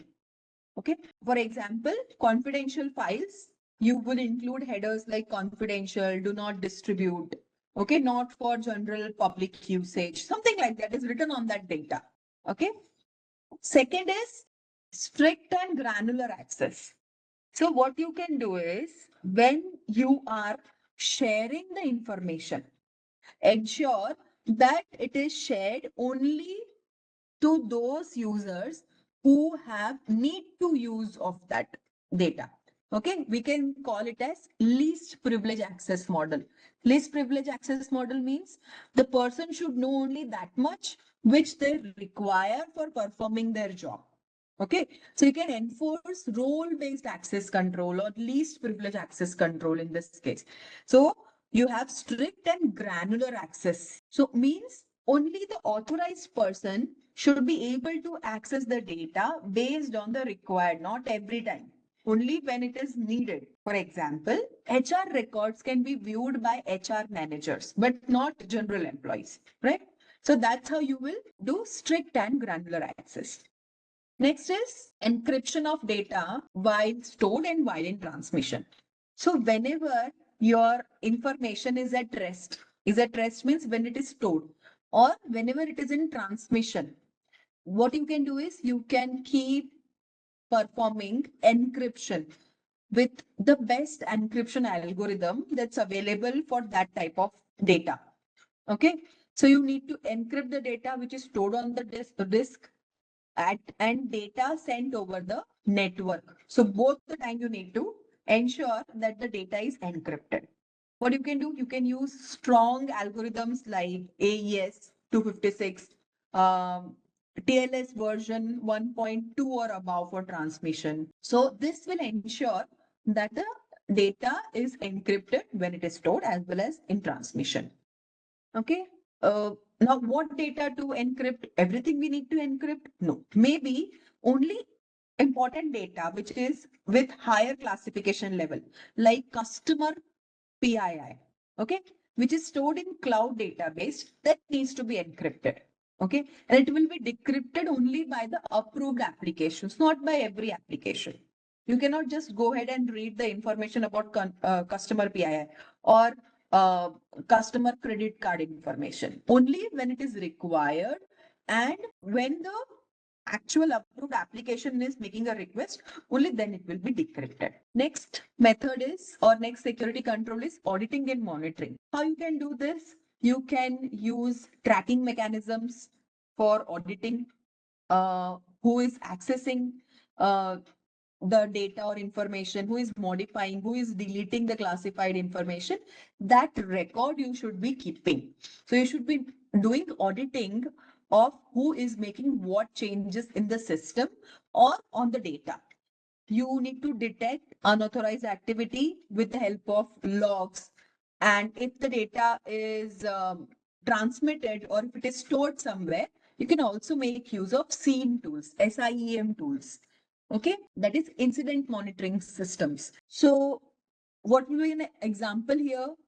Let's say if somebody is trying to perform a login request, but there is a failure of the request. They are not able to log in. Why? Because maybe they have forgotten the password, but that shouldn't happen usually. Then a trigger on an alert should be generated and sent to the security team. Similarly, so this is very basic kind of auditing or monitoring. Let's say somebody, usually your organization, you have a timing shift of 9 to 5. Okay. And somebody is trying to access confidential information at midnight, 2 a.m. Is it something that needs to be monitored and alerted? So at that point of time, when somebody tries to log in like this, it will be audited as well as an alert will be generated and it will be sent to the security teams. So this is the way by which we can ensure that high classification level of information is monitored in a way that we can perform auditing and monitoring on it. Okay. Next is separation of duties. Separation of duties means for such task where which is very critical. Okay, it is a critical responsibility. Then it should not be done by a single person. There will be multiple people who will be completing that one task. Okay, so you will divide the critical task or a responsibility among multiple people so that you can reduce the risk of fraud or any kind of mistake. Okay. Yes, by assigning different tasks to different people, assigning tasks according to skill, I won't say skill, but two different people will be doing critical work. What could be that critical work? That's the question here. Like launching of missile, okay, or doing some very critical work. There will be a single person who is having full access. Okay, there will be more than one person who will be given the responsibility. Okay, unless both of them complete their job, the job will not get completed at all. Okay, that is separation of duty. Okay, another example in banking, if you are in a bank, already you are in a bank, and you are the one who has initiated a request for the payment, you same person should not be the one who is approving the payments, right? This could be another example. Same person who is initiating a payment should not be the one who is approving the payment. They need to be different. Okay, that's separation of duty. Next is periodic reviews. So what will be done in periodic reviews? Regularly, audit should be performed for on the data classification and the access controls, as well as policy compliance needs to be at place. You should be using some benchmarking techniques and reviewing the data classification based on that. It could be any benchmarking like CIS benchmarking, or using frameworks like NIST framework. Okay.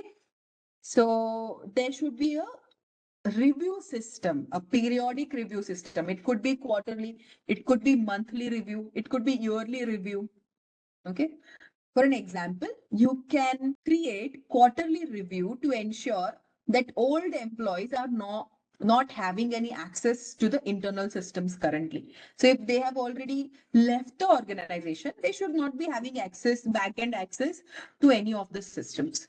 Okay. So that should be done periodically. It should be checked. Otherwise, it may be missed out. Okay. So this is the next security control. What is next? We talked about starting from marking, granular access means access control, then encryption, auditing, reviewing, okay, separation of duties.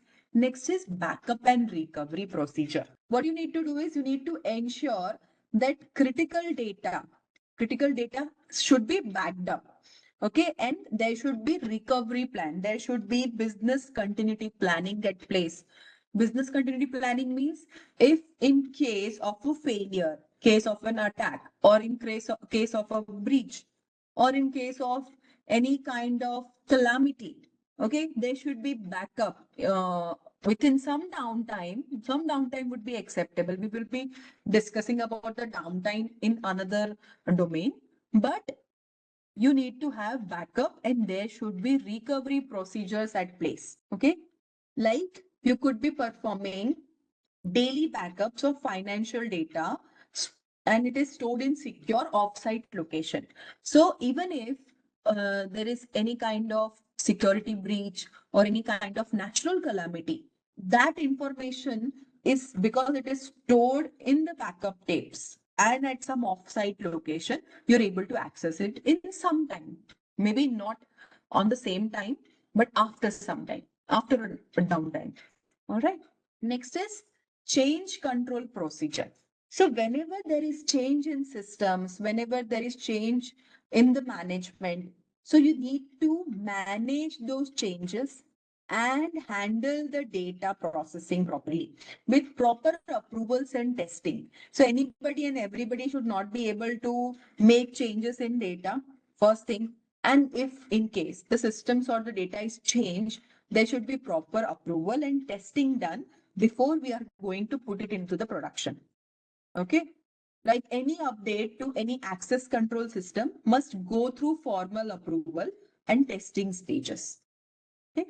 Recently, there was a attack that happened and people's screen turned blue. Or was it because there was a vulnerability that was mitigated by a tool, okay, that many of you, your organization might be using for endpoint security, and it was not tested, it was not staged, it went on directly, and because of that, this blue screen of death attack happened. Blue screen of death, BSOD. It happened on Microsoft, that's true, but it happened because of a CrowdStrike Falcon sensor update. Okay. And because of that, system crashed. That's why we are saying change control procedure should be there. Okay. There should be staging process. It should go through proper approval. It should not directly go to the production. Okay, maybe they have missed it. Maybe, I'm not telling that they missed it, but maybe they missed it. So you can understand what level of damage it can do if we are not managing change control. Okay, or we are not performing change management. Next is physical security protection.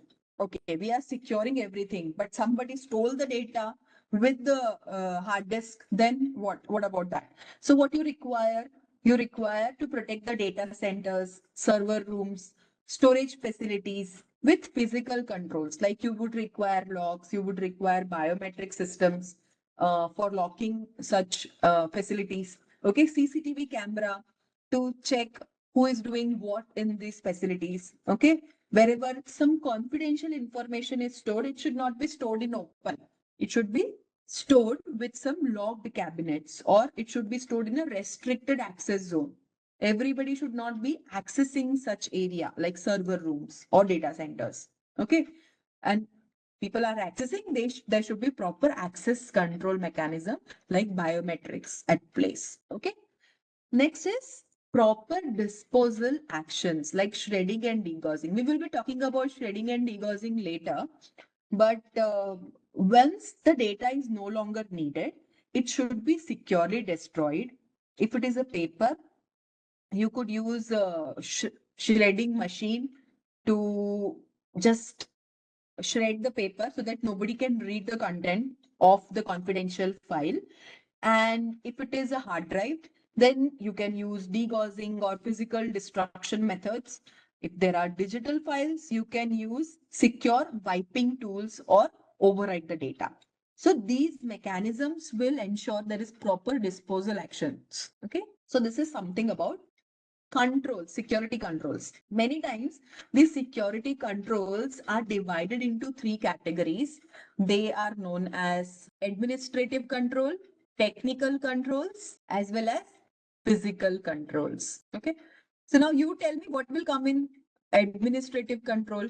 Yes, what should be included as an administrative control here?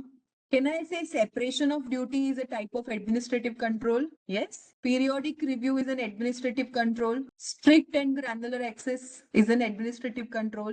Same way, change control procedure is an administrative control. Okay. Now, when we talk about technical controls, so which are technical controls? When you are saying encryption of data, it's a technical controls. Okay. Then um, backup. Backup and recovery procedures. Again, this is a type of technical control. Okay, let me write it T here. This is again T. Auditing and monitoring. So sometimes auditing can be administrative, but monitoring is again is a technical control. So this is a technical control. And physical control, yes, obviously physical security protection. This is a physical control. Same way, disposing properly with some physical methods is again a physical control. Okay. So what will come under administrative controls? Policies, access review, separation of duty, all that will come under administrative controls. Encryption, monitoring, backup, that will come under technical controls. And logs, camera, secure disposal, all that will come under physical controls. Okay, so security controls must match the classification level of data. If it is highly sensitive or critical information, there should be multiple level of control. So it say that's what we call as layered security approach. Okay, there won't be a single control, but there will be multi-layer of controls at place, also known as defense in depth or layered security. Okay, we'll be talking about defense in depth again in domain 1. Okay, but yes, multi layers of controls, you can say that it is defense in depth. All right. Now let's move to the next topic. So this is the classification procedure. First, define classification level. Next, specify the criteria for classification. Next would be to identify data owners, means those people who will be responsible for classifying data. Okay. Now, who is a data owner in any organization? Data owner holds a unique and vital position. Why? Because they are the ultimate responsible person for specific set of data. Okay. For example, a CFO is responsible for anything data related to financial data. Okay. So they could be thought of as a data owner for financial records. Okay. Next step is identifying the data custodian. Now, who is data custodian? So again, data custodian is somebody who is having the custody of the data, means they are the one who is maintaining the data at that point of time. Okay. And then next is you need to indicate which security controls will be used. Okay. Document any exceptions if there are any exceptions. Methods should be there to transfer custody of the information to a different data owner. In case first data owner is not available, the custody of the information needs to be transferred to another data owner. So there can be multiple data owner, or there can be the data can be segregated into smaller segments, and there could be multiple data owners for that specific segment. Okay, like department wise data owners can be there. Like HR department, there will be a data owner, head of the HR department. Another finance department for that organization, CFO is the one. Anything related to information, CIO is the one. Okay, so that should be at place. Next is there should be proper procedure to periodically review the classification. It can happen that 1 year or 2 years back, this information was at the high classification level, like it was at restricted level, but now it is at another classification level. Let me give you an example here. Say patent records. Okay, so if a company is doing a patent, so as per some patent laws, it says that after 20 years, that patent, whatever it is done on whatever procedure or whatever design patent it is, it becomes free for public to use. Okay, so classification level may change. Again, the ownership of the data may change.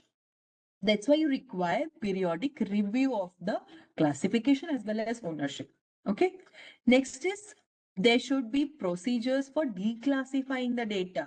Okay. Once the classification is done, can we declassify the data?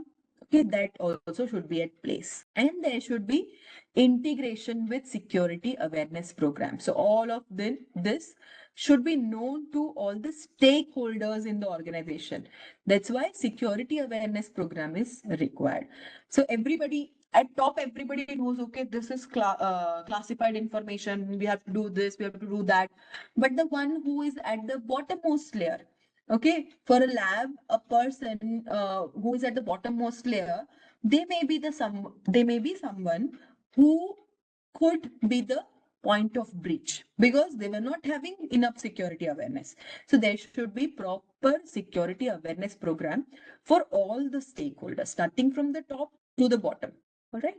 So this is about classification procedure. Now let's discuss about data roles. So many people within an organization would be managing, handling, and using the data. Okay. And each role is important to overall security of an organization. But sometimes you need to understand what are these roles. Okay. So first of all, the first data role is data owners. Who are data owners? Mostly data owners are the people who has ultimate organizational responsibility of data. Okay. They are typically department head like director of human resource, CFO, C-suite executives like CEO, COO, okay, president of the organization, department head of the organization. Okay. They all are called as data owners. The key idea is that the person, these people, these C-level people are responsible for the business function. Okay, they should go ahead and take responsibility if any kind of breach will happen. It won't be the responsibility of anybody at the bottom. It would be responsibility at of the data owner. Okay. So, for all the business functions of the organization to happen smoothly, these are the people who are responsible. Okay, that's why they are known as data owners.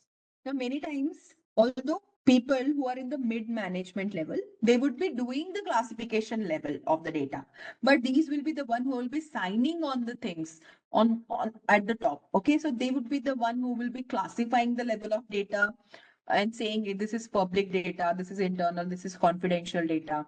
So this identification of the classification and is it done properly or not, it is the work of these data owners. Okay, they should be able to assess the sensitivity and value of the data in terms of business impact. Okay, what's important for that organization? That is known only to the C-level executives. That's why they are known as data owners here in this case. What else they need to do? They need to ensure that the data is properly labeled according to classification policies. They need to define who can access the data and how it should be handled or stored. Okay, they are the one who will see appropriate security measures like encryption, proper access control is done or not. So they need to ensure that there are adequate security controls there at place or not. Okay. Again, they would be the one who will approve or delegate access right to data consumers. Data consumers means those who will be using the data to perform their work. Okay. And they should be the one who will be reviewing the access logs or reports if there are any irregularities.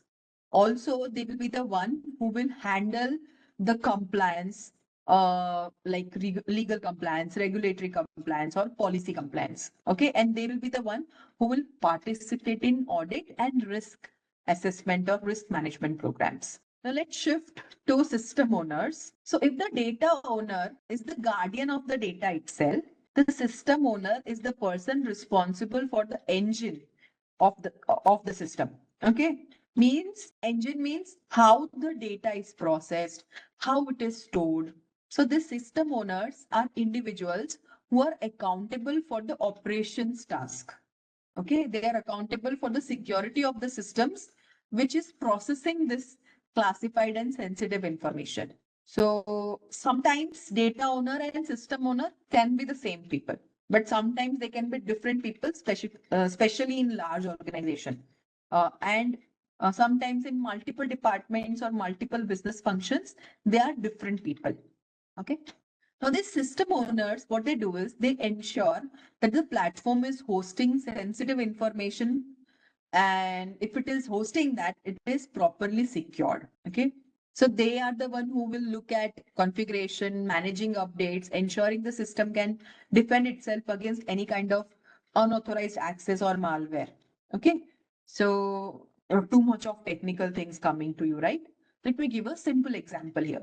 Say HR department stores employee records on a secure server. So who will be the data owner here in this case?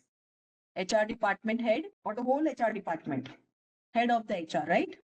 So head of the HR may be the data owner, but the one like IT manager who is in charge of that server, who will be that? They will be the system owner. Okay. Understood the difference between data owner and system owner? See, although HR is the one, or HR head is the one who is a data owner in this case, but the IT manager who is handling that server where the data is stored is the system owner. Clear? Now, very critical work of this system owner is determining the highest level of data sensitivity and making sure that system controls are adequate to match the sensitivity. Okay. So let's say if the system is handling any confidential or restricted data, it must be hardened properly. There should be firewalls at place. It should be in the DMZ zone. So all this physical control, administrative control, as well as technical control should be at place if the data is at the highest level of data sensitivity. Okay. Again, what are their key responsibilities as a system owner? One is system accountability. They need to own the life cycle of the system, starting from acquisition to operations to maintenance and to decommission. Everything from the life cycle of the information, starting from the acquisition to decommissioning. Everything is owned by these system owners. Okay. They ensure that the systems are maintained and they are patched and updated regularly. So if they are not patched, then what will happen? Why do we require systems to be patched, or why the system owners ensure that the systems are always patched and up to date? Because if it is not patched and there is already a patch available, it means there are vulnerabilities in the system which are identified vulnerabilities. Okay. And if they are not patched, that vulnerability can lead to a system breach. Okay. That's why they should ensure that the systems are maintained, means there are no end of life systems. They should be patched and they should be updated regularly. Okay. Now, these system owners also perform the risk management work. Sometimes they participate in auditing, collaborate with data owners as well as administrators. So these people, system owner, they work like a bridge between the upper level, means C level, as well as the bottom level, that is administrator. Okay. And they also ensure that the system aligns with internal policies as well as external regulations like PCI DSS or HIPAA or ISO 27000 series 1, 2, 3, or 5. Okay. So they also do that ensuring. So let's discuss about administrator. So who are administrator? These are often IT or system admins who are the gatekeepers of the data access. They are responsible for implementing the access control. Deciding which access control is the work of system owner, but implementation is the work of administrator. Okay, and they will follow all the policies as directed by data owners or system owners. Okay, so administrator here are the folks behind the scene. They ensure that the right people have the right access to the right data. Okay, most importantly, they ensure that nobody throughout all the users has more access than what they actually need. Okay. This is also again known as principle of least privilege. Okay. So they need to follow principle of least privilege. Least privilege says that if I as a user need to know or need to have an access to a system to level B, I should not be escalated to level A. Means there should no privilege escalation at place. Okay. Let me give you a simple example here. Least privilege means, let's say it is a student attendance monitoring system. This is the easiest example. Okay. So a student should be able to see their own attendance, but not the attendance of other student, right? Same way, a teacher in this system will be able to see attendance of all the students, but not a teacher, another teacher. Okay. So this means we are using the principle of least privilege. Okay? Now, what are the responsibilities of administrator? Mostly they do the work of access management, means they are the one who is responsible for granting appropriate access, like granting, sometimes modifying, sometimes revoking the access. Okay. They validate whether the access is given when necessary and only to those who are having legitimate business reason. Okay. So they need to follow a system known as need to know. Need to know means they will validate whether are you actually using it for legitimate reasons or not. Okay. And they are also responsible for reporting and monitoring. Like they will be checking access logs, audit trails. They will be using alert systems like intrusion detection systems, intrusion prevention systems, firewalls to check for any anomalies or potential breaches. Okay. They will also be performing technical implementation like configuring permission, setting up roles, security settings. Okay, they will be the one enforcing password policy, session timeout, these kind of security configurations. Okay, the next data role is data custodian. Now, data custodian is the one who is responsible for operational management and protection of data as directed by the data owner. So whatever data owner says, they will means data owner will delegate day-to-day tasks to a data custodian. Okay. So these data custodian, they don't have any authority to decide who gets what access. The sole work of data custodian is to ensure that the data is stored safely, maintained properly, and it is handled as per the organization policy. Okay, so their work is day-to-day task in the data operations, like performing backups, archiving, routine access monitoring. Okay, they are the one who will ensure data integrity and availability. Okay, so they ensure that the data is remaining accurate, it is complete and available to authorized users. Also, their work is to restore the data from the backup and on regular basis or whenever it is needed. Okay, so they will follow backup policy. They are not the one who is creating a backup policy. Who will be the one creating backup policy? If you see this, who will be the one who will create backup policy? or who will approve backup policy? Data owners and system owners. Okay, but these data custodian will be following the backup policy. So all the policies are followed by data custodian, and they will check whether the organization standards and policies for handling data as well as storing data and retention of the data is followed or not. So they will be following it. Okay. The last role here is the user. Any person who is accessing data to perform their work or daily task, like an employee, a contractor, or a partner who can access data and they use it as part of their job. Okay, they have no ownership or custodial of the responsibility. Okay, but they are the one who follow the acceptable policy, usage policy of the organization. So every organization has a acceptable usage policy. Like even if you are a user, you would be allowed to use phone in your org, right? Some organization don't even allow using phone. Okay, you sometimes you are allowed to take your own device, bring your own device. BYOD is one of the policy. But if you're bringing your own device, there should be some acceptable usage policy that you need to follow. Similarly, if you are using organizations' devices, again, there is an acceptable usage policy that they need to follow as a user. Okay. They have to attend regular security awareness sessions. So they will be given periodically security awareness training. Okay. Good practices like reporting phishing attempt, reporting any kind of suspicious behavior or potential breaches. So that kind of awareness will be given to user.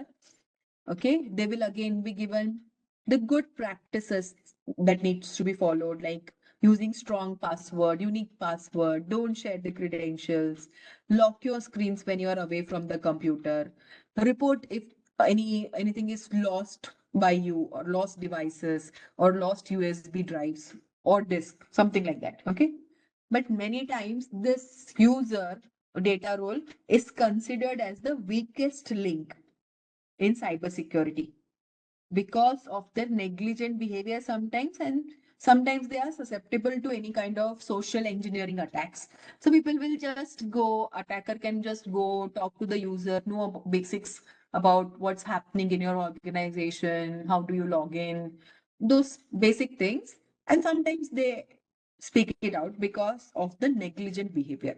That's why it is known as weakest link. Okay, before going ahead, let's take up a knowledge check. So staff in an IT department who are delegated responsibility for a day-to-day task, what will be their data role? Will they be business owner, user, data processor, or custodian? Okay, so this is the answer. We talked about data custodian, remember? Okay. Data owners delegate the day-to-day task to the data custodian who is having data with them. So they are the one who ensure the integrity and security of data. Okay. So the answer will be custodian. They are the one who are delegated the role of handling data, not the user. Okay. How they are handling data? By managing and overseeing how the data is handled, stored, and protected. Data processor, they are those systems used to process the data.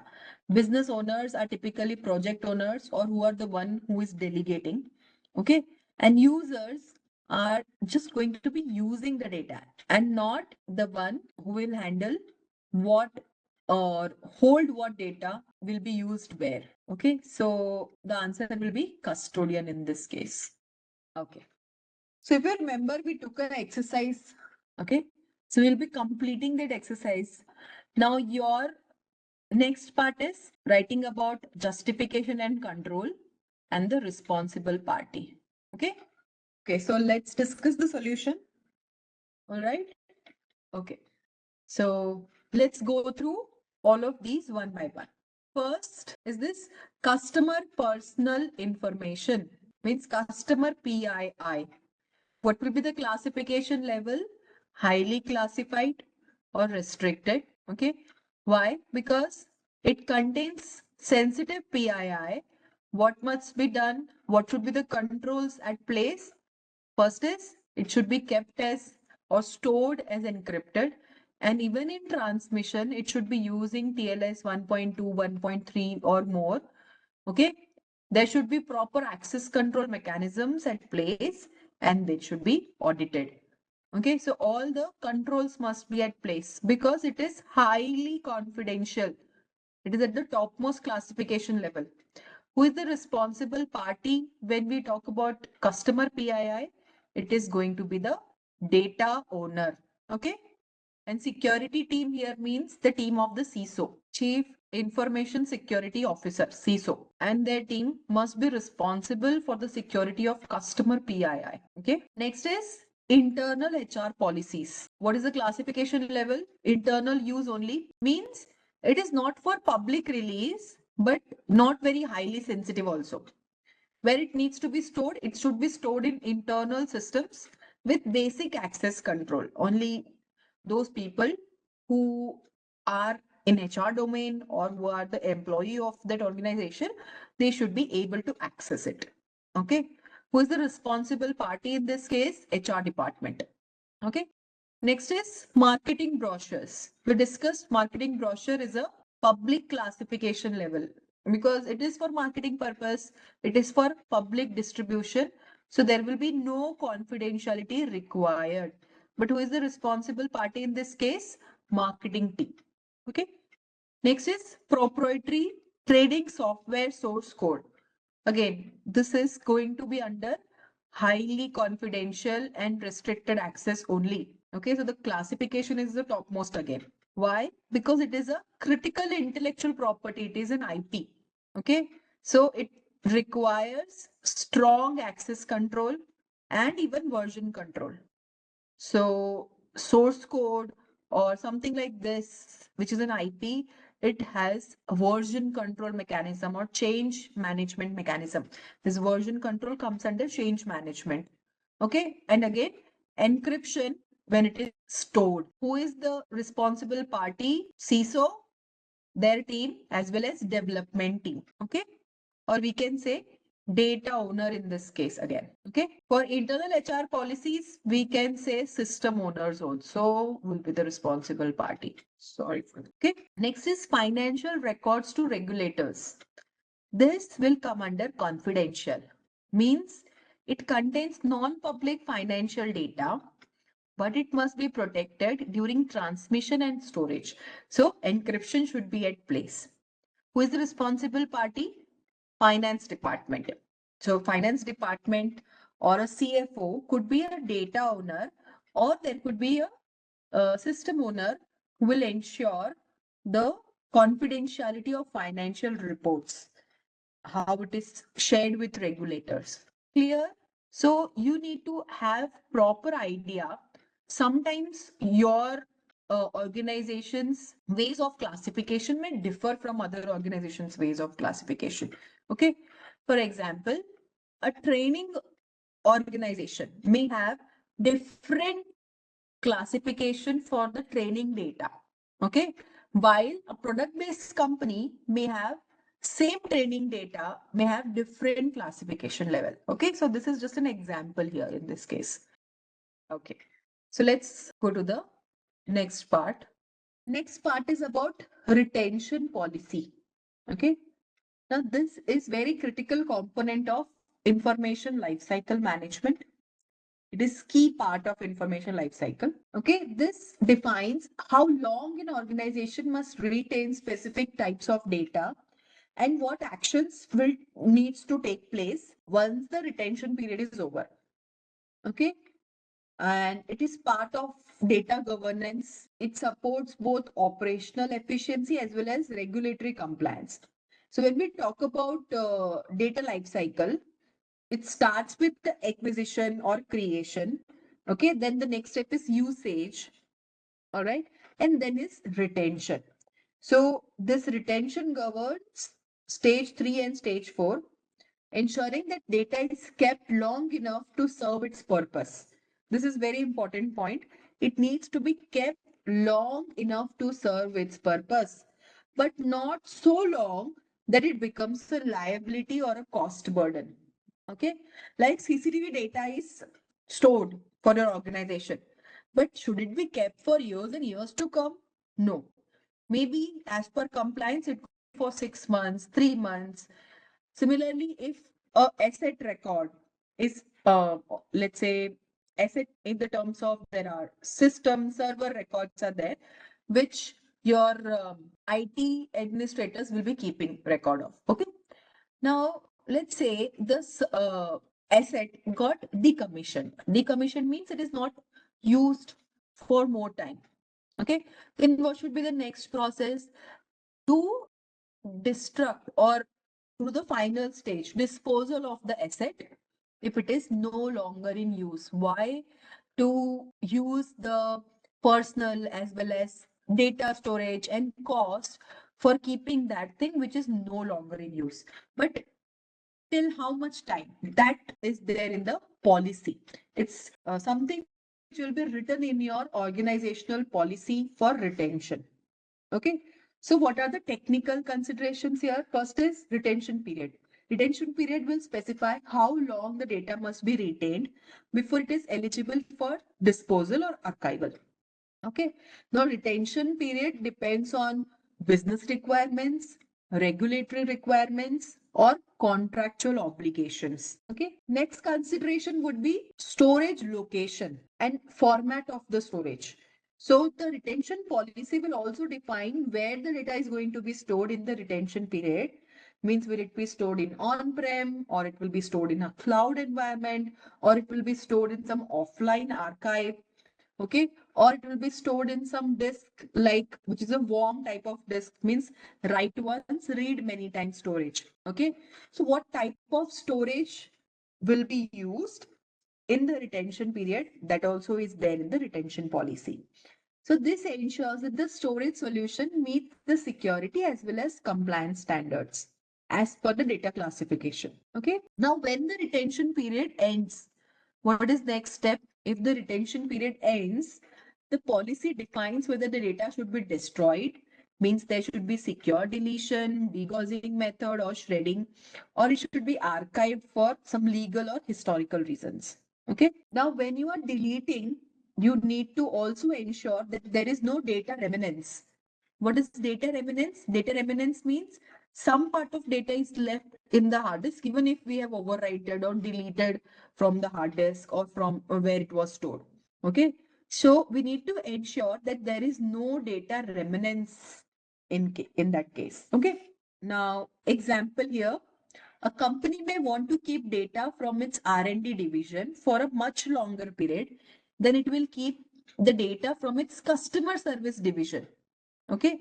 Now, this customer service division is also something that data is also recorded and it is kept for some time, but not forever. But something which is related to research and development that may be kept for a longer period of time. Okay. And retention policies help you manage the cost. Also, we need to consider industry-wide compliance and regulation. So what are these compliance and regulation? So depending on the type of industry that your organization is working with, okay, there are different compliance. We'll be talking about these compliance in another domain, but let me give you just a gist. In healthcare, HIPAA is the mandate at many places. So they mandate retaining the patient records for a certain number of years, 3 years, 5 years. Okay. Same way, finance. So FINRA and SEC, these are compliance regulators for finance department. Again, they also tell you to ensure whatever there is a transactional or a communication data that should be stored for some period of time. Okay. And sometimes this retention policies is based on the laws of the country in which your organization is working. Not only that country, but whose data you are processing or whose data you are using or whose data you are data owners to. So those country laws are also important factor. Like for example, Europe has GDPR. GDPR says that they have right to forgotten. So you cannot store the data if their national is saying okay, right to forgotten. Okay, so retention policies must adhere to local, national, as well as international laws. Similarly, US is having a Sarbanes-Oxley Act, okay, that says that some of the business records are required to be kept for 7 years.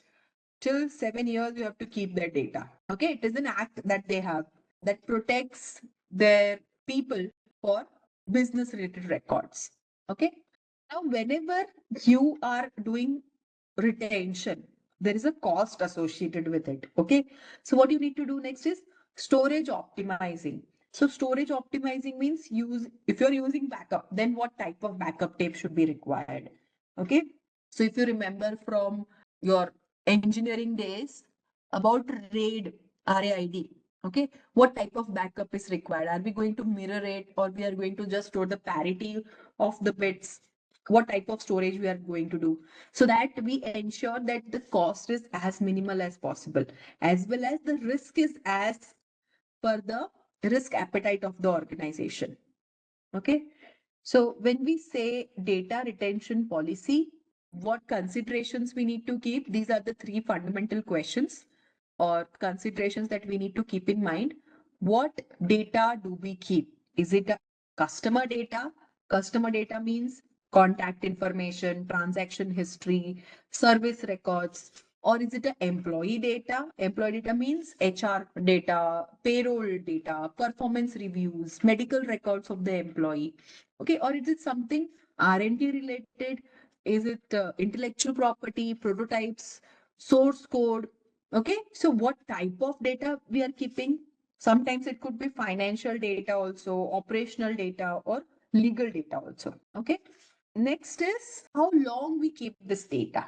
So if it is a customer service data, post interaction, it is kept up to 1 to 2 years. Okay, financial records as per compliance of SOX, 7 years is required. Medical records as per HIPAA, 6 to 10 years. Okay, employee data, duration of the employment plus some number of years, X number of years.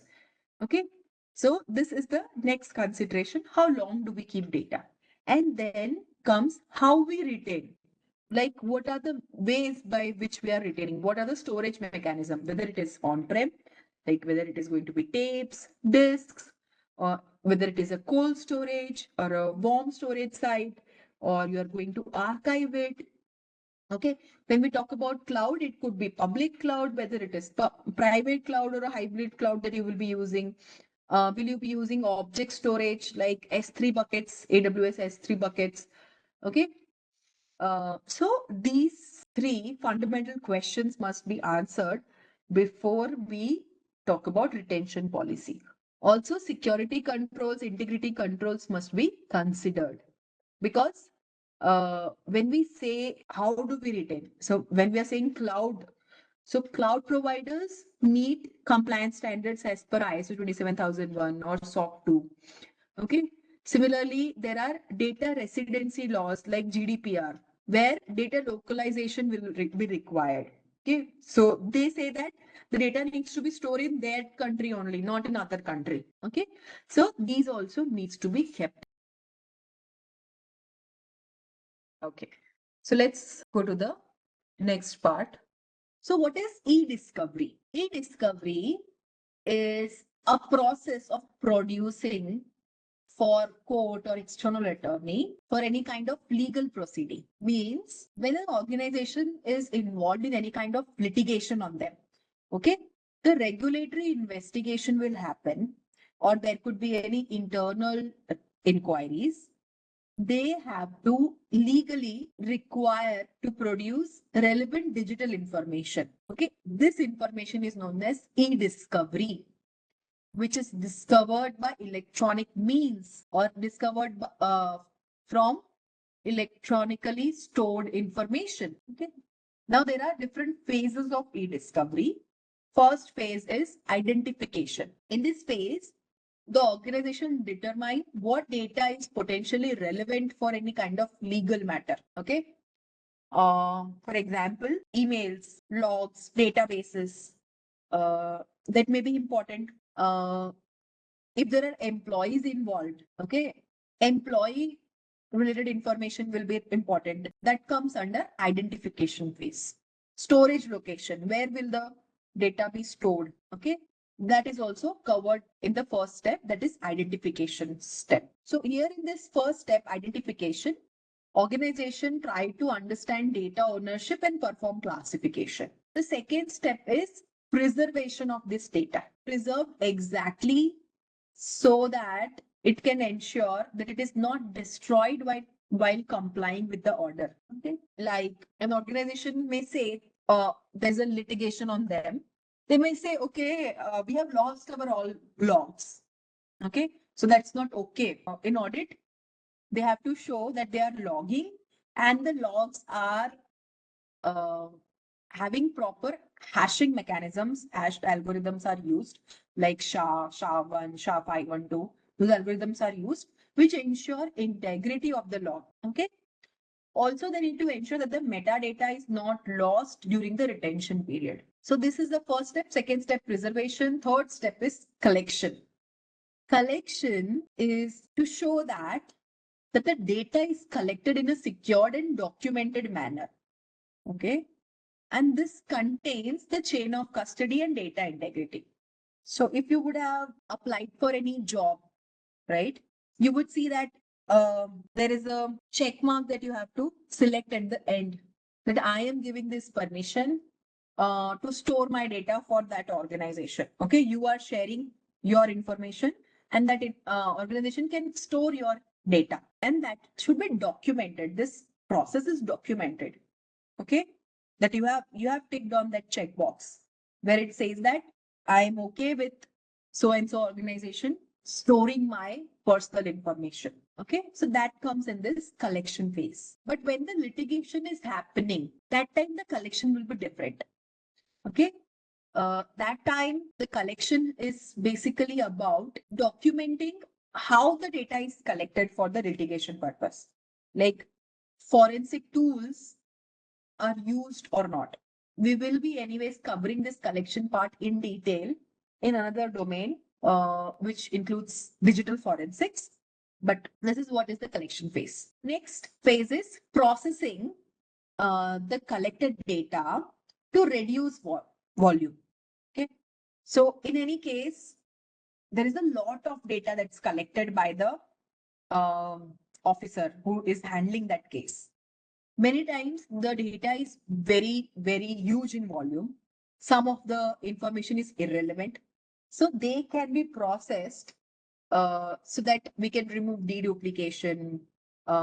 We can remove the duplication, and mechanisms like indexing can be used. Format normalization can be used. The next step is review of the data, that it is relevant, it is responsive, or it is privileged type of data.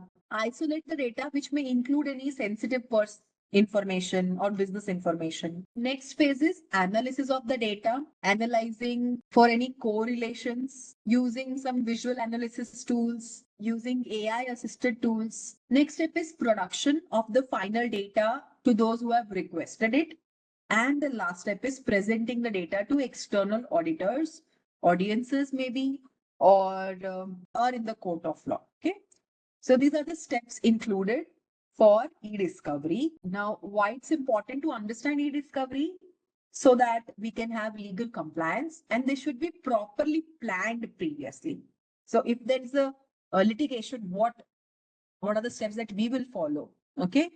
So these are the steps that the org will follow for data compliance, for data protection and business integrity.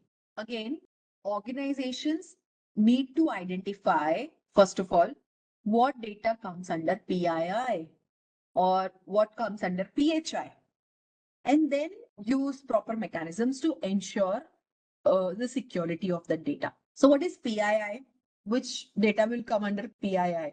Any information which is used for the purpose of identifying, locating, or contacting any specific individual. For example, email address, biometric data, name of the person, telephone number, fingerprints, SSN number, all that will be part of PII. It can include information like medical information, employment information, financial information, or educational record. Okay. So if you would have applied at any place for job, right? You share all this information, your medical records, your previous employment information, your financial records, your educational records. All these are part of PII. So the organization who is collecting the data are responsible to ensure the security of this data. Okay. And because it comes under Privacy Act, so they also have a disclaimer saying that we are storing it and we will ensure that it will be stored in a secured manner. Okay. And you are approving for it. So in some countries, they have right to forget. Okay. So if they have right to forget, means their data needs to be deleted from every place that it is stored. Okay. Sometimes this PII data will also include more than this, like driver's license, passport number, fingerprint, which comes under biometric data, facial scans. Okay. So I've given you one example that for employee or HR records, we need this. Sometimes it is needed for financial account details. So financial accounts can also be considered as PII. Educational transcript we have already talked about. So this all will come under PII. Now what is PHI? PHI is specifically related to individuals' health status, medical history, or healthcare services that they have used properly. Also include the payment information on those services. Okay. For example, prescriptions, you cannot go ahead, call the doctor of the person and know about their prescriptions, right? Because um, the hospital management has to ensure that it cannot be shared with any person. Okay. If you're a relative, then maybe you get to know about such information. What else can be included here in PHI? Health insurance number. So United States, they have health insurance compulsory for everyone. Okay. And their health insurance number, and that's why it is followed or it is regulated under HIPAA, that is Health Insurance Portability and Accountability Act. Okay, so PHI is very regulated under this act, and it mandates that the covered entities and the business associate must secure and manage health related data. It can be any data, not only health related information, but also billing or payment records tied to the health services that they are taking.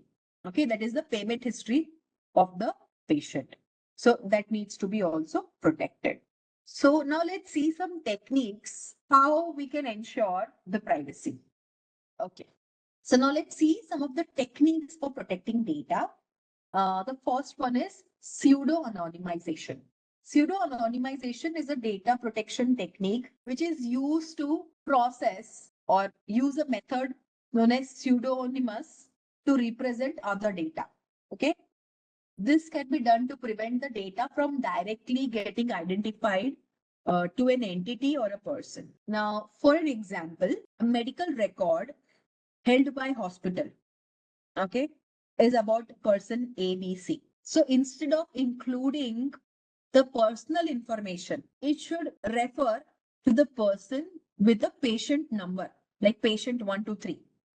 Okay, in the medical record. The hospital will still need the personal information, and that could be put up in another database, which will be linking to the patient's pseudo-anonymous value. Okay. For example, you can see here, the information name is Peter. This is the first name. This is the PII. Annabelle, Mark, Elizabeth. Okay. Then there is Mark, again Annabelle. So these records are kept. Now, are you seeing this is the pseudo-anonymized tokens here? For Peter, this is the token that's used. Okay? This is exactly not encryption. Don't confuse this with encryption. But we are using any anonymous token or a number, a file number to keep the record. So this PII will be stored in another record. Okay? Yeah, the unique key will be this one. And it will depend on maybe they are using some IDs that are generated, token numbers that they are generated. Unique key can depend on what database they are using. But yes, this will be pseudonymized to this. So if you see here, when mark is coming again here in another record, it's the same pseudo-anonymized token. So a real name is replaced with the pseudonym. The pseudonym can be a code or a unique or a random ID. This can be linked with the actual identity and stored in separate database. This will basically reduce the risk of exposing personal data if there is a breach.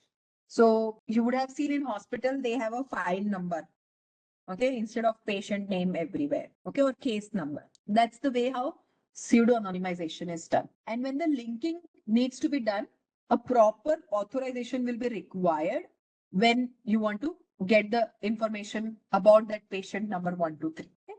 So this is pseudo-anonymization. Now, next technique is known as anonymization. This is used to, again, transform personal or identifiable data in such a way that the individual can no longer be identified directly or indirectly. So if this is done, it cannot be transformed back to the original person data, even if you are combining it with other sources. Okay. So when I say anonymization, it is irreversible, unlike pseudo-anonymization. Pseudo-anonymization, you can go from A to B and again B to A. But here in this case, when it is, you can anonymize this, but from this anonymized value, you cannot go back to previous information. So it is a one way. Okay. Once the data is anonymized, it will no longer be considered as PII. And typically it will exempt from privacy regulations such as GDPR or HIPAA. So we can say that here it is irreversible, means there is no method or key to restore the original identity. They are non-linkable, so it cannot link back to the individual, even if it is matched with other database, like in pseudo-anonymization. So this anonymized data here cannot reveal the subject's identity, behavior, or characteristics. For example, if some PII is collected as part of the survey, uh, for survey like any survey, where the data set is having some information like name, contact, but there is another data set which stores average age, regional distribution, general satisfaction score. Okay. So they cannot be clubbed together. Resulting to this, the data cannot be traced back to the individual respondent. Okay. Let me give you a very, very easy example. Now you are asked to rate this session. Okay. So what will be pseudo-anonymization? This is the easiest example that I can give. You are asked to rate this session. Okay, in the score of 1 to 10. Pseudo-anonymization will have a database where your first name or maybe whatever student number or learner number that you have is linked with what you have given as the rating 1, 2, 3, 4, or 5. But anonymization says that instead of getting or having any link between your PII and the anonymized data, here there will be only count, or I will only be able to see the percentage. Like 70% of the people have rated the class to be 8. There will be no mechanism for me to know who has rated what. Clear? This is anonymization. It is one way. So it is irreversible, but pseudo-anonymization is reversible mechanism. Okay? Now, this anonymization ensures that the privacy is preserved for the participants who are participating in the survey. Okay. But organization can still derive the value from the survey. Like they will be able to perform reporting or they will be able to do the analytics from the survey. And still the data is compliant for public release or internal use. And there will be no privacy safeguard in this case when we have done anonymization. Okay.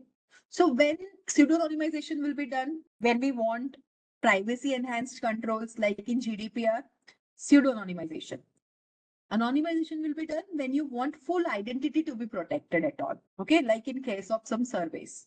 So anonymization, again, if we have to compare, is for public data sets to get statistical reporting. But pseudo-anonymization is for data analytics, research, medical records. Clear? So there's a learning check on this. Which of the following distinguishes anonymization from pseudo-anonymization or tokenization? So the correct answer is C. Anonymization is irreversible and cannot be tracked or traced back to the individual. So now let's look at how we can handle the data. So for data handling, we use various mechanisms starting from labeling to marking. Okay. Based on the type of classification, we will label. Labeling can be thought of as a process of assigning and displaying a classification level on the information or the media or assets based on the sensitivity and confidentiality. The purpose is to inform users of the required handling, storage, and access control. And this ensures that everybody who is interacting with that data knows the type of sensitivity level. Like a top secret label will inform the information is about the utmost sensitivity. So if you are cleared to access any top secret, then only you should be opening that file. Okay. Because it is clearly communicating that the data requires maximum protection and strict access control. So as a best practice, apply labels not only to classified information, but also to unclassified information or media. This will also tell you that this information is not yet classified. Okay. The next method is marking. Marking is a physical or digital application of the classification level. Physical marking can be applied to hard copy of the documents, storage devices, backup tapes. Okay. For example, a folder with a red secret sticker or a USB labeled as confidential, right? For example, a PDF with classified or internal use only will be displayed in the header, or a watermark will appear when you are printing it. When we are doing digital marking, there are two types of marking we talked about: physical marking and digital marking. Digital marking will also include embedded information like metadata. So when should we do which marking? Okay. So digital files can be marked with digital marking. It makes it easy to copy and forward. This will reduce the risk of unintentional leaks. Second is physical marking can help you secure through the transportation, storage, and destruction of media. And if we talk about what are the benefits of proper marking and labeling, it supports access control enforcement. So users and systems can be restricted based on classification. Sometimes systems like DLPs, data loss prevention tools, are used to detect and act on classified content. Okay.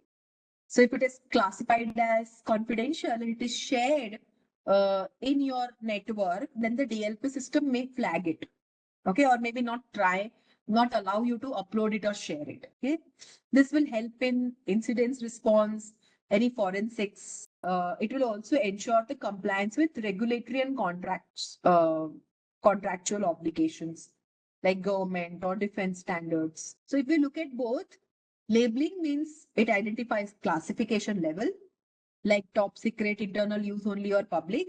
Marking is showing the label on the physical or digital asset, like printed labels, documented headers, watermarks. Okay. And the next part is data disposal. But before that, we will take knowledge check. What technique could you use to mark your trade secret information in case it was released or stolen and you need to identify it? If a trade secret is a trade secret, first thing, we shouldn't have kept that open where anybody can access it. So watermarking will not do the work. Metadata, looking at metadata, we will come to know some other information about the data. But first of all, if it is stolen, then first thing you will identify about symmetric encryption. But here, read the full question correctly. Okay. When we say watermark, it could be a digital watermark, okay, which will indicate the ownership. So you want to know that it was your data, okay, and that comes under digital rights management system, which will identify that the data should be protected, like a copyright act is there. Okay. Watermark can be removed, but some of the watermark can't be removed if you have added them.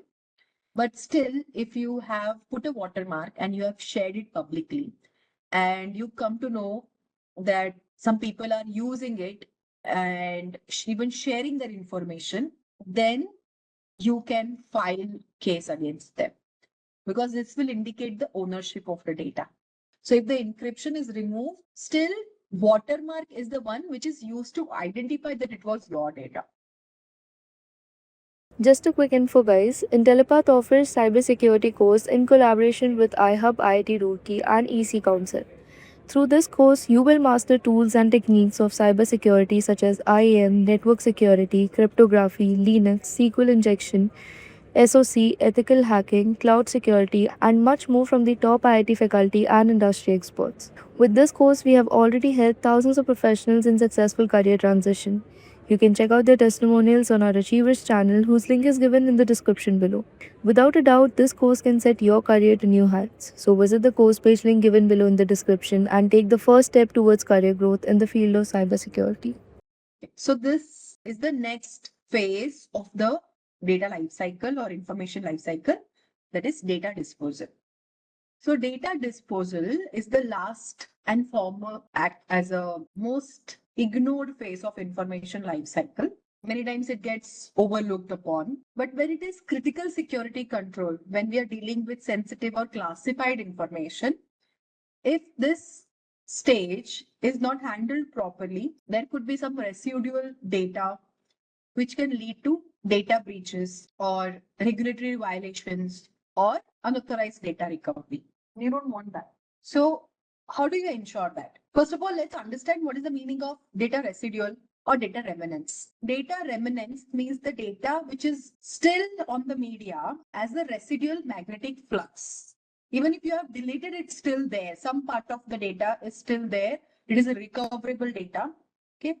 So when you are using system tools to delete data, like you are simply deleting the data, or you're using some other mechanisms to even format the data, it will leave much of the data remaining on the media, and that can be recovered from some tools. There could be softwares which are allowed or which are used to recover the data, but there are also hardware based mechanisms which can be used to retrieve the data. Every organization should have a strong data disposable property policy, and they need to define in that policy when data should be disposed, means the end of retention period, user departure, like an employee has left the organization, project has been completed. Afterwards, what to do with the data?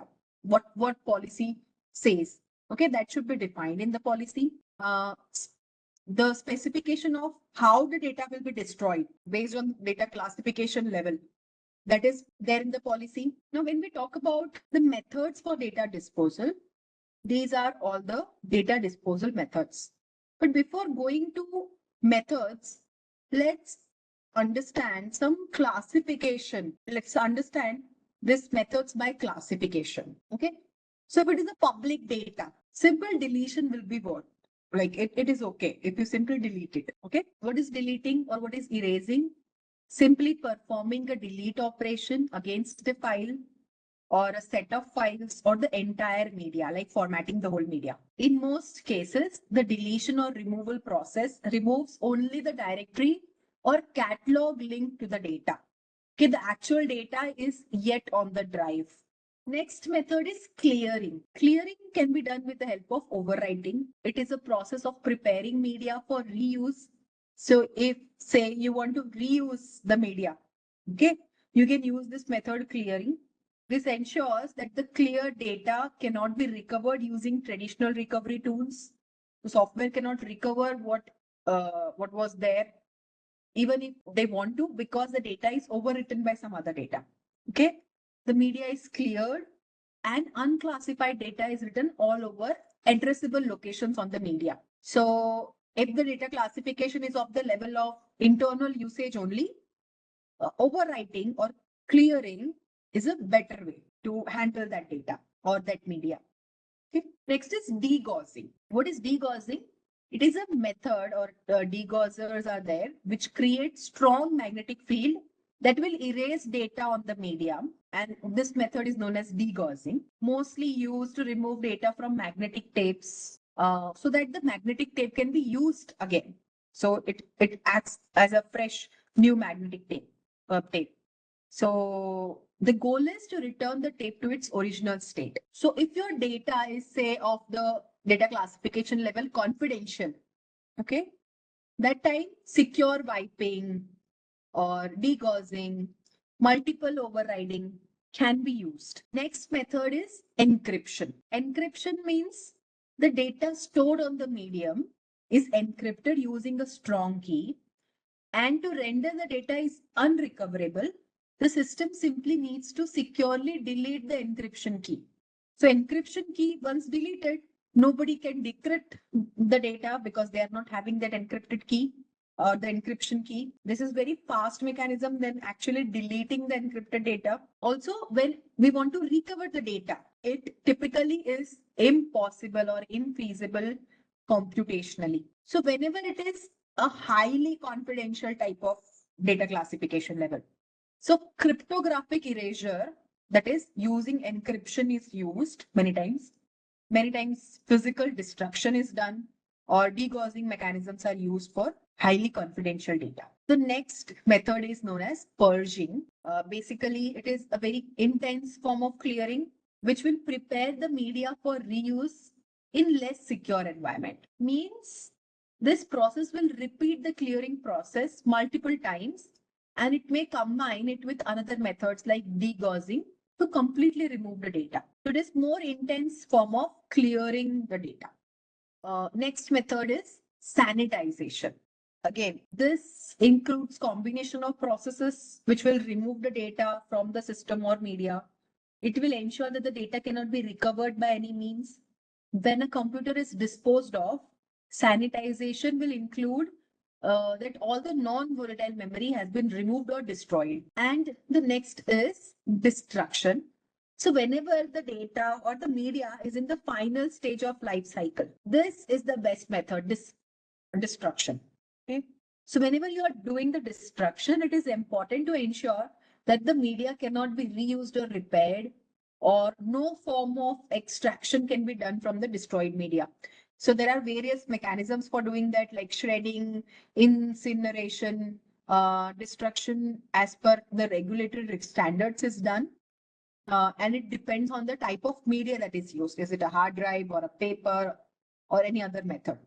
So whenever it is a top secret or type of classification or regulated type of classification, destruction is the best method for actually destroying the data. Means it will have no chance of any kind of retrieval of the data. There will be no remnants. Okay? There's a learning check. Let's take up that. Megan wants to prepare media to allow for its reuse in an environment operating at the same sensitivity level. Which of the following is the best option to meet her needs? So it was public, then she wants to use it again for public. If it was internal use only, she wants to use it for internal use only for the same sensitivity level. Like same people may have now same access control mechanisms for the data. What will be the answer here? The answer is going to be A. Okay, A clearly describes preparing media for reuse. So when media is cleared, unclassified data is written all over to the addressable locations on the media. And once that is complete, the media can be reused.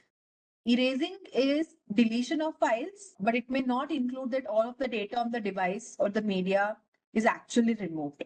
Okay. But if we say purging, it is very intensive form of clearing for reuse in lower security areas. And sanitization is a series of process that removes the data. So the best answer to this question is clearing. Okay. So I have some questions regarding data disposal. Now, suppose you have a data disposal policy to prepare. Okay. You are someone who is appointed the task of creating a data disposal policy in your organization. What this policy will do? This here you will define the roles and procedures for secure disposal of data and media to protect your organization's information and comply with all legal regulatory requirements. Now, the scope of this policy that you are creating is going to be applied to all the employees, contractors, third party handling company, third parties who are handling your company data, on all the storage, including media, paper, hard drives, tapes, USB devices, mobile devices, or cloud storage. Now, who will be the responsible people in this case? First, responsible people will be data owners.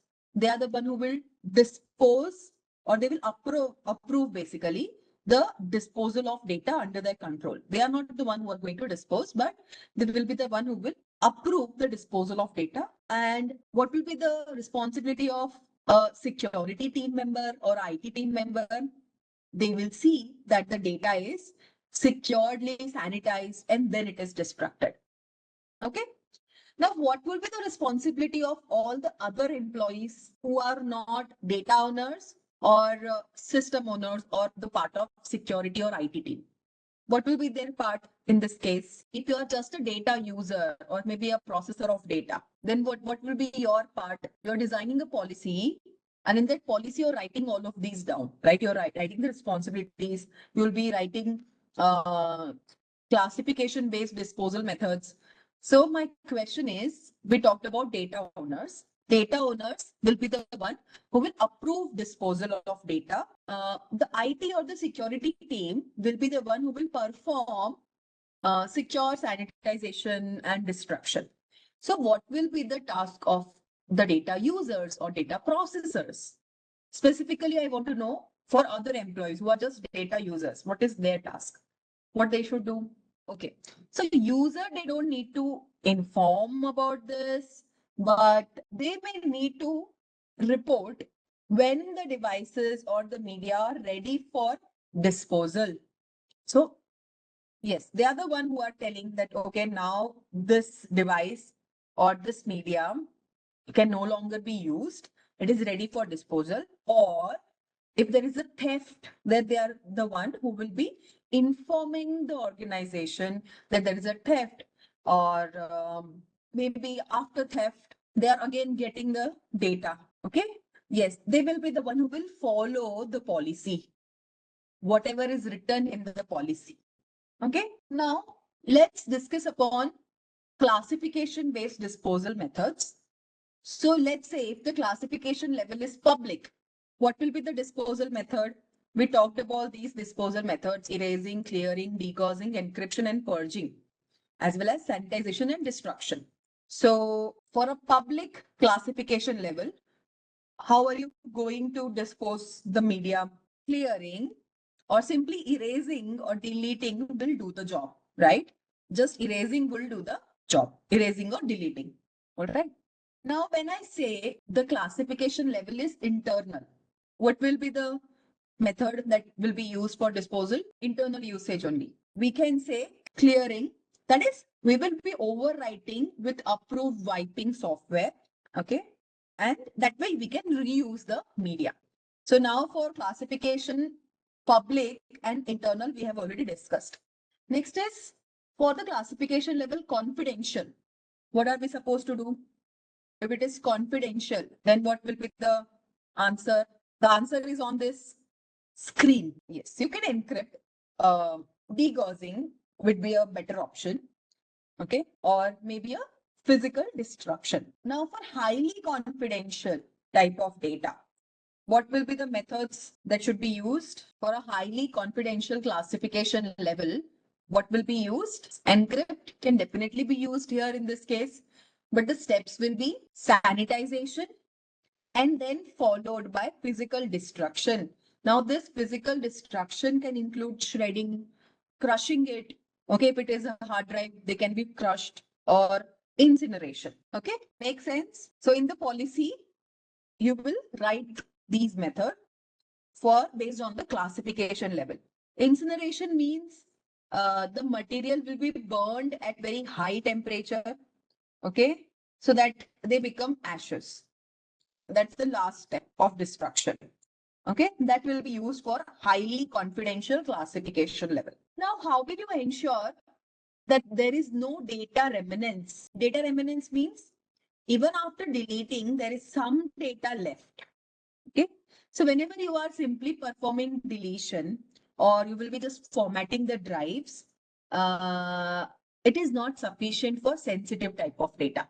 When you are actually deleting something from a, let's say, a pen drive, okay, just the fact table removes the entry of the data, but the zeros and ones which are there on the drive, they won't get deleted. That's the way how you are recovering using a recovery software. Okay. So that data which is there, but it cannot be directly accessed because the table which has the entry of the data, maybe the table is deleted when we do the formatting, or when we are deleting, the entry is deleted. Okay. So because of that, you are not able to, your software operating system is not able to fetch that information. But if you are using a recovery tool, recovery software, it will get that information for you. Sometimes some of the information may be lost. So when you're doing simple deletion or formatting, it is not sufficient for sensitive kind of data. Okay. So what you need to do, you need to use some approved tools and methods to ensure that the data cannot be recovered. Okay. Now, when we are doing data disposal, so what can be the methods based on the type of media that also we will write in this policy. Okay. So now tell me, for paper, which method will you use for destruction or disposal, shredding or pulping? Okay. Both methods can be used and the paper can be reused afterwards. Okay. Another type of paper can be created out of it. Okay. Now, if the media is a hard drive or an SSD, what is the type of disposal method that we will use? We will be using degaussing. Okay. Now, for mobile device, what will be the way of destructing or disposing the data? Many of you would have sold your old mobile device, right? How do you ensure that the data is wiped out? The deletion won't work. Okay. So how you ensure that the data is wiped out before somebody else is using it? The formatting, but in terms of mobile, it is known as factory reset. Okay. But along with factory reset, there will be still data remnants on that phone. So you will use some ways of wiping the information. And if the information which is stored on that media is of higher classification level, it will be better to destroy the mobile phone. Okay. To ensure that there is no data remnants. If there is some very confidential or data, maybe just confidential or highly confidential, but still you will ensure that it is destroyed. Okay. Now, what will you do in case of cloud data? If you are storing information on say any cloud, it could be Google Cloud, it could be Azure, it could be AWS. What mechanism will you use to ensure data disposal on that? So in case of cloud data, you will ensure that the cloud provider deletes the data securely using all the ways as per the SLA. So whenever you are using any cloud provider for storing your information, okay, so everything is written in service level agreements, SLAs, okay, and SLAs need to be followed even for data disposal. Okay.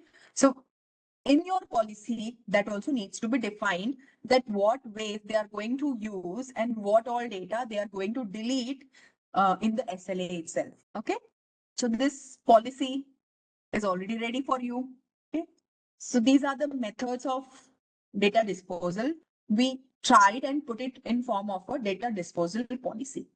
So you may be tasked with such work. Okay. So now let's come to the next topic, that is data security controls. Now, how we protect our information, it depends on the state of information and sensitivity. Now, what is this state? Why are we talking about state? Because data is not static. It is not just at one place. It exists in three different states. Okay. And each of these state present unique risk.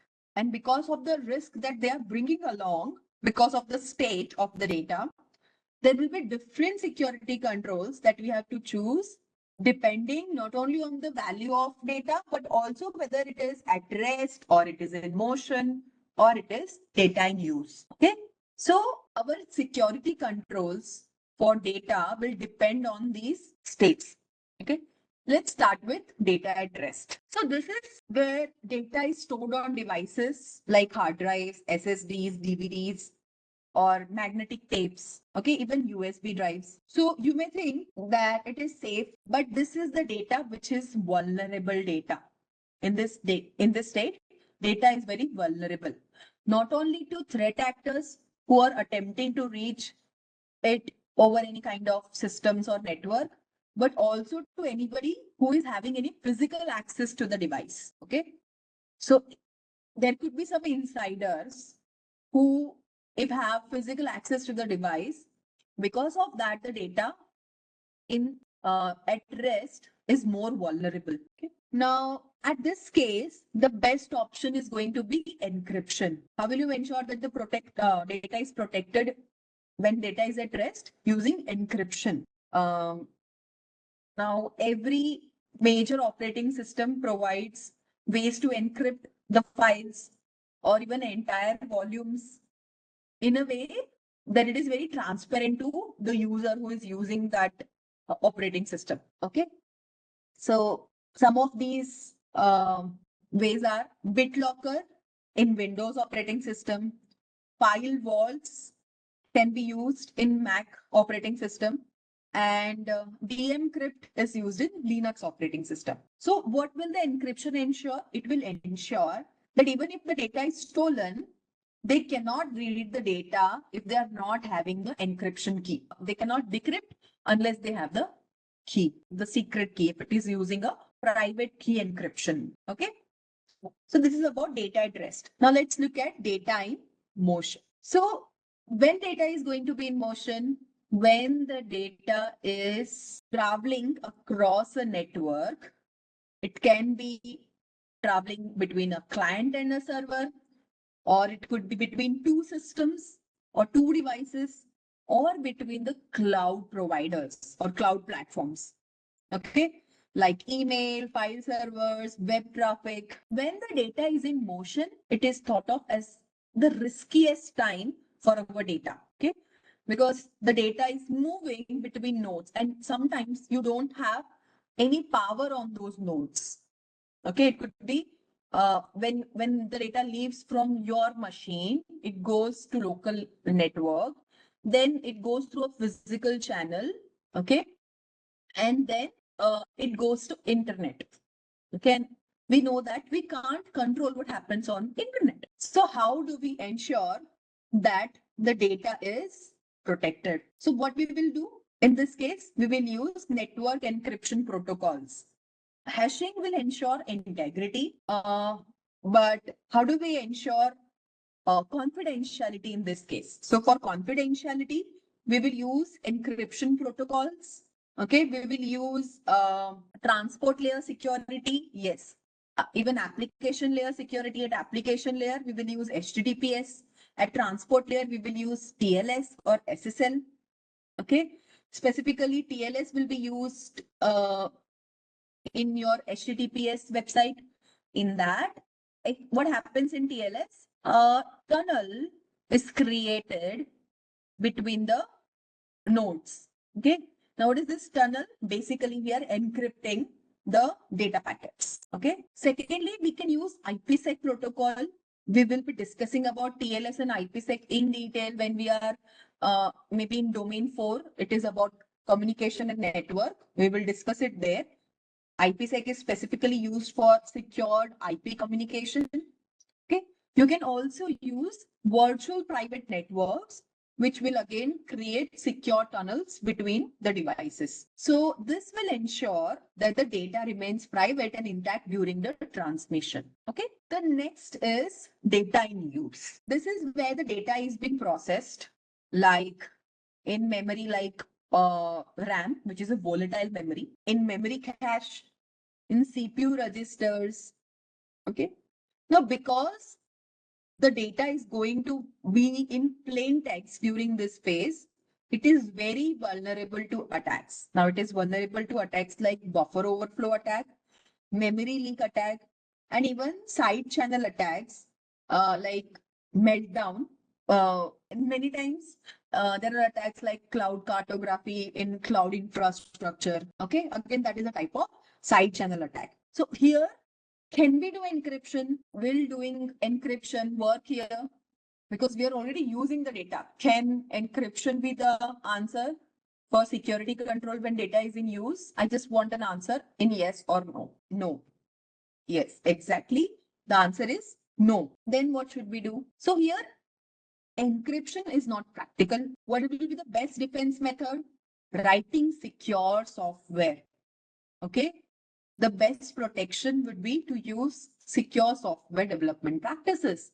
Use safe programming practices. Yes, multi-factor authentication will help. But when we talk about how to access that data, in that we can say validation can be used. Okay. Managing the memory correctly. When we are writing the code itself, we need to manage the memory correctly so that there won't be any memory leaks. Okay. Or we can use memory safe languages like Rust. Okay. Rust programming language is more secured because it is secured from memory leaks. There is no memory related issues in Rust. Okay. Again, we will be discussing about data in use security methods in the domain. I think 7th is the domain when we will discuss about secure software development practices. Okay. So now let's take some questions here. Angela is an information security architect at a bank and has been assigned to ensure that transactions are secure as they traverse the network. So she recommends that all transactions use TLS. What threat is most likely attempting to stop? She's trying to attempt to stop. And what method is she most likely using to protect against it? So first, you need to tell me what is the attack, and second, what method she will use. So let's see the answer, and the answer is C. So whenever the data is in transmission, okay, specifically to protect traffic like banking transactions from sniffing, encryption is going to be used. Okay. If we talk about the second option, in that packet injection and man in the middle attacks are possible, but they are less likely to occur if a VPN is already used. Okay. Okay. This STEM test is a specification for technique used to prevent spying using electromagnetic emission. It won't be used to stop attacks at a normal bank. So the answer is C in this case. See, now do you see that in CISSP, you get a question where you find that all the answers are making sense.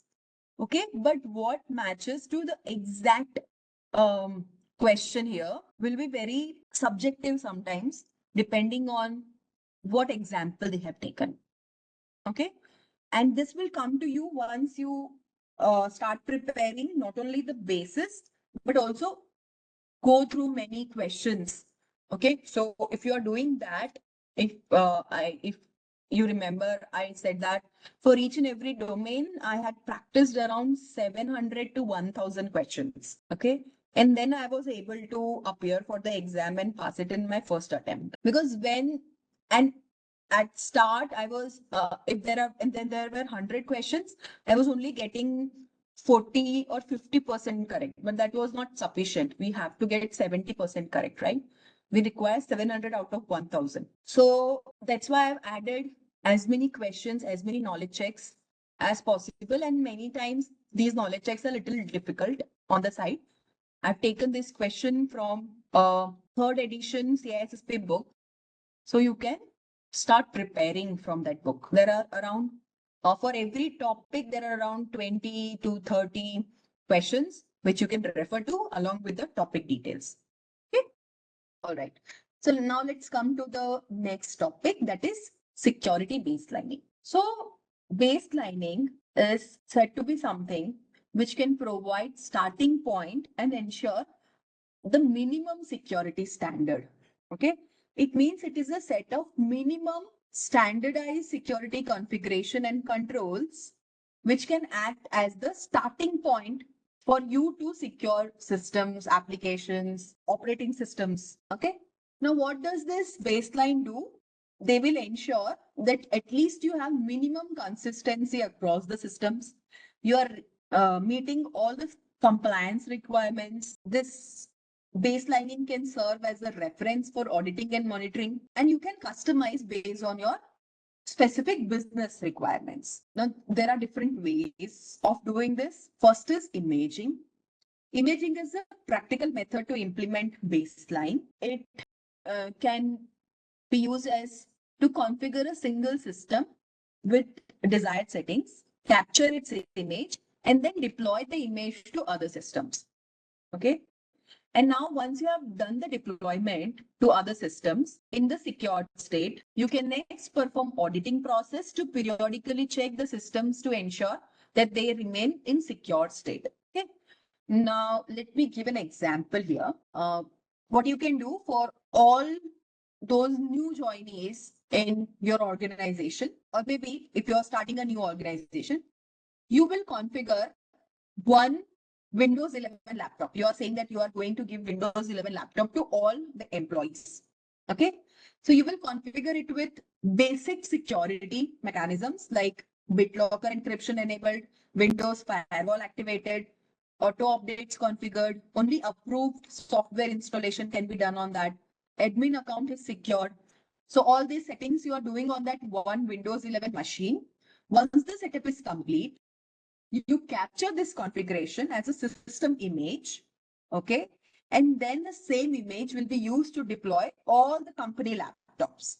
So this will ensure that there is a uniform security setting. Later on, you can use auditing tools like Microsoft Defender or for endpoints, or you can also use Qualys to periodically scan the machines and ensure that they remain compliant with the baseline. Okay, Qualys is another type of endpoint or a DLP type of system. They have many other systems as well. The next method is scoping. So in scoping, what we do is we review the baseline controls and apply only what is relevant to the system or the environment. So this can include security controls like database encryption, multi-factor authentication. Okay. Now for some examples like cloud-based application, physical controls may not apply. But during scoping, the team who is performing this activity will exclude those irrelevant controls and focus on cloud relevant like identity management, virtual network security, and logging. So in a cloud-based application, physical controls will not be used. Okay, that's how the scope will be decided. Okay, next is tailoring. So in tailoring, we modify the baseline to suit our organization's requirement based on the risk appetite of the organization and regulatory requirements of the organization. Because some organization may be compliant to PCI DSS, some may be the one who are getting compliant to HIPAA. There could be another who have to comply to GDPR.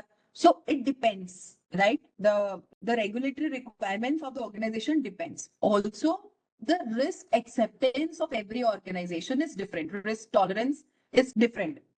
So in this tailoring, we modify the baseline, okay, because baseline is the one which provides a starting point. So we will modify the list of security controls within the baseline so that they align with the mission of the organization. Okay. To give an example to this, let me say that a healthcare company which is working with patient data, okay, and you have started with a baseline of NIST. So how will you tailor the security controls? By adding HIPAA specific controls. Okay, HIPAA is for healthcare data.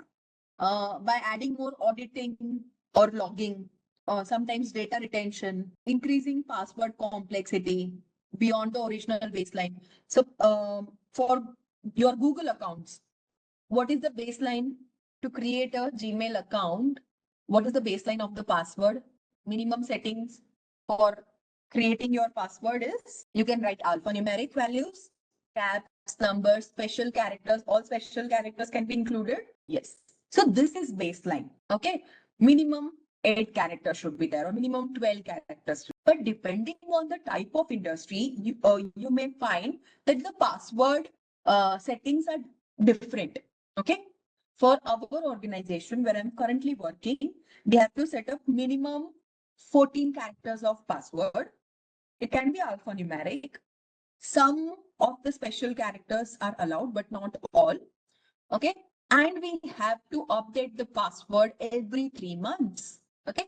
So what has been done is there has been tailoring done to the list of security controls within the baseline itself, because the organization that I'm working in is a security organization. All right. Baseline is a standard minimum set of controls. The organization mostly use security image to do that, and it's same for everyone. Scoping, we select only relevant controls. For tailoring, we customize controls to match our specific requirements. Okay. Now next is data loss prevention. Data loss prevention basically consists of all the actions that an organization will take to prevent any unauthorized external parties from gaining access to sensitive data. There are softwares for data loss prevention, but the challenge of data loss prevention is that you need to have a holistic view of the organization. Okay. And it must include all the people, all the processes, all information, and then we can implement data loss prevention. Now, DLP technology is available with many vendors. Some vendors will be used in your organization also for DLP, but the features will include sensitive data awareness. So, as a user, you need to know what data comes under sensitive and how to ensure its security. So, if some data is sensitive data, you will encrypt it with one of the ways available on your operating system. Okay. And then it follows a policy engine. So for a DLP, there is a policy that is written organization wide. And based on the policy, it will find and say that this data cannot be shared. Okay. This document cannot be shared. Also, accuracy is very important feature, because many times the data may not be sensitive, but because of this, some keywords which may be there on that doc or on that presentation or on that Excel sheet, which is flagging the policy engine. Okay. So this is something about DLP. Now let's see some DLP types. There are network DLPs which are applied for data in motion. Normally, they are implemented as dedicated appliances at the perimeter. It will not protect the data on device, okay, which are not part of your network, but it is very costly at many times. And sometimes it may choke the network points, because it will check each and every traffic which is going through the network. Another DLPs are endpoint DLPs. They are used for data in use and data in rest. For that, daemon or an agent is installed on the end system. Sometimes they're very complex. And depending on the type of DLP that you have taken, they may have agent management, or you have to manage it as an administrator. Okay. But endpoint DLPs, they won't know anything about data in motion. They won't be able to detect for any protection, any violations that is happening in the data in motion. Then there are advanced hybrid DLPs, which deploy both endpoint DLP and network DLP, but they're very costly, and they have many complex approach. Also, it is important that you write the set of controls, and to write the set of controls, it's very difficult, because you have to think about all the people, all the processes that is happening in your organization, and what all information is stored. Okay. This was about DLP systems. Now let's take up some questions. As I said, just going through the theory may not help you with CISSP exam. If you are appearing for exam, it's not compulsory that you take exam. It is very costly exam as such. If you are at the start of your career, you may not go with this exam, but go for other exams. That's my recommendation, which are easier, which are more on the practical part. Okay. Now this CISSP is something which you can know about through this modules that we'll be covering. You will know about each and everything about what is covered in CISSP. We will also be taking up some MCQs. If you want to appear, then look at as it an investment. DLP, again, this exam is many times a theoretical exam. And if you have an experience of somewhere few years, minimum 5 years is recommended. But even if you don't have experience and you give CISSP and you pass, you will get an associate certificate. You require 2 years of experience for that, but 5 years for becoming actually CISSP professional. Okay, let's take up some knowledge check now. What term best describes data that is resident in system memory, which is stored in system memory, right? Data can be at rest when it is on drive or other storage mediums. Okay, when we are saying system memory, so it can be RAM. Okay, let's take up another question. I've added some question from all the parts of our domain 2. We have completed domain 2. Which of the following is an example of physical control? C is the correct answer. Security guard is an example of physical control. Okay. Let's take another question. Which method is more secure for disposing of highly sensitive data? Out of the list, the correct answer is C. Let's take another question. Which of the following best describes PII? I have added some questions. C is the correct answer. Personally identifiable information. What will PII include? It will include names, SSN number, address that can identify an individual. It is critical in privacy and compliance laws like GDPR. Okay. Let's take up next question. Who is primarily responsible for determining the classification level of data? Data owner. Data owner is always the topmost person. Okay, like a CTO, CIO, CISO level person, CEO even. They are the one who are responsible for determining the classification level of data. They won't be actually doing it, but they will be looking at it. Okay, is it done correctly or not? And they would be the one who will also pass all the finances, and they are utmost responsible for the data security. Okay, let's take up another question. Which classification level is typically the highest in government data? Yes. So I think now all of these questions are CISSP asked questions, previous questions. Okay. The correct answer is C, top secret.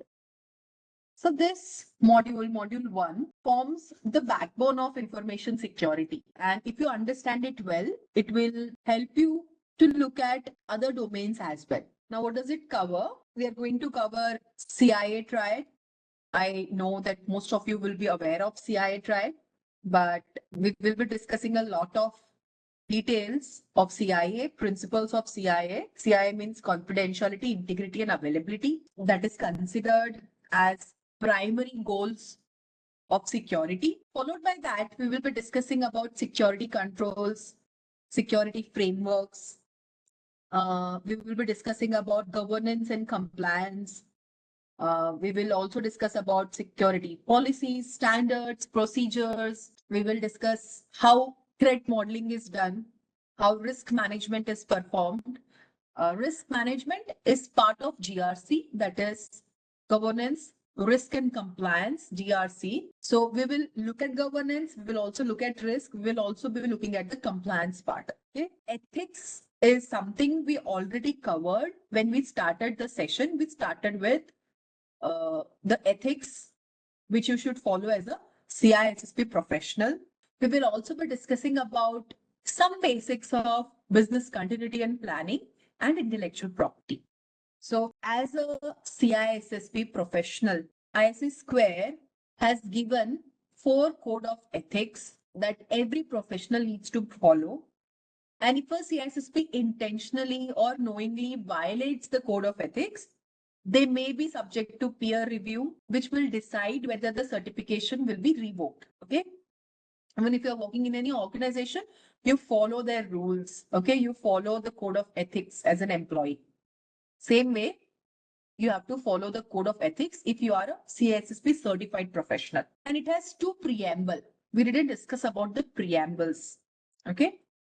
So the first preamble, not 2 preamble, basically it is the preamble says that the safety and welfare of society and the common good duty to our principals and to each other requires that we adhere and be seen to adhere to the highest ethical standards of behavior. This is what we will follow, and we will also ensure that other CISSP professionals or the professionals in cybersecurity domain follow the principles and you behave at highest ethical standards and put it in your behavior. Therefore, you have to strictly adhere to the code. That is the condition of getting the certification. That's also written when you get the certification. Once you have passed the exam, then you have to say that, yes, I will follow this code of ethics. Okay, these were the 4 code of ethics. Now we can call them code of ethics canons. We have discussed about them. I'll not be elaborating them again in detail, but let me just go through all of them. First is protect society, the common good, necessary public trust and confidence, and the infrastructure. Second canon says act honorably, honestly, justly, responsibly, and legally. Canon number 3 says provide diligent and competent services to principals. And canon 4 says advance and protect the profession. And I guarantee at least one question you will get from code of ethics. So you need to keep it by heart. Sometimes the question is not exactly, not something which you have to remember, like when you're doing by heart, but something where you need to answer some question like what happens if somebody doesn't follow the code of ethics? Okay, what you should do. You are seeing, overlooking at a person who is not following code of ethics. What you will do? You will inform the responsible parties, okay, that so and so person is not following code of ethics. All right. So this is about code of ethics. We have discussed that in detail. Let's move. So first of all, let's understand that some organizations, some years back, like 5 years, 10 years back, if you see, organizations were not following all the norms of security. They were considering security as an overhead. Why? It has been considered as an overhead for many organizations because company just want to go ahead and do business. Okay, everybody in the organization want to have an open internet access. What they want to do, they can do in the time of their employee hours.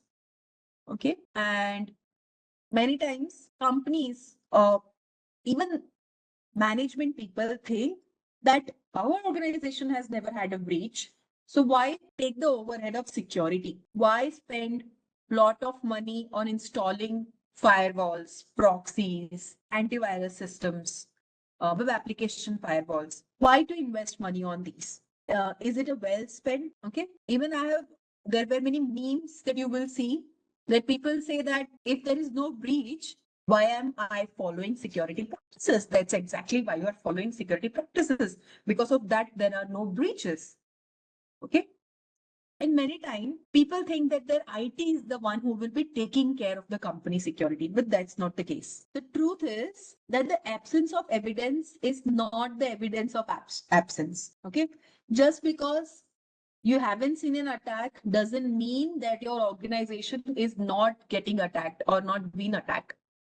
Okay. If you look at some of the repos, like have I been pawned, you will go there, you will put your email ID or put your phone number, and you will find that, oh, my email ID, my password is out there. The information is out there. Many times your password is also there. Okay. Sometimes PII is also shared on dark web.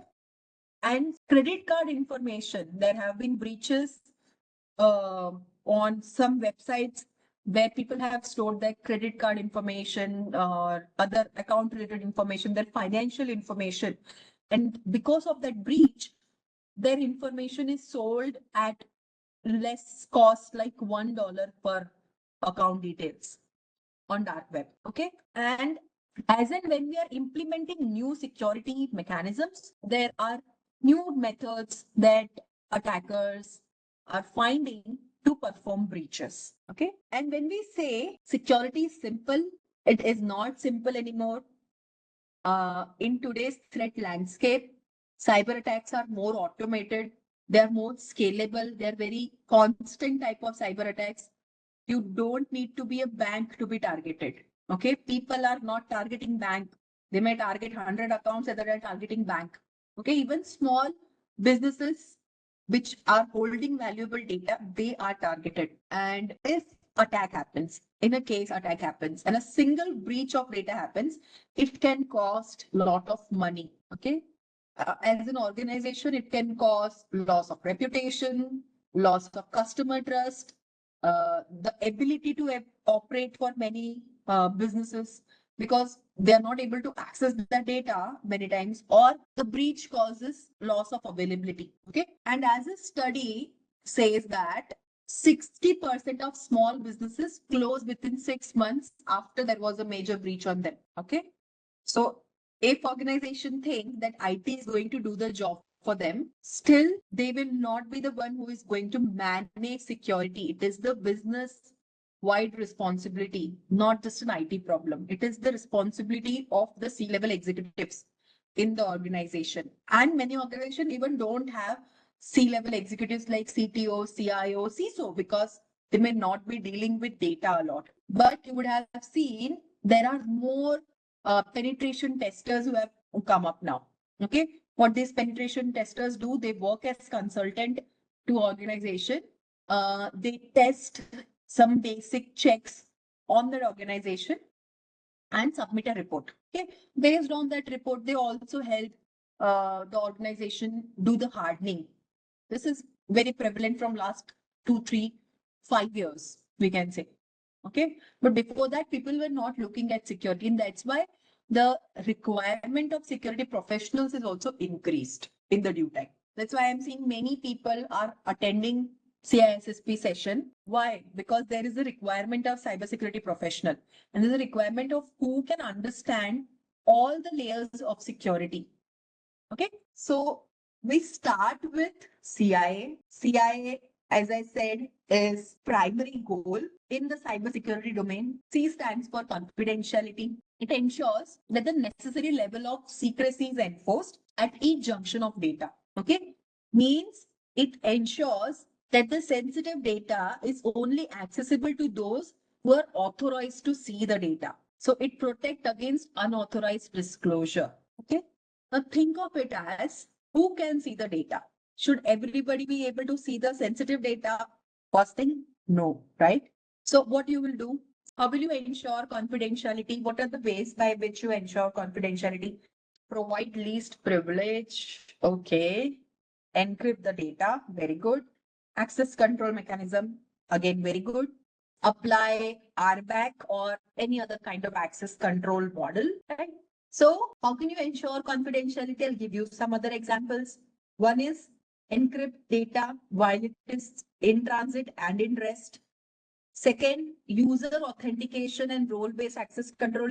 Third is classification of data. If you remember, first step to do or to ensure is classifying the data.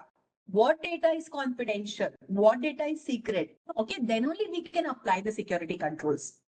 Okay, which data is sensitive, and also you apply need to know policy or least privilege principle. Need to know means why are you trying to access this information? Okay, you have to justify why are you trying to access the information. That is need to know principle. Okay, now someone can say what I have done is I have locked a file in the cabinet which only managers are having access to. Okay, and others in the office can't peek into those files. Are we following the way to ensure confidentiality somehow? Which control it is? I have locked the file in a cabinet which only can be accessed by the manager who is having the key. Which type of control it is? Okay, this is physical control. Okay, so next let's take up integrity. Integrity is what ensures that the information is accurate, it is complete, it is not altered unless by an authorized party. So it will prevent any unauthorized changes to data. It can be accidental change or malicious change. Okay. So you can think of this as, can I trust the data? Whatever data is coming to me, is it the correct data or somebody has modified it? Okay. Now, how do you ensure integrity? Can you list the ways by which you can ensure integrity? Hashing, checksums, Monitoring the data through DLP, okay, is the way. Okay. So hashing and checksum to detect tampering. Version control and audit logs can be used. Okay. Input validation to prevent any kind of malicious data injection, SQL injection. Okay. So you need to ensure that when you are storing the data or when the software is in use, that time some malicious intent cannot change the content of the data. Okay. So in real life, let's take an analogy here. In this case, you are buying car from somebody. It is a used car. Okay. So what will be the integrity in this case? Integrity will ensure that when you are signing the contract for buying the car, okay, nobody has altered the terms for both the parties once it is signed by both the parties. Okay, that is integrity. The third one is availability. Availability means the authorized user should be able to access data and systems when they need it. This protects against disruptions or delays. Okay. Think of it as, can I access the system or data when needed? How do you ensure availability in this case? Load balancers can be used. Exactly. Disaster recovery plans can be done. Data encryption may not come here. Redundancy, we can have backups. RAID concepts will come here. Yes. So redundancy, failover systems, backups and disaster recovery plans, DDoS protection, okay, and monitoring the uptime. Uptime means what time the system is being up. There can be some downtimes also. Okay, and if there are downtimes, you have to pre-plan the downtimes because sometimes the system needs maintenance. So that you should pre-plan the maintenance window as well. Okay, and inform the relevant users that this is going to be a downtime. Yes, prior information of the maintenance, that is also part of availability planning. Okay, but it ensures reliability and timely access to data to the authorized individual. Okay, for example, there is a bank's ATM. It should be available 24 by 7. Okay, if the server goes down, the customer will lose trust and the bank will lose business. It doesn't happen with our SBI bank though, because whenever I go to SBI bank, this server is down and it takes a lot of time to do anything. Okay. So yeah, but when bank is saying that we are available 24 by 7, it should be actually available 24 by 7. Okay, let me give you another example. All of you might be knowing about IRCTC site. They have a downtime of daily downtime of around 11:50 or 11:45 to 12:05, 15 to 20 minutes of downtime. Okay, what is this? This is what they have written on their website. Okay, this is the maintenance window because they have many servers, a lot of data to process. They have maintenance window for daily. Okay. In that, they may be also doing backups. Okay. So this is example of availability. But there are some other security controls that are also important or other principles of security which are also required, security goals. Okay. Non-repudiation. Okay, what is non-repudiation or repudiation basically is another security goal. What is repudiation? Once you have done a transaction, you cannot or you shouldn't be able to deny that I have not done the transaction. Now, this works for person or it is a system. So if the system has made any changes, it should be logged. Okay. And you should not be able to say no that you have not done the transaction. Okay. Now, my question is, yes, auditing is another. AAA will come here. Not only availability, but authentication, authorization, and auditing. So three of them will also be part of this principles of security. Okay. So my question is, what do you think from the CIA principles, which is the most important, all based on the requirement? So the answer is it depends. At the end of the day, you need a balanced approach to security. Okay. For military and intelligence, most important in this case for military would be confidentiality. Reason? Secret or classified information must be kept secret at all cost. Otherwise, lives will be at risk. Okay. They may not take integrity or availability as the most important. It is important though, but the topmost importance for them is confidentiality. Same way, if it is a banking or a finance sector, the most important from CIA would be integrity. Reason, when it is about financial records, they should be accurate, untampered financial records as essential. And if the data is altered or fraudulent, it will destroy trust and cause huge losses. Okay. So relating to this, there's an attack known as salami attack. Okay. Let me tell you what is a salami attack. So salami attack is a type of fraud which is done on banks. So very small amounts of money or resources are stolen repeatedly over a long period of time. Okay. So very small amount, if it is deducted from your account, you are not aware of it. Like 50 paisa, 1 rupee, 2 rupee, 10 rupee maximum. Okay. It's deducted from your account for a very long time. Every month this is done. Okay. And they're not getting detected. This is known as salami attack, means one slice at a time. Okay. But although each slice is very small, and because of that, it cannot be noticed easily, but it accumulates over time. Now think that bank ABC is having 1 lakh accounts, and from 1 lakh accounts, the attacker is getting only 10 rupees every month. Now you tell me how much they are getting every month. Okay, with just 1 lakh account. There are more accounts in any bank. And there have been many cases of these salami attacks on bank.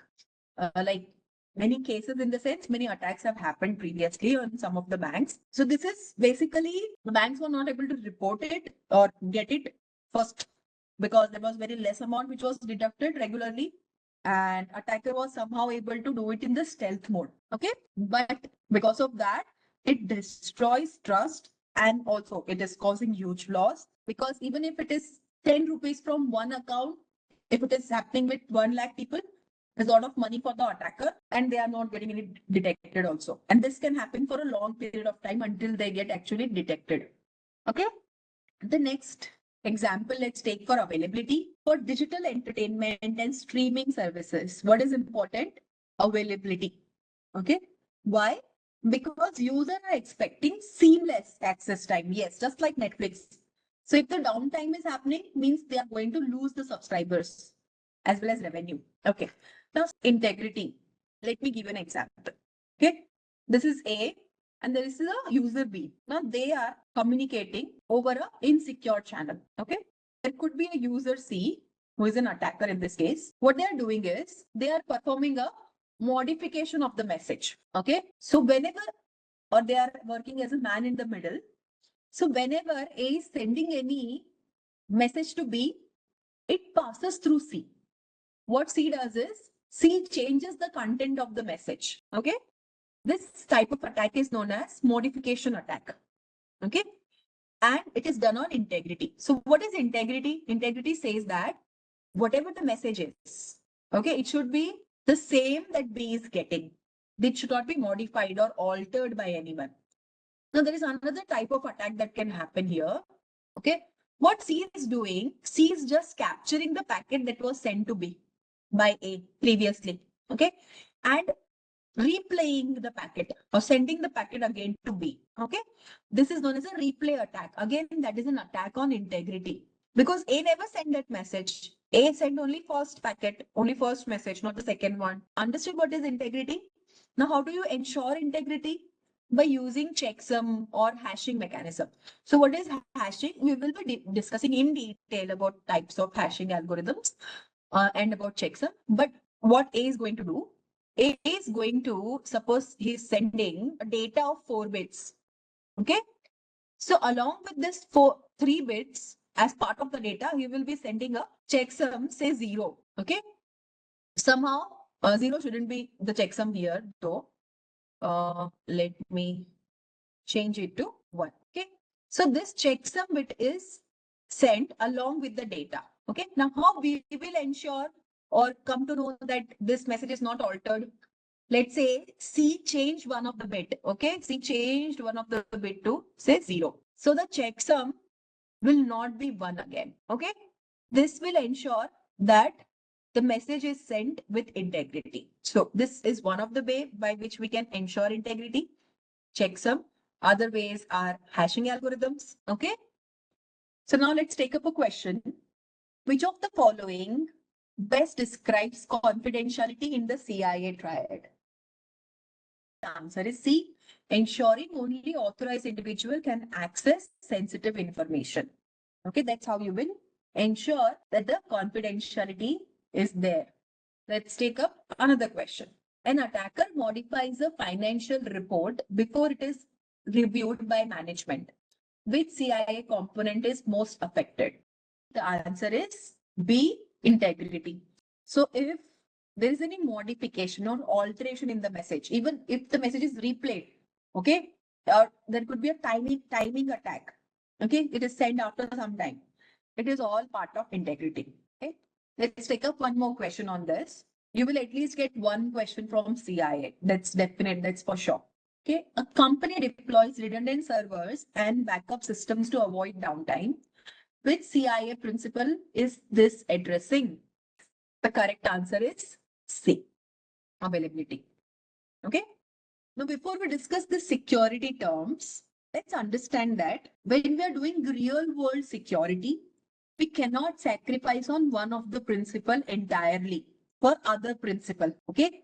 Means you cannot make the system have super confidentiality, but it is never available. You have ensured that, okay, this is having confidentiality, but it is never available to the intended users, right?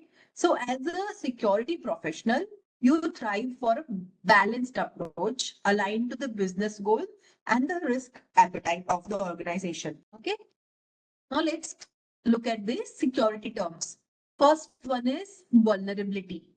Vulnerability means weakness in a system that allows a threat source to compromise its security. Okay. So some people will think vulnerability means bug. No, it is not just bugs. It is systematic or systems weakness. It can be technical, it can be process based, it can be human centric also. Okay. And vulnerability can exist at multiple layers. It can exist at operating system, at the application layer, network layer. There could be a simple configuration which can lead to vulnerability or flaw. Okay. Or there could be a vulnerability in the policy itself. Okay. And somebody can use that vulnerability as a attacker's tool. Okay. Let me give you some examples of vulnerability. A buffer overflow is a type of vulnerability. Okay. And many vulnerabilities, system vulnerabilities, they have CVE number. Okay. This CVE number is given by NVDs. NVD is a national vulnerability database, which gives CVEs to the vulnerability. Okay. And they also have CVSS score, which says that what type of vulnerability it is. The score ranges from 0 to 10, and 10 is the maximum, 0 is the minimum. So if it is range somewhere 7, 8, 9, 10, it means the vulnerability is very severe. Okay. And whenever you are prioritizing your mitigation efforts, yes, used for patching. CVEs are used for patching. So whenever you are planning your mitigation efforts, you will prioritize those vulnerability which are having higher CVSS score. Okay. So that's something about vulnerability. Similarly, another example could be for a vulnerability could be an open S3 bucket in AWS. Okay. And it is having public read or write access. So anybody can read or write in that S3 bucket. So it is again a vulnerability. Another example for a configuration related vulnerability can be default credential. Okay. Like for many Linux operating system, it is root or root tour. Okay. Or admin. This is the default setting for the credential for logging in for admin. Okay. If you haven't changed it, same way for a router, it could be admin. So this default credentials can also lead to vulnerability.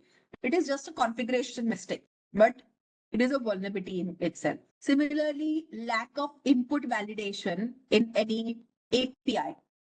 Okay. It can lead to SQL injection because the input validation is not done. Attacker can write a sequence of input which can show you the actual SQL query, which leads to SQL injection, right? So that is again a vulnerability. Clear about vulnerability?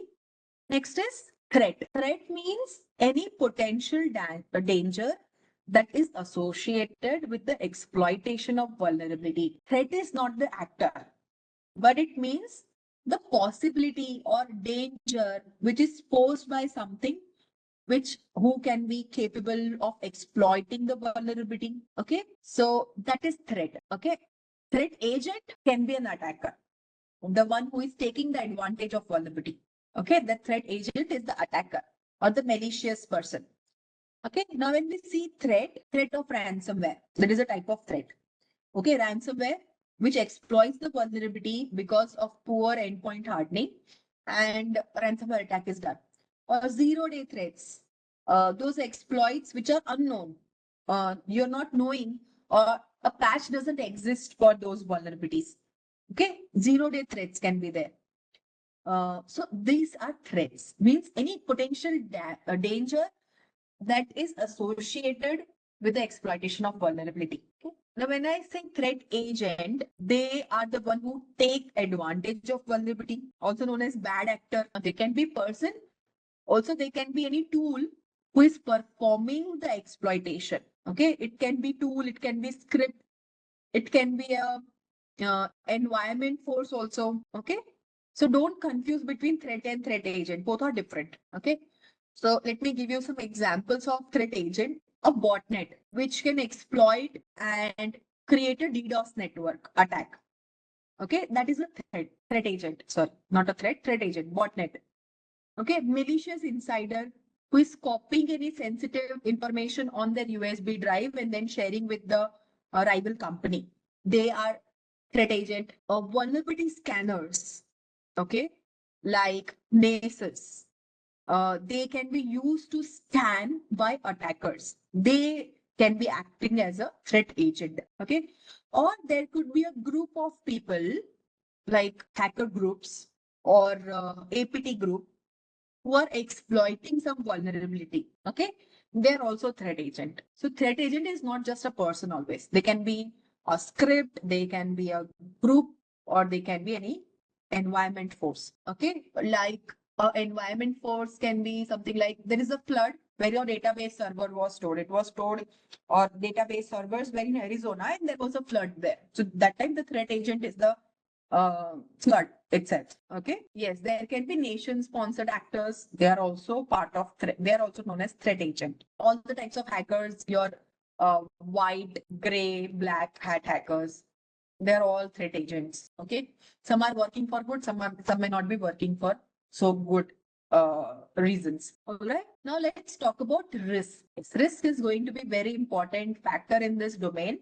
We will be talking about risk management as well. Now, risk is the likelihood of a threat source or a threat actor, okay, exploiting a vulnerability and the corresponding business impact. So that is the risk. Example, attacker can gain full access over the application server, which is running any banking service. So what could be the risk? This attack can lead to data breaches, service disruption, regulatory fines. So this is the risk. Okay. Now, in case the attack is done, vulnerability is the vulnerability in that application on which the application which is running on the application server. Okay. Threat could be the remote code execution over HTTP. This is the type of threat. The risk is the attacker is gaining the access and performing data breach. Okay. Now we can quantify risk. We have to perform risk assessment, and how that is done, we will be discussing in this domain itself. Okay. Let's take a next security term. It is exposure. Exposure is an instance of being exposed to losses. So it is a measurable value whenever an asset is at risk due to a known vulnerability. So you can take the calculation of the actual risk that it can pose. Okay. In very easy term, I'll tell you what exposure is. You buy 1 lakh rupees of phone. Okay, you buy an iPhone. It came for 1 lakh rupees for you. What will be the exposure? In this case, you are buying, you have an asset. That asset is mobile phone for you. Okay, it costing 1 lakh rupees. The exposure is the instance of being exposed to losses. What happens if it falls down? What will happen? It fell somewhere. The screen can be damaged. Yes, it can be stolen. It can break. That is the exposure. Okay. And you can calculate the exposure. It is a measurable state. Another example, let me give a technical one. There is a web server, and you were aware there is a vulnerability on that web server, and there is no web application firewall. Okay. Is it an exposure? Yes. It is an exposure until there is a patch for that known vulnerability. Clear? This is exposure.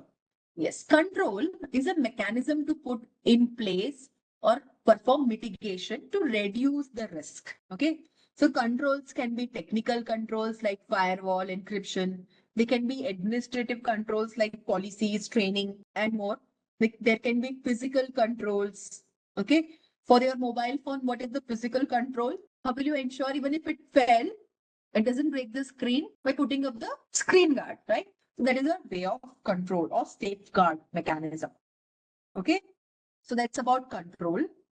Okay. So I've thought about some simple examples to explain you all these terms. Okay. Let's take a very, very simple example of a house without a lock. Okay. Now you tell me what is asset in this case. Your house is not having lock. The house is the asset. Exactly. What is the vulnerability here? Vulnerability means there is no lock, without lock. The lock is not present on the door. What is the threat here? What is threat in this case? A house without a lock. Anybody can enter into the house. Theft. Theft is a threat. Who is the threat agent in this case? If it is theft, thief is the threat agent. Now you tell me what will be the risk? Loss of valuables, loss of cash, risk of burglary. Okay, because the house is exposed. So what is the exposure here in this case? Now tell me. Exposure is not without lock.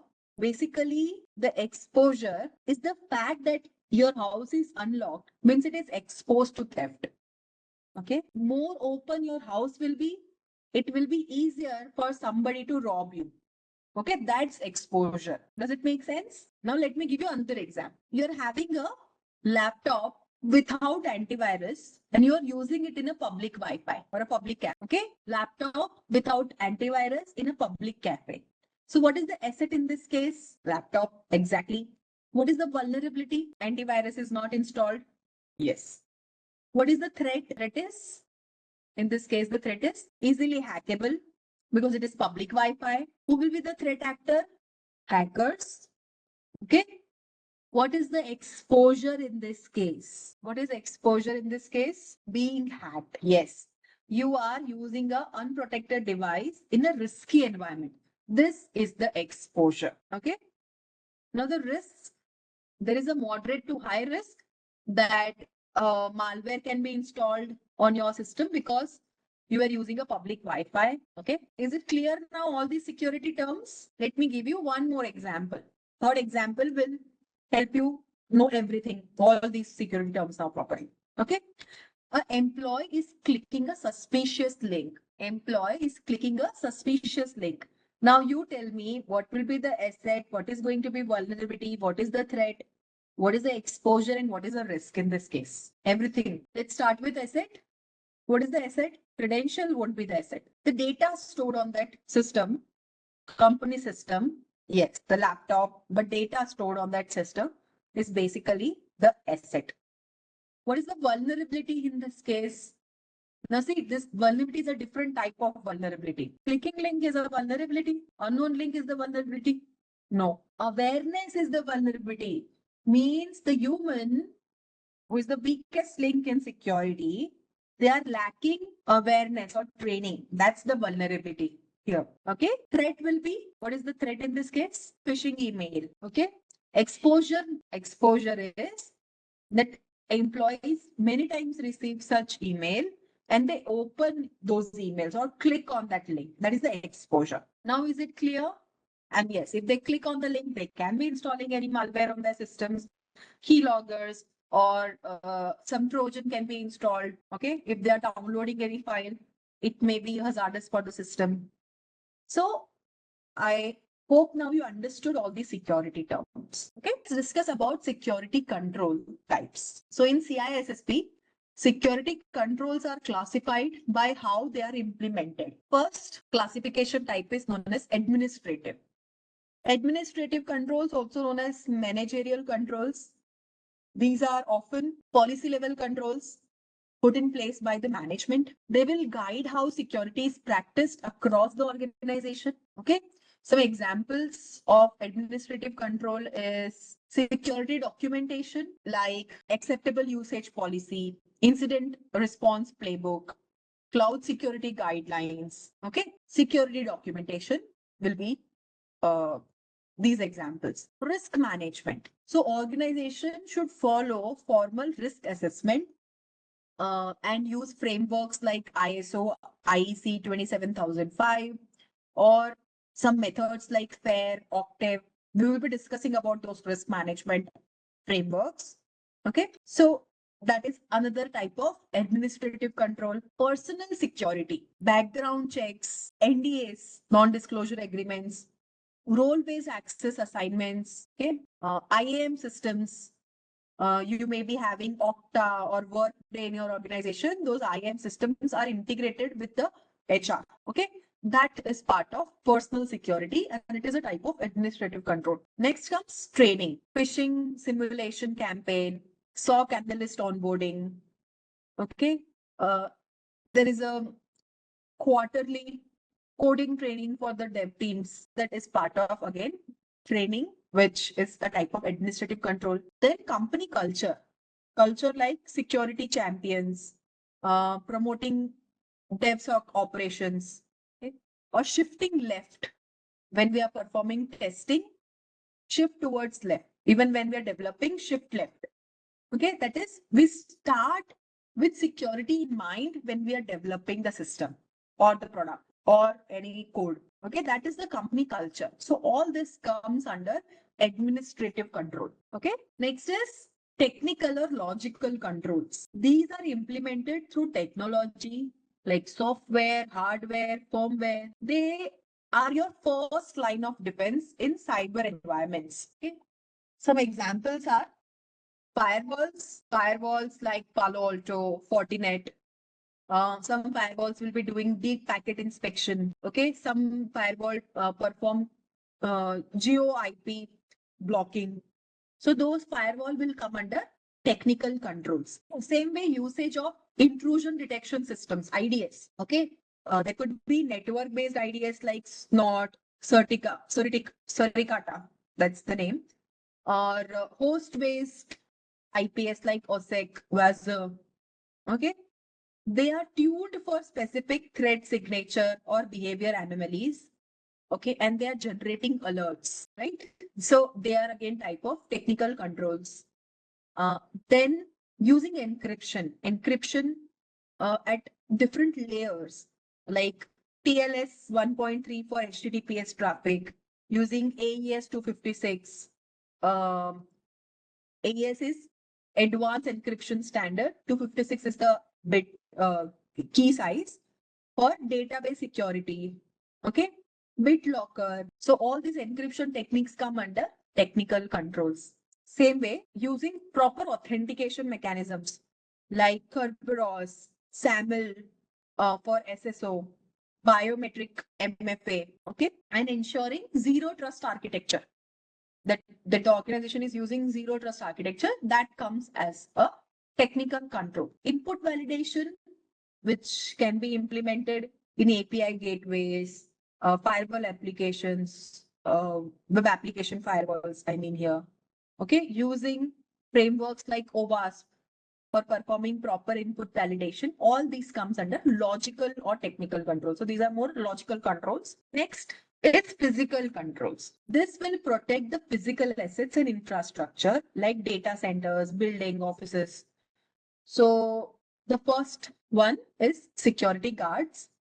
They are the one who will be performing human verification, visitor logs, they will be checking, They will also be doing dual authentication. They will have dual authentication zones. Okay. Then many times you would have seen in some building, only one person is allowed to enter at one time. Some security guards check, and you have to keep some of your items that you are carrying in some locker. So that is again a physical type of control. Okay. We will be discussing about physical controls in detail in other domain. Next is the locks. Lock like smart lock with access control. Fencing, often used with motion sensors so that it can ensure perimeter intrusion detection system for any critical facility. Okay, you would have seen fencing. Different types of fencing are there. Somewhere you will see with light, with electricity, some fencing is done. Somewhere the fencing is done with the on walls, they have put glass.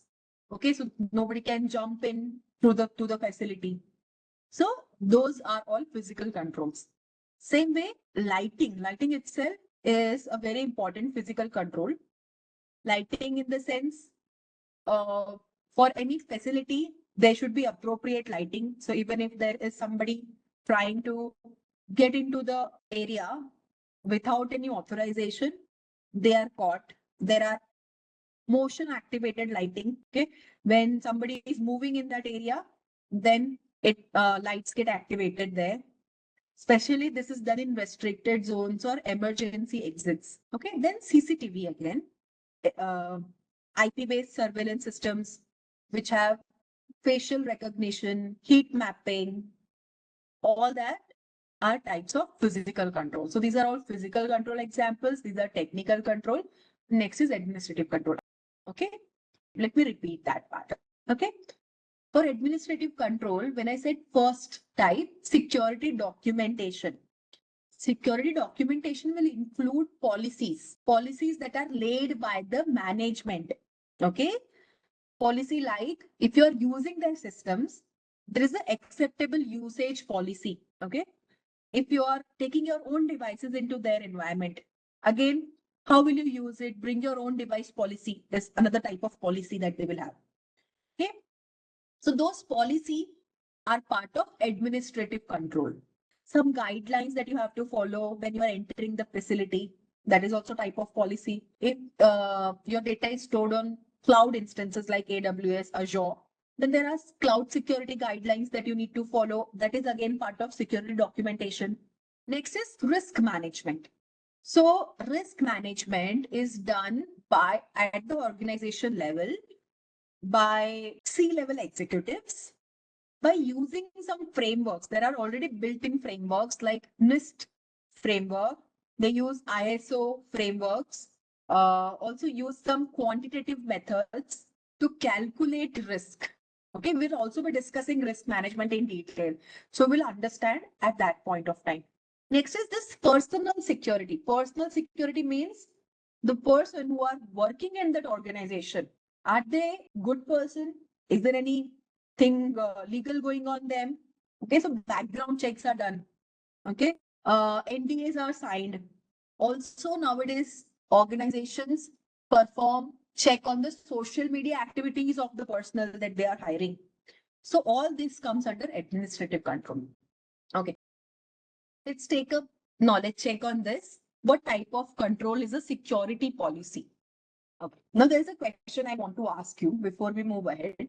Now tell me, in real world design, will we use only one of the security control? No. Then all three. Most of the times all three. In a way that they are layered. That is known as layered security or defense in depth model. Means we will also implement technical controls like firewalls, intrusion detection systems for our network. It will be backed by administrative controls like network segmentation policy. And then it is reinforced by physical controls like server rooms are locked. There are security guard in such facility. Okay, everybody is not allowed to get in. Multi-factor authentication is done or like biometric is done to get the access to such facility. Okay, so many times these controls are put up in a layered approach.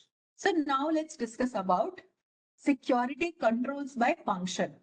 Previously, we discussed about security control by types. This classification is done by function. Okay. So control can exhibit multiple function. When we are doing the classification, we will think of primary purpose. Okay. For example, firewall can be a preventive control as well as detective control. But in what context it is there, that's important. Okay, now let's discuss about these controls. First is the preventive control. Preventive means it will stop an incident before the incident happens. Means it will act as a barrier or it enforces a policy that you have to follow. So the incident doesn't happen. Yes, IPS can be preventive as well as technical, but technical is not listed here. When we are talking about functions, it can be preventive as well as detective. Okay, right. Okay, so now let's see one by one, each of them. First, preventive control is security guard. They will prevent any unauthorized access to data center floor. Security policy will ensure or enforce proper standards are followed, like password complexity, or like bring your own device restrictions. Okay, so that is again a preventive type of control. Next control is encryption. When we are doing encryption, when the data is at rest or when it is at transit, okay, we are preventing the data disclosure. We are preventing any kind of attack on confidentiality. Okay, that's why it is a preventive control. Next is access control list.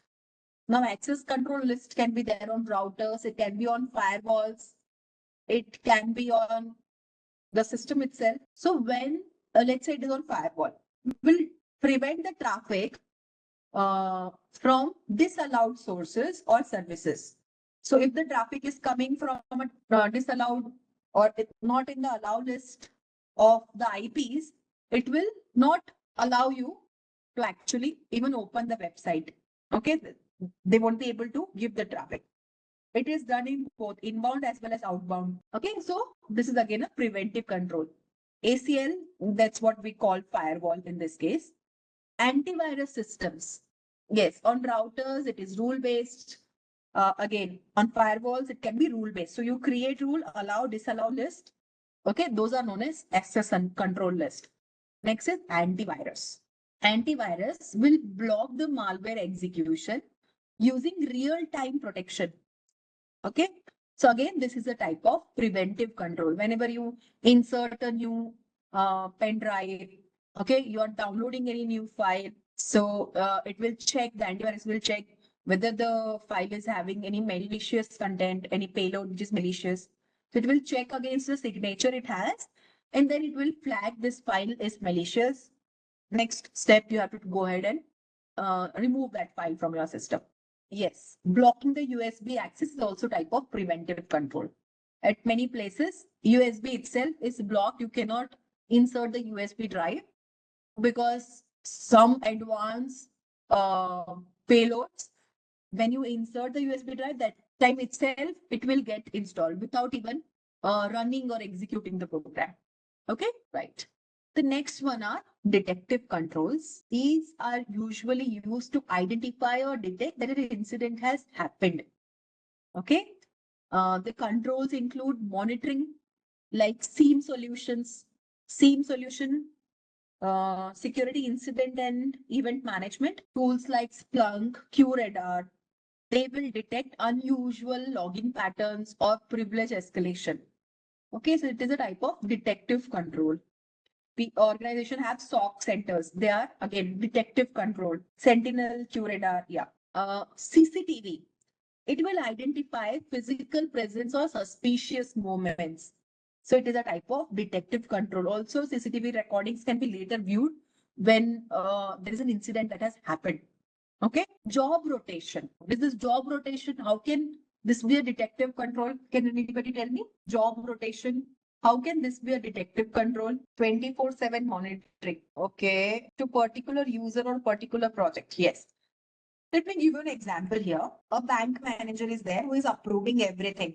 Okay. So after some time, there will be another bank manager who will be assigned for the same task. This will help the organization detect fraud or anomalies when the responsibilities shift. This will break any kind of a cycle which that single person, or because they have that power to pass the project or maybe pass the bills. When there is a job rotation, there will be somebody else who is in that power. Okay, so this will be able to detect fraud. So many companies have some number of days that they have to take on leave, compulsory leave. Okay, and during their leave, there will be somebody else who will be assigned their work. It's a type of job rotation and it is a detective control. All right. Next is audit logs. They can be used to track login attempts, file access, admin controls. So if an incident happens, audit log will help you know that who was accessing the system. Yes, sign in activity, all that will be part of audit logs. Okay. And then there are intrusion detection systems. By the name itself, it says that it is going to perform a detection. It's a detective activity. Okay. Like Snort will flag suspicious traffic, or if there is a known exploit, it will flag. So, or generate an alert. So they are detective controls again. Okay. Now let's take a next uh, type of security control, that is corrective control. Corrective control are used to fix the issues after an incident has happened so that you can restore or reduce the impact of the incidents. Okay. Example, server images. Server images, like gold image is created and it will be redeployed to replace compromised system. Okay. Many times this is done in an automated way. There are Terraform scripts which are written for cloud. Okay. And if something, there's a damage, then the same script can be run to put it back to the same image. It will replace the compromised system. Next is patching, closing any exploited vulnerabilities, using various patching tools or proper patch management is a type of corrective control. Okay. You are performing remediation or mitigation action. Now let's talk about deterrent controls. Deterrent means this will discourage the attacker from attempting any breach. Often these controls are psychological, many times they are physical also, like fence. Okay, visual or a physical boundary which suggests that this is a restricted area. You're not supposed to enter into this area. Like on our floors, we have restricted area where the servers are kept. Okay, on the door itself, it is written restricted area only for personal who are having access, they can get into. Okay, like SOC centers, they will be restricted area. Even if you are working in that organization as an employee, you may not be allowed to enter a SOC center. Okay, so that is a deterrent control. Proper lighting is again deterrent control. Dogs in highly secure military zone or government facility, they are way of physical deterrent control. Again, CCTV saying that this area is monitored is a type of deterrent control. Right now, these roles can also be filled. Some organizations, depending on their business use case, they have more type of corrective controls or recovery or other type of controls, right? Next, let's talk about recovery controls. Recovery means after the system failed, okay? This will restore the operations after there was a security incident. Okay, for example, DR facility, disaster recovery facility could be a secondary data center with failover servers, live failover server. Okay. So if there is a failure at one of the region, this can be turned on quickly. Okay. And because you are taking regular backup, very less data is lost. And in some time itself, the availability is again gained. Okay. Next is backups. You require to keep backup in some government facilities. They have air gap network. Air gap networks means they're not allowed to access internet. Okay. Some of the systems are encrypted. These backups are also encrypted and they are regularly tested. Okay. For some critical infrastructure. These are again recovery type of control. High availability means you use mechanisms like clustering, load balancing to ensure that there is not a single point of failure. So even if one of the server is down because you have done load balancing, the facility shifted to that another set of clusters. Okay. And then there is compensatory control. These are substitute or support when the primary control is not available. Okay. These are very scenario based. For example, if multi-factor authentication is not feasible, like you are having some legacy systems, then what will you do? You will use some tighter network segmentation and you will perform proper user monitoring and compensatory controls. Okay. So these are all the types of security controls. Now, same control can exhibit multiple functions. When you are classifying, think of the primary purpose of the control. Okay. So whenever you're choosing a control, ask some questions. Is it meant to stop something? Then it is a preventive control. Is it spotting something? Then it is a detective control. Okay. Is it fixing something? Then it is a corrective control.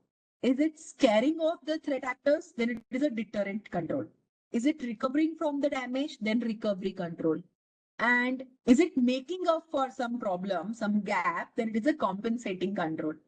Okay, so for compensating control, let me give you another example. For a vulnerability management tool, okay, there is a vulnerability that you have found on a critical server. Now, there is no patch available for that vulnerability. What will be the compensatory control that you will put at place? Either you will isolate that server, or what you will do, you will find some workaround of that vulnerability. Okay, in the meantime, you are getting the legacy version updated or you are getting the patch itself. You'll find a workaround that this vulnerability doesn't get exploited by writing script or some any other way. Clear? That's a compensatory control. Okay. So I hope all of you understood security controls. Now let's take up some question on based on this. Which of the following is an example of preventive control?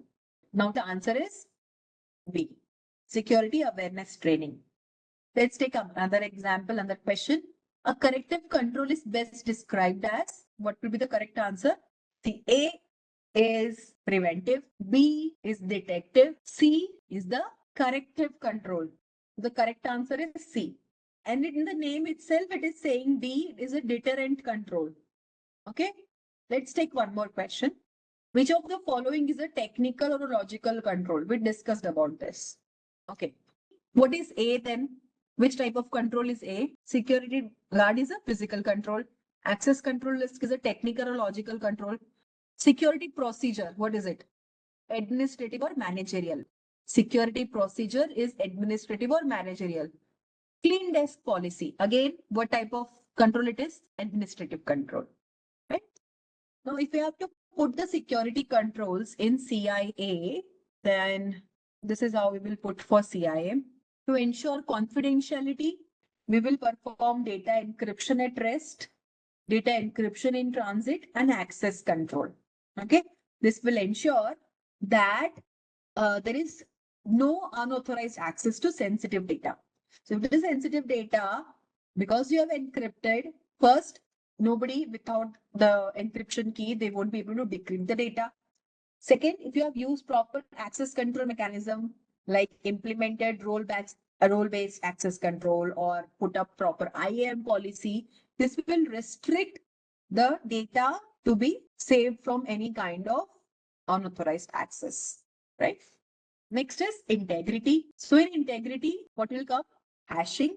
Hashing means applying hash algorithms, which will generate a unique fingerprint of data or use digital signature, file integrity verification, okay? Or use tools like tools for password storage, which have hashing, okay? So that will be part of integrity control. Configuration management. Configuration management means there are some tools like there is Ansible, Puppet, Chef. They ensure that the system configurations are consistent, and maybe they are following a gold image. Okay, so you can use configuration management tools, change control. There is a proper process to approve, test, and document change based on the ITIL framework. Okay, so if there is a Git command that you are passing, so that is having code reviewed. Okay, So that comes under change control. Then there are CRC functions. CRC functions ensure integrity. CRC means checksums. They can be used when the data is in storage or when it is in transmission. You use checksum. Cyclic redundancy check is a CRC. Okay. Next, if we look at availability. So how do we ensure availability? By using clusters. You use high availability clusters, failover clustering mechanism. In systems like cloud, container, they have Kubernetes with multi-node setup, which ensure there is not a single failure. There is not a single point of failure. Okay. Then load balancing done throughout the network with the help of multiple servers and various tools can ensure that the system performance ensures availability and uptime. Okay. So if you are saying our systems are 90% are having 90% uptime, they ensure that you are having 90% uptime. Okay. RAID are redundant array of independent disk. They ensure redundancy. Like there is RAID 1 for mirroring, RAID 5 for parity, which protects against disk failures. So if the disk is failed, we get the backup from the RAID. Okay, then there are backups, or there could be on-site, off-site, or cloud backups. Okay, co-location. So you can host servers on multiple geographic locations to avoid any kind of downtime due to natural disasters. Okay. So that's how you can ensure availability. So these are all the security controls based on CIA. Okay. Okay. Now let's talk about this diagram that you see here. So this, although might look a very colorful diagram, it is very strategic diagram. Okay, but it is very beautifully showing how multiple layers of security controls work together on any mission critical assets. Okay, so mission critical assets you are seeing, they are right here in the center. Now this diagram looks like an onion. Okay, like half cut onion. Okay, the deeper you go, the more protected the core becomes. So the topmost maybe less protection, but you open the peel, next peel, it is having more protected core. Okay.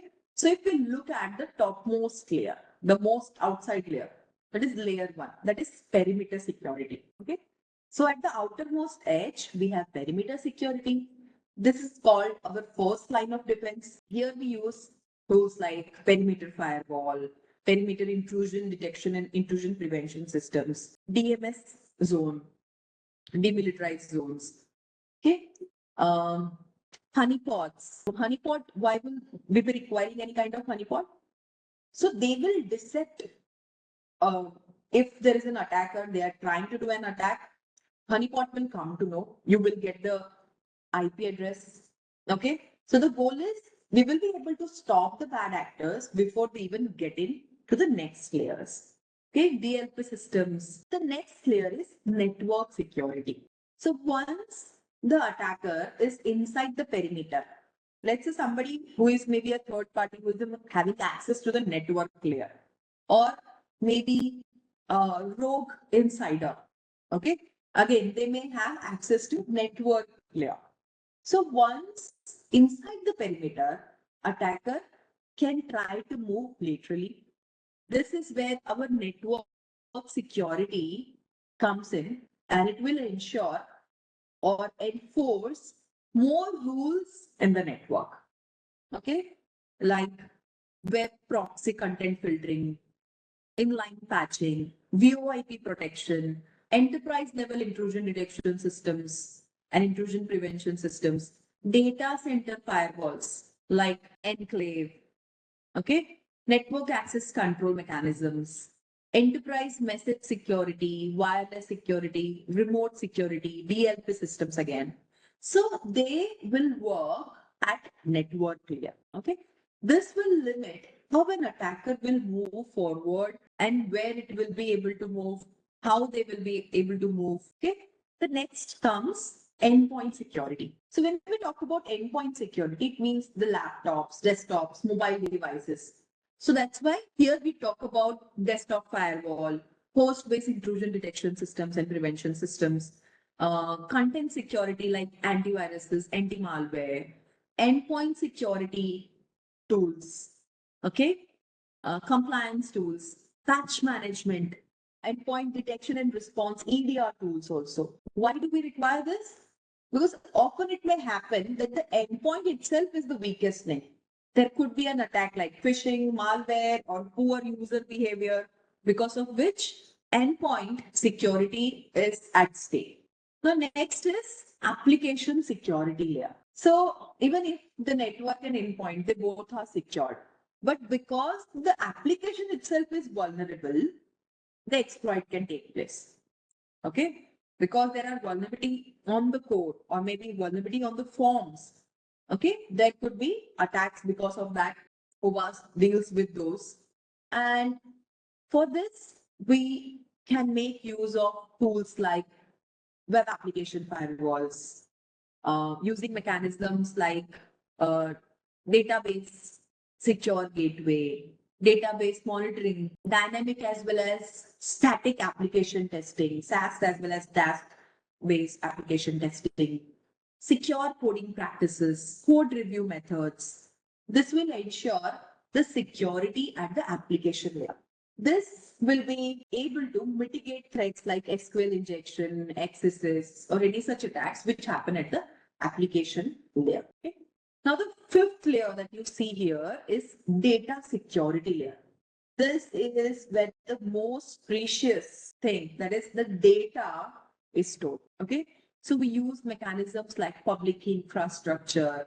We use various mechanisms starting from encryption, data classification, access control, data loss prevention methods, integrity check. Okay.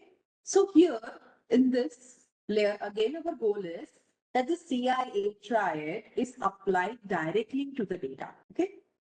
So this is about the layers. So we provide layered security approach when we say defense in depth. Now below this, you can see one side we have policy management as well as prevention. This will include governance, security awareness, secure architecture, threat modeling, risk management, security awareness training, okay, security architecture and design, IT security governance, penetration testing, vulnerability assessment. Okay, most of this we are going to cover in this domain itself. And then on the other side, you see operations. That means day-to-day operations, day-to-day executions like patching, escalation, forensics, all that will come here in the operations part. Using tools like SIEM, digital forensics, escalation management. There could be special SecOps team, okay, or SOC centers that may be there. This will ensure security in the operations part, okay.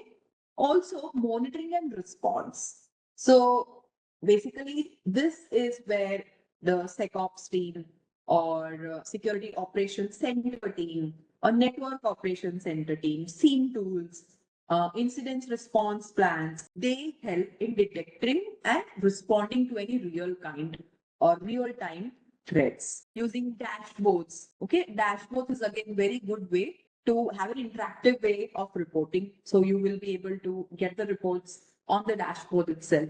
So if we look at this whole diagram, the essence of defense in depth is that it's not about one perfect control. There cannot be a single control which will ensure overall security of the system. But it is a kind of layered, overlapping protections. This will ensure the security. Because if one control may fail, it may not happen that all the controls fail, right? So when there are mission critical assets, we have these multi-layer defense or called as defense in depth type of mechanism to ensure you get outside in protection as well as inside out protection. Okay. Now there's a question on or a knowledge check on the primary objective of defense in depth strategy. What is the primary objective of a defense in depth strategy? That's the correct answer. To create multiple overlapping layers of security control. This will ensure that even if one of the control is failed because of any reason, okay, there are still other controls which ensure security of the overall system. Okay. Now let's look at some more questions. In the difference in depth model, which control type is used to detect and react to incidents after they occur? Now, it has already happened, but we can also detect it as well as react. So if you say corrective, is it the correct answer?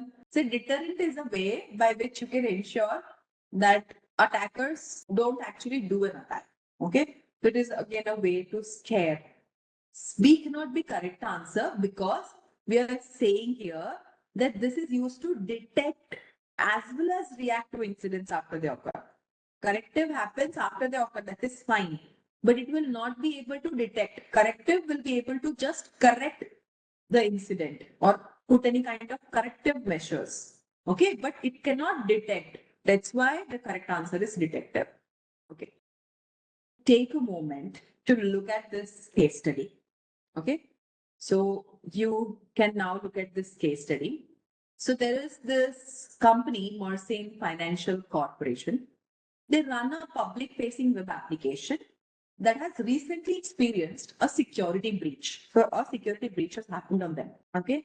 And there's an attacker who has exploited a SQL injection vulnerability in the login form to gain unauthorized access to the database. So what they have done further, they have exfiltrated customer data and installed a web shell for persistence. So later also they can go ahead and access, they have a backdoor. All right. Now these are the facts. Now what are the facts? The attacker exploited unvalidated input fields in the login form. No web application firewall was deployed. The intrusion detection system flagged suspicious database queries 48 hours after the incident. Okay. Instead of real time, the flagging was done after 48 hours of the incident happened. Okay. The incident's response team restored the server using the latest hardened VM image. CCTV log shows an unauthorized person accessing the server room the night before the breach. Okay. Now you are seeing some of the controls are here as there was no MFA implemented. Attackers logged in using compromised admin credentials. Okay. If there was an MFA, attackers wouldn't be able to use just compromised credential, but they should have used other way of authentication as well. Okay. But they were able to do it because there was no MFA implemented. Then the organization deployed a new web application firewall and implemented input validation once the incident happened. So now they have done this step. Okay. And the firm maintained encrypted daily backups of the server. So you can see somewhere this is related to fact number 4. Okay. Now we will be looking at these controls and we will be discussing what facts set in which control type. Okay. So this is the question now.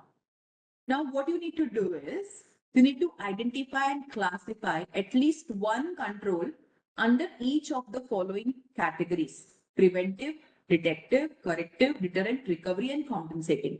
So these are all the categories based on the control function. Okay.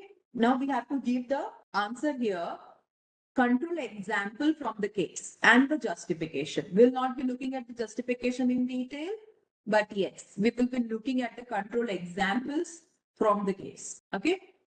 You need to justify your classification briefly, identify any missing controls that could have prevented the breach, and discuss how controls can work in layers to provide defense in depth. Okay. For the first one, which one of this will come for preventive? So I'm going to write here as P for now. Okay, 7. All right. So yes, this 7th is for the preventive part. So if the organization would have deployed the firewall, the application firewall, and implemented input validation beforehand, okay, so that was a preventive control. So this 7th one is a preventive control. So this is how they have now ensured that next time if such an attack happens, input validation and multi-factor authentication ensures preventive control. Input validation will prevent SQLI injection And multi-factor authentication will block any kind of unauthorized logins, even if the credentials are stolen. Okay. Now let's come to the next one, detective control. Now tell me what will be part of detective control. So the correct answer is 3 for detective. Okay. Now if we talk about corrective control. Okay. But before that, let's understand why 3 is the correct answer. Okay. When we use the intrusion detection system, that will help us detect any kind of anomalous behavior. It will alert on any kind of activity, or it will flag any suspicious entry or queries in the database. Okay, that's why it is a detective control. Now let's look at the next one, that is corrective control. So tell me which one will come as the corrective control in this case. So here in this case, 4 is the correct answer. That is, the incident response team restored the server using the latest hardened VM image. Okay. So that is the correct corrective control. Okay. Now let's look at why. First of all, restoring to clean hardened image. This will remove any kind of backdoors. Okay. You can see this step here. What they have done, the attacker have created some backdoor. So if we are using new or hardened VM image, this will ensure that there is no backdoor, or it will also re-establish a secure baselining. Okay, that's why C is the or say fact number 4. It is a corrective control. Okay, now let's take up the next question here. Deterrent control. Which one will come under deterrent control? Deterrent means we are trying to ensure that the attacker is getting a little scared off. I'm going to name this as deterrent control for step number 5 or fact number 5. Okay. Yes. CCTV in server room. That will deter unauthorized physical access by increasing risk of identification. So that's why we have now used CCTV logs which show an unauthorized person accessing the server room the night before breach. Okay. But if we put it as a control, then yes, CCTV in the server room is a type of deterrent control. It is also a type of detective control though, okay? Because now we are able to chase or look at that unauthorized person's identity, okay? But when we say deterrent, so surveillance system like CCTV, they ensure that if there is an unauthorized access, physical access, okay, they get scared off because they will be identified with the help of CCTV. Okay. Now let's look at next question. That is the recovery. So what will come here in the recovery part? 8 is the correct answer. So encrypting or using encrypted daily backups is a way of recovery control. Backups allow recovery of lost or compromised data, which will minimize downtime. Okay. Now, if we look at the next question, compensatory control. So which one will be a compensatory control in this case? See, this is not a control because we are saying no web application firewall was detected or was deployed. But yes, if we would have deployed a web application firewall, that would have worked as a compensatory control, okay? Because it will compensate for the insecure coding practices, because then it will be able to filter any kind of malicious traffic, okay? So we won't say no, or this is the correct answer when we are saying no, but if we have deployed an application firewall, then it would have been a compensatory control, okay? So let's look at the answers. As you can see, these are all the correct answers. Okay. Now here, let me put up some points, or let's discuss about the missing controls that would have prevented the breach. Okay. So if we look at this and we look at the controls. So first of all, if we would have used a web application firewall that could have blocked malicious SQL injection attempt. So this will ensure that the breach could be prevented. Input validation, secure coding practices. that should be able to sanitize all the inputs. Okay, and if proper input validation is done or proper secure coding practices are used when writing the code itself, okay, that will ensure that this kind of breach can be prevented. Multi-factor authentication would have again prevented login using compromised credential. Okay. Physical access controls, like if there were any biometric access, there would have been alarms or other ways to ensure stronger server room security. Or even if there was a security guard outside server room who knows the people who can be allowed to enter, or they would be the one who will be checking the credentials in form of iCard or anything. Okay, then again that would have prevented the breach if there was a centralized logging and real-time monitoring. Because there was no real-time monitoring, we got the information from IDS after 48 hours. So if the intrusion detection system was a real-time intrusion detection system, it would have created a flag or an alarm. Okay, and that way it would have generated fast detection of intrusion pattern. This would have ensured that the compromise wouldn't have happened on the web application server. Okay. So if we talk about defense in depth means we would have implemented layered controls which will provide redundancy and improve resilience. For example, using input validation, it is a preventive step. It can stop injection at the source itself or the application layer security. Okay. Or web application firewall again is a type of application layer security. It is additional filtering layer for web request. Okay.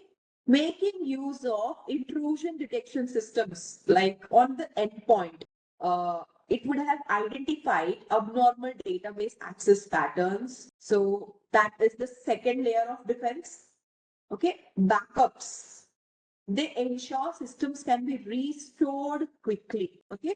So that is another layer of security, data security layer. Using mechanisms like CCTV, they help deter and investigate any physical access attempts. That is the perimeter security. So we require security at various layers. We require security at data security layer, application security, endpoint security, network. But because it was done in physical with the physical access, we are not diving into the network security part. But then yes, perimeter security systems like CCTV, perimeter firewall, creating a secure DMZ zone and keeping web application firewall in that secure DMZ zone would have ensured further security or defense in depth strategy. So when these controls work together, they form a multi-layer security architecture.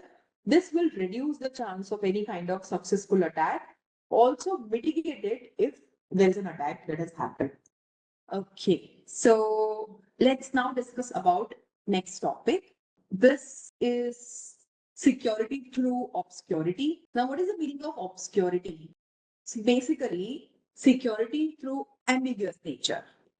So this means that we are actually hiding the details of the system or the mechanism in the belief that if the attacker don't know how something is going to work, they won't be able to exploit it. Okay. So the idea is let's trick the adversary. Let's make the application so complex and assume that the attacker won't be able to get in. For example, keeping copy of password under the keyboard. I will tell you very interesting use case similar to this one. Okay, I keep my password as all 8 characters as asterisk. Okay, all 8 characters asterisk. Is it a good way of ensuring security? Even if the attacker is able to get the password, they will think, oh, it's asterisk. It means I'm not getting the password, is it? No, right? So we cannot assume that the attacker is not having that idea that you have made it complex or making use of in-house cryptographic algorithms. Basically making various ways of ensuring misleading the attacker itself. Okay. Now, for example, using proprietary encryption without any kind of peer review, renaming the file extension. Okay, so if the file extension specifically is for password, you rename it so that you can trick the attackers. Now, what is the reason why it is problematic? Okay. Although it is adding a layer of difficulty, it is not a reliable or a sufficient security control. It violates Kirchhoff's principle that states that a system should be secure even if everything about it except the key is publicly known. Okay, everybody knows about the system. Still, you should be able to ensure the security. Okay, that is the Kirchhoff's principle. Okay, everything should be in that secret key. Even if the attacker is knowing about cryptographic algorithm, they know about the plain text as well as ciphertext, they know about other details. Okay, still, only the key should be something which is kept as secret. The key weakness in such system is that they are not very scalable or maintainable. There is no defense against insider threats or sophisticated attackers. And many times we have a false sense of security. Specifically, developers as well as organization would think that we are secured, even if they are not secured. And once the weakness is discovered, the system becomes vulnerable. Okay, so these are the problems when we use security through obscurity. But it can be useful as a supplementary use case. Okay, so obscurity will be able to still slow down any script kiddies, automated scans, okay, who are newbies attackers. They can be slowed down and it can complement other security measures like hiding internal IPs. This is one of the way, but also using firewall. Okay, and if we talk at the CISSP standpoint, security through obscurity is not a very reliable substitute for proper security controls like access control, authentication, encryption, auditing. They are more security line of defense in any security architecture. Okay, so there could be a question in CISSP, say security through obscurity as the primary control. Okay, so if in the question you see security through obscurity as a primary control, always remember that it is a wrong answer. Okay, because it is against the CISSP, against the core principles of CISSP security governance. Okay, why? Let me give you an analogy with the car. Say security is like a brake in car. It will give you the confidence that you can go faster. Okay, but brakes don't slow down a car, but allow it to move faster with control. We can say that, right? And if we have effective security, it will enable our business to innovate, scale, and completely and safely perform all its actions. Okay. So many times what organizations think that security is a roadblock. So it's not like that. Security is a strategic partner. So you need to ensure that security and your security controls, they align with the organization's mission, vision, control, strategy, as well as objectives. It projects things like business criticality, trust systems. Okay, it ensures that you take risk-informed decisions. Okay, not just for compliance. You're not doing security just for compliance. Okay, so when you're explaining security to any management, say that security is an investment. Even if it is a new control, a new tool, or a framework, it should be supported by clear business justification. You can include cost benefit analysis as well as risk reduction value. You can demonstrate alignment with your organization priorities. Okay. Even if security doesn't support the business, still it is ensuring that your business is able to scale properly. Okay. And that's what is about the next part of this module or this domain one. So when we say you have a well-defined business case, okay, it always existed for any security related initiative as well. Again, security management is also responsibility of upper management and should always be supported by senior executives like C-suites. So that's why our next topic is about security governance. Okay. So when we talk about security, security is a governance issue. It's not just an IT function. Okay. That's why it starts with senior leadership, like C-level executives. It should be treated as an enterprise risk management function, okay, not just an IT function. And it has to be supported by various policies, funding, cultural reinforcement at the enterprise level. Okay.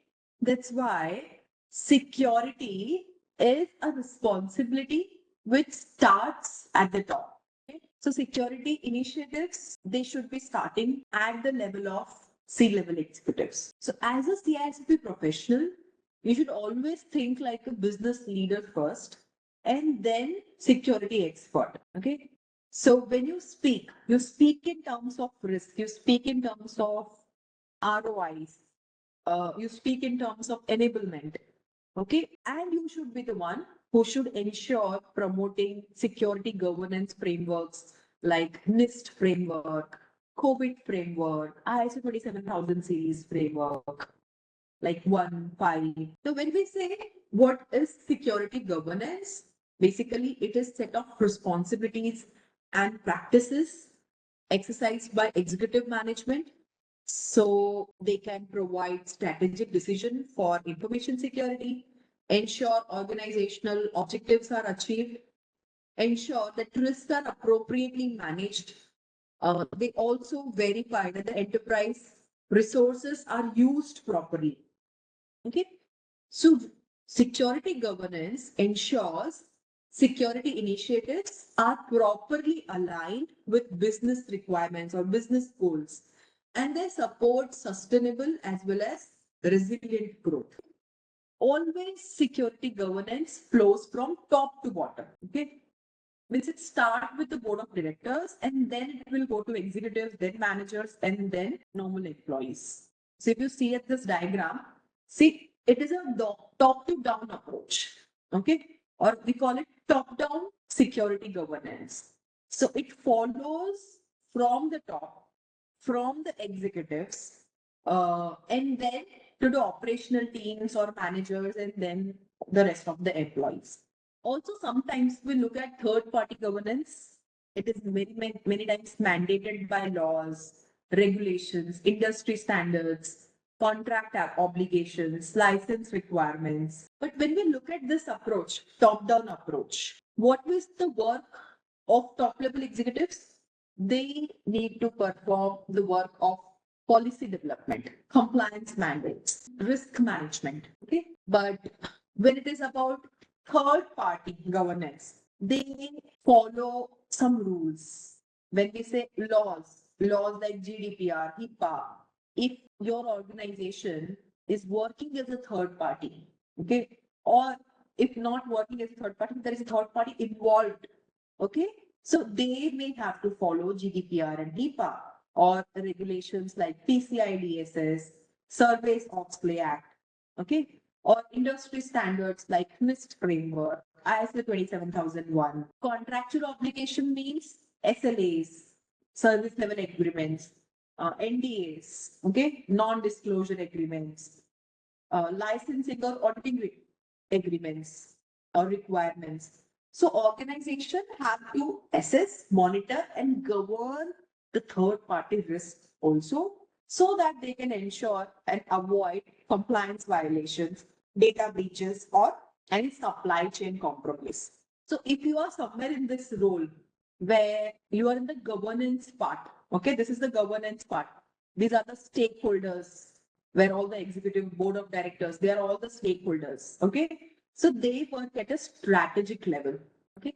So if you are a professional, CSP professional who is in such a role, who is looking into governance part, so basically you should be the one who are promoting policy, compliance, ensure risk ownership. Ownership is clearly defined.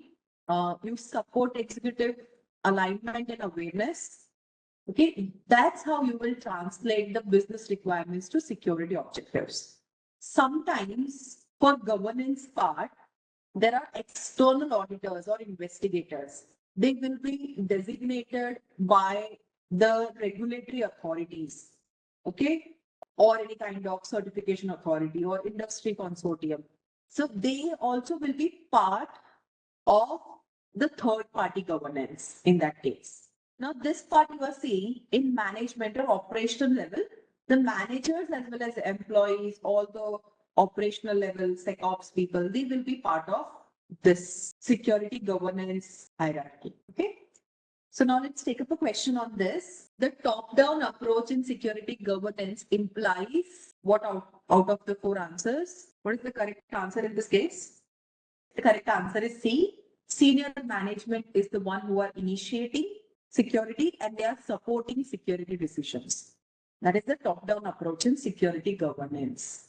Now, if we look at third-party security governance in a detailed view, so basically it is where we look at laws, regulations, industry standards, obligations, license requirements, and as I said, there is an outsider investigator or an auditor who will be designated by the governing body, or the consultants hired by the organization. So you have to share whatever reports you have with them. Okay. Another aspect of third party governance is the application of security oversight on third parties that your organization is relying on. Means uh, having a look on suppliers and partners, having a look on vendors and service providers.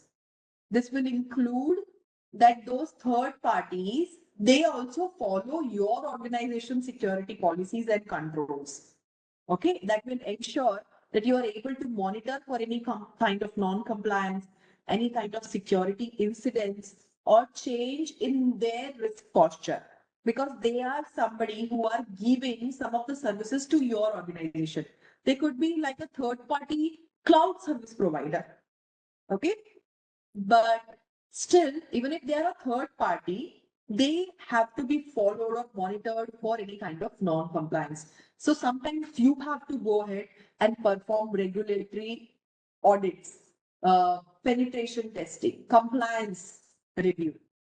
Okay, this will mandate the security clauses in the contract, such as data protection, breach notification. If there is a breach in the third party organization who is handling some of your service, even if there is a small breach on their organization, they will be the one who will notify you about the breach. Okay. And you have the right to audit. So if a third party fails to maintain any kind of security adequately, they become a risk vector, because of which they might expose your organization to any kind of data breach or service outage. Because even your third party is under a breach. Okay. Let me give you an example here. Let's say your data is stored on a third party cloud infrastructure, and there was a breach on their cloud infrastructure. Now, for some regulatory requirements, nobody is able to access their cloud infrastructure, even your organization. So what will this lead to? This will lead to service outages. Okay. And you may also have to face financial losses because of the breach on the third party. Okay. This can also include regulatory penalties, reputation damage. So as a CISSP professional, you're expected to identify third-party risk. You recommend governance framework. You draft and review the vendor agreements for security clauses, and you ensure continuous monitoring and accountability mechanisms are in place. Okay. And whatever MOUs you have signed or you have exchanged the documents, if it is sufficient and meets expectation, then you perform on-site reviews as well. So the process of reading the exchange material, verifying them against standards and expectation is known as a documentation review. Once the documentation review is done, then the on-site review will be done. That will be used to focus on compliance with the stated documentation. If the documentation is incomplete, inaccurate, or if it is insufficient, the on-site review is postponed until the documentation can be updated and corrected. So this is the first step for any third party audits. Okay. All right. So let's take an example here, or let's take a question here rather. An organization applies patches regularly. Okay. Enforces strong password policy and train their employees on secure practices. So this is an example of what? Strategic planning, due diligence, due care, business continuity. I know we have not yet discussed about due diligence and due care. We will be discussing it now. And the correct answer is due care. Okay, so here what I've done is I've kept this question intentionally before we discuss about due diligence and due care. Okay, so now let's go ahead and discuss about them. A is not the correct answer in this case. Okay, so now let's understand how strategic planning or security management planning is done. So first step in security management planning is strategic planning. It is a long-term plan which is supposed to be stable. It defines the organization's security purpose and it aligns that purpose to goals, mission, and objectives of the organization. So we can say it is a very long-term plan, first thing. Second, you are seeing in this diagram, the top one is strategic plan. Here, it is the strategic plan. See, the range or why I'm saying it is a long plan, you can see it is going from 0 years to 5 years. So it can go up to 5 years, 3 to 5 years, typically. Okay. This is where we have to focus, or it defines basically the whole enterprise. Okay. It is not just one operations team, but the whole enterprise. So it is enterprise one. It defines the security vision. It aligns the security with organization's mission, goals, objective. It is relatively stable, so there will not be very frequently updated strategic plans. Okay, for example, what will come here in strategic plan? Now let's discuss that part. Adopting a risk management framework like ISO 27001, NIST framework. This is an example of strategic planning. Similarly, using or investing in cloud security or zero trust architecture. That is again a part of strategic planning. Commitment to becoming compliant with the regulatory standard. So if your organization has to adhere to GDPR or HIPAA, you are putting up in the policy or the mission statement itself that you will be committing that you are compliant with the regulatory standard. Okay. So whenever we say strategic plan, it is why behind security program, why we are doing this. So that why is answered in strategic planning. Okay. The next one here you see this diagram is tactical planning. This is a midterm plan. It is developed to provide more details on how you are going to accomplish the goals that you are setting up in the strategic plan. Okay, so sometimes it can be crafted on ad hoc basis if there is any unpredicted events. Typically 1 year, maximum it can go to 3 years, tactical plan, but mostly covered in 1 year. Okay, the scope is only to the specific department or specific domain. Okay, it will not cover whole enterprise. And this plan basically describes how and what to achieve in the strategic objectives. So in your strategic objectives, many things are listed. So out of that, what is going to be done? How you are going to do it? That part is coming in the tactical plan. It is a little flexible, unlike strategic plan. You can adjust and accommodate any emergency event or any kind of threat, which is a recent threat. Okay. Now, examples will be using multi-factor authentication across departments. You are rolling out this new scheme. Multi-factor authentication, if you want to go to other department, like you want to go to a stock center, you can anyways access with your iCard your floor, okay, the floor on which you are working. But you cannot go to a stock center. Why? For a SOC center, you require multi-factor authentication. So along with your iCard, you will also be using a fingerprint scanning, something like that. Or even if you want to enter a data center, so there is a fingerprint scanning along with your identity card. So there are two factors for authentication. Okay. So rolling out such practices is part of tactical plan. Performing regular vulnerability assessments. Okay. You can be doing it with automated tools like vulnerability management tools or without automated tools with the help of consultants who perform VAPT testing. Okay, mitigating systems to comply with new encryption standards, or that could be part of a tactical plan, because there was an introduction of a new encryption standard. You have to make a little change on your system, okay, so that it can comply with that new standard. So that is a type of tactical plan. So basically, we can say that a tactical plan is a bridge between high level strategic plan and day to day actions. So, next is the day to day actions, also known as the operational plan. It is a short term actionable plan, highly detailed plan based on the strategic and technical plans. So, based on these two, operational plan is executed. Okay.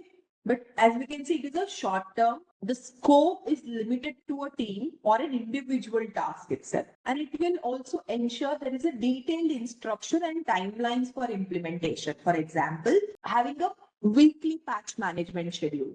Okay. And there could be a patch management team who is assigned to the work of performing that patch management weekly. Okay. Monthly backing up is a part of strategic plan, but verifying that the monthly backup is done. Yes, Patch Tuesdays. It's a very good example. Okay, Microsoft uses this Patch Tuesday. So on that Tuesday, a set of patches are released, and you can go ahead and patch your systems for those patches specifically. Okay, that can be a part of operational plan.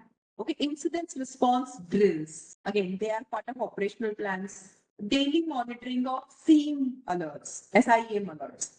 Okay, that could be as an operational plan. So basically, when we say operational plan, they are like boots on the ground. Means the one who are executing the security tactics. So it is those people who are actually performing the task. They are part of operational plans. Okay. And understanding these security management planning is crucial for security governance and program management. It should be such that it aligns with security activities, with the business strategies. And when we say operational plan, these planning ensures clear goals, along with goals, who are the one who will be accountable for performing what tasks. Okay. And resource allocation. So all that will be part of security management planning. Now, to give you some examples, when I say strategic planning, it is time framed as 3 to 5 years, means long-term vision is required. The audience for strategic plan, who is going to devise the strategic plan in an organization? If we look at this diagram here, yes, C-level executives or management, CISO. Okay. Now, if we talk about tactical plan, 1 to 3 years. Midterm initiatives, response planning is done in the midterm. Small term. Okay. Who is the one who will be performing this tactical planning? Yes, managerial, but department head, because it is done at the department level. Okay. Many times, department managers we can think of, along with CISO's help, because CISO are the one, or C-level executives are the one who have done this strategic planning. Okay.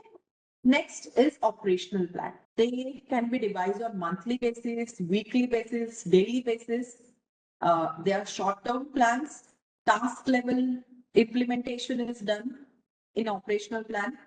Who is the one who has to do operational planning? We can say team leads, security teams, and admins, like network admins, system admins, database admins. Okay, who are the one who may be looking at ensuring or owning the data, processing the data, not the owners, but yeah, who are the one who are processing the data, they can be as part of operational plan. Yes, but for most of the things, you will require a CISO's approval. But what about an organization who is not having any? Then there are some organizations, they don't have CISO. There are new concepts like cloud CISO.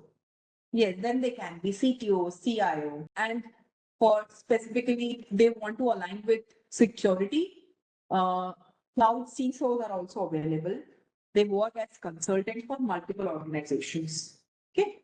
Now, if we look at the security policy, what is a policy? It is a document which is produced by the senior management. It states how a company plans to protect its assets, functions, as well as people. So it has all that detail. But basically, it's a document. Okay? So if you have to look at security policy, think of it as the foundation of the entire security program.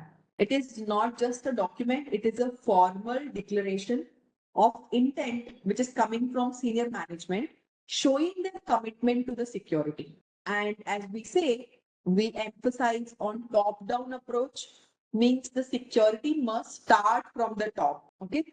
Now, there are various features of security policies. Let's discuss them. First is generic. Okay. Generic means it doesn't go into the weeds of how something is technically done. So policies at a higher level. Okay. There are high level rules like all employees must use strong password. Okay. Not on how you can configure the password of the system. So how technically you are going to do that, it's not written in the security policy, but it is written that all employee must use strong password. Secondly, security policies are non-technical. Non-technical means it is written in a plain language.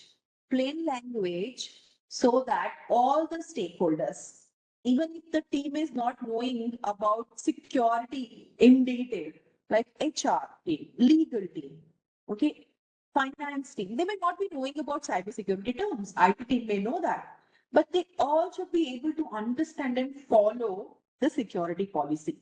Okay, because security policy will affect everyone in the organization, not just IT department. So it's not just IT people who will be following it. And if we write in very technical terms, other people who are not from IT background, they may not understand it at all. Okay. So that's why non-technical. They should be evolved as the business evolves. There are new threats. If there are any changes in the law, so they need to be periodically reviewed, right? A best practices, an annual review, or after significant incident or audit, there is a review. Also, one of the feature is that it should align with the business goals. It should not hinder the business. If your business is saying training, it should be able to perform the training activities. Because of security, the trainer is not able to perform training. Then is it of any use? No, right? So it should align with the business. Like if the business goal is saying cloud adoption, but the policy is saying that cloud cannot be used because of so and so reason. So it should not be contradictory, first of all. Okay. So policy is the what, why, and not on how. It is not about how you are going to do it. It's about what is going to be done and why it is going to be done. Okay. But later we will be looking at standards, procedures, guidelines that will support the policy.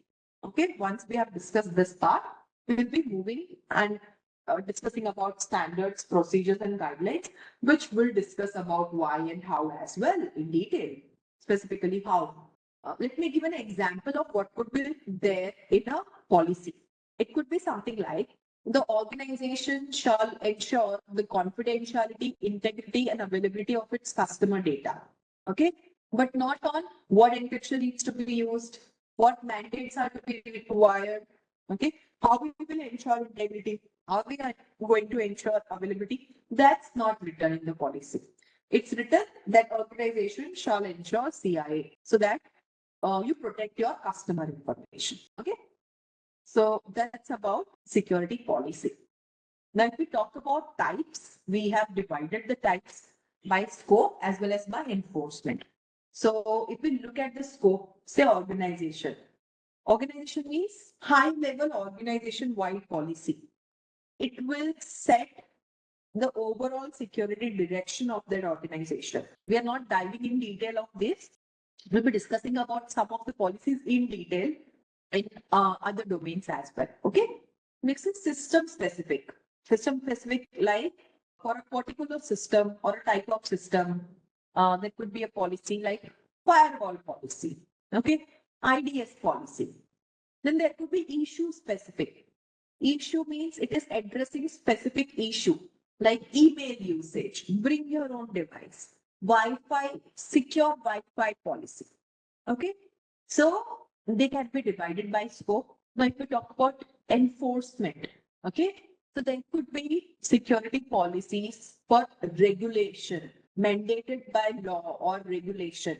Regulation comes from the country level, okay. So that's why country is going to be the one who will give a regulatory policy. It is mandated by law, like HIPAA, GDPR, PCI-DSS. For India, it is DPDP Act. Okay. And if the compliance is not done by the organization, it can have a legal consequences. Okay. Then there are advisory policy. Advisory policy means they are recommended policy. They are not mandatory though. But if there is a non-compliance, it will lead to internal penalties within the organization. Okay. Then there is informative policy, specifically for awareness and education. It is not directly connected with enforcing, but it will promote about good practices. Okay. So when we look at this, regulatory, they are non-negotiable. Means if there is a violation, it will result in fine or legal actions. Okay. But if we look at advisory policies are done internally within an organization. So the enforcement is within the organization. For example, using recommended password practice. Okay, 12-digit alphanumeric character. Don't use any password which has been breached previously. That's a kind of advisory policy. Informative policy, they are specifically for educating. So it will be more like awareness type, like putting up security awareness bulletins, posters, having regular phishing email sent to you. Like sometimes some of the organization, they create phishing link and you have to flag them. If you don't flag them, and if you rather go and click on the link, they give you a mandate to complete some security awareness training again if you have not done them earlier. Okay, and even if you have done them, if you are still not able to follow, that policy would state that you have to redo or go through the phishing email training. Okay, so these are some of the types of security policies. Now, as a CISSP standpoint, you must understand which policies are legally binding and which are internally imposed. Okay. Now let me give you some example. All employee must protect customer data confidentiality. Tell me what type it will be when we are selecting from this type by scope. When I say all employee must protect customer data confidentiality. So what type it will be out of these three? Organizational policy, because it is organization wide. All the employees are part of it. Okay. Now, let me give you another question here. Email must not be used to transmit customer PII without encryption. Which one of this is it going to be? It is the issue specific. Because it is a special issue related. Okay, so the scope is only when you are having customer PII information. Okay, now let me give you another example. You have to tell me from any of these policies, okay, here or here. PCI DSS must be followed for credit card processing system. What type of policy is this? Regulatory, because it comes from the regulatory requirements. Okay, so these were some of the examples of security policy. These are some more common security policies used within an organization. Access control policy, it will define how users are granted or denied access to system and data, includes roles, permissions, and authorization models. Okay, computer security policy. This will cover security expectation for endpoint devices, patching, antivirus, configuring. Okay, when we talk about environmental design policy, this specifically addresses about physical and environment factors like fire, suppression, HVAC systems, power backup. Okay, data protection policy. This ensures proper classification of data, encryption, storage, disposal, sensitive data, how to deal with sensitive data. All that is part of data protection policy. Okay. Same way, physical security policy will define protection regarding physical infrastructure like law, CCTV, badge, guards, lighting, okay? Remote access policy. This will govern the access of users who are remotely working, who are off-site. Okay, so what they should follow? They should follow VPN, multi-factor authentication. They should have device control or EDR systems. Okay, same way, user account policy. It will define rules for user creation, password strength, account life cycle, auditing details. So all this, right? Now, many organizations, they would opt for using well-defined security templates. So they will directly go ahead with the templates. These templates will help the organization build the security policies faster and ensure that they align with industry best practices. Okay. So SANS Institute provides a comprehensive library of free, professionally written policy templates. These templates are vendor neutral, they are compliance aware, aligned with real world use cases. Like you can find them on this link. Okay. So this one you are seeing, I have downloaded it from SANS. Okay. This is the acceptable use standard. So as you can see, you simply have to put the name of the organization. If you are starting with, you can go through this. You can use it as a template. So everything is written: purpose, scope of the policy, what safeguard mechanisms needs to be used. Okay.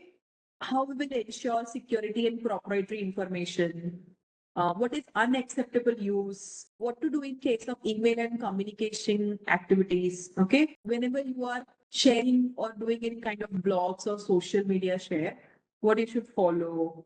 So all that is listed here in the acceptable use standard. So you can, same way, you can download any template. There are various templates available for various requirements. Okay, again, so this is AI standard. So here, introduction, definition, what comes under AI, guiding principle, what is the prohibited usage of AI, how to use it ethically. So ethical guidelines like informed consent, integrity in use, appropriate content, unauthorized use, all that is listed. Okay. So you can go through some of them. Okay. If you are following the best practices from SANS, you can go ahead and use these templates. And they have this SANS policy project, okay, in which they are encouraging how you can adapt to template and suit your organization need as well. Okay, let's take up a knowledge check. Which of the following security policy define rules for how users are granted or denied access to systems and data? The correct answer is access control policy. Okay, let's take up another question. Which policy typically governs how remote employees connect securely to the organization's internal systems? The correct answer is remote access policy. Okay. One more. Which policy will outline procedures to protect data through classification, encryption, and secure storage? Okay, that's the correct answer. Answer is B, data protection policy. Okay, there's one more question. I've put up some of these questions just to ensure that you have gone through them, you have read about them. Okay, which policy will help ensure continuity of operations by securing the organization's hardware against physical threats? The correct answer is environmental design policy. Now, what will be included in environmental design policy? Okay, let me reiterate here in this case. So, environmental design policy will address all the physical as well as environment factors like fire, fire suppression, HVAC systems. HVAC means HVAC.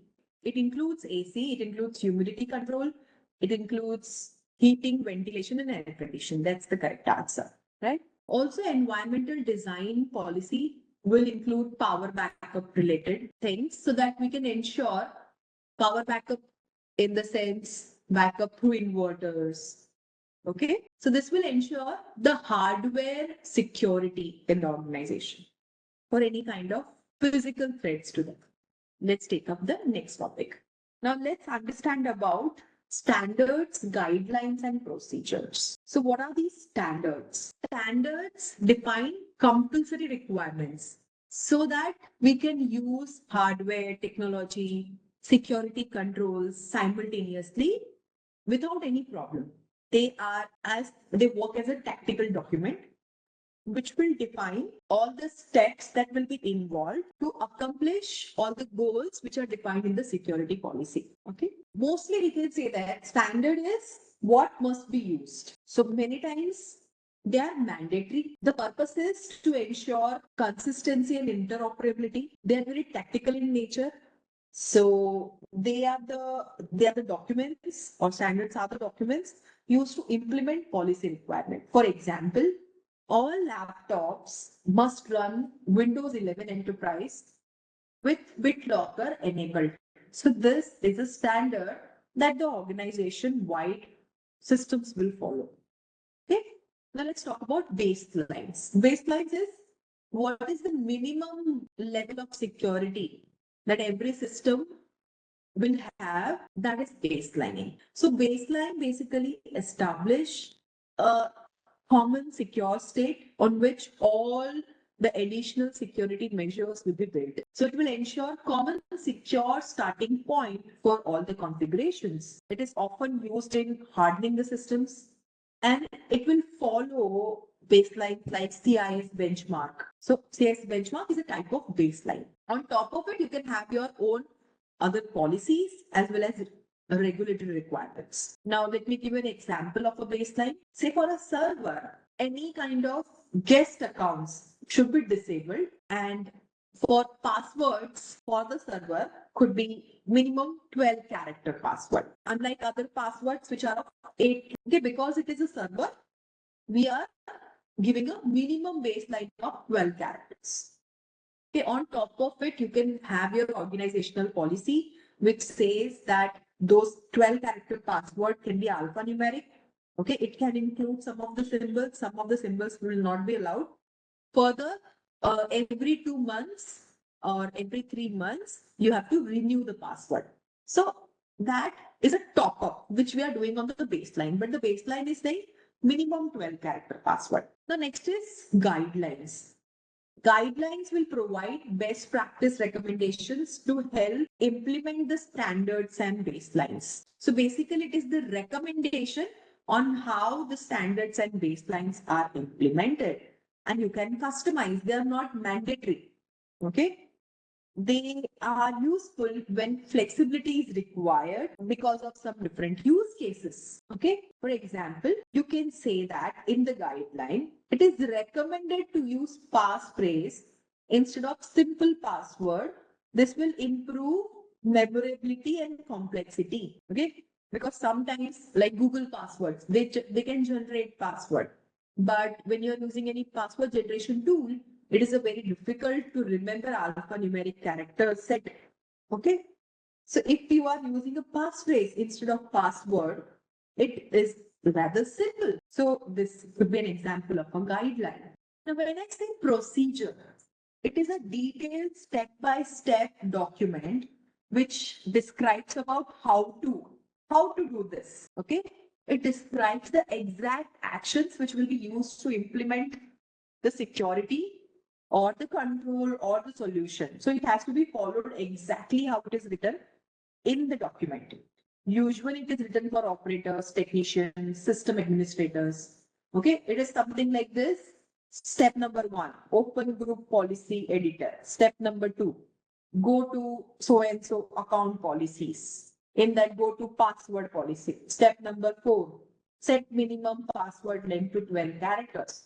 So this is something written for the administrator, account administrator. So you have to follow step number 1, 2, 3, and so on. So when I say standard is a tactical level document. Okay. It is mandatory. Yes, mandatory. Okay. Who are the audience who will define standards? System architects. They are the one who will define, not we can say define, but who will be the one using the standards, say system architects, IPT. Okay. Baseline. They define minimum security configuration. Are they mandatory? Yes, they are mandatory. At what level? They are technical level. Who are the audience for baseline? Auditors, system admins. They are the audience for baselines. Okay. Same way, if I say guideline, tell me, is it mandatory?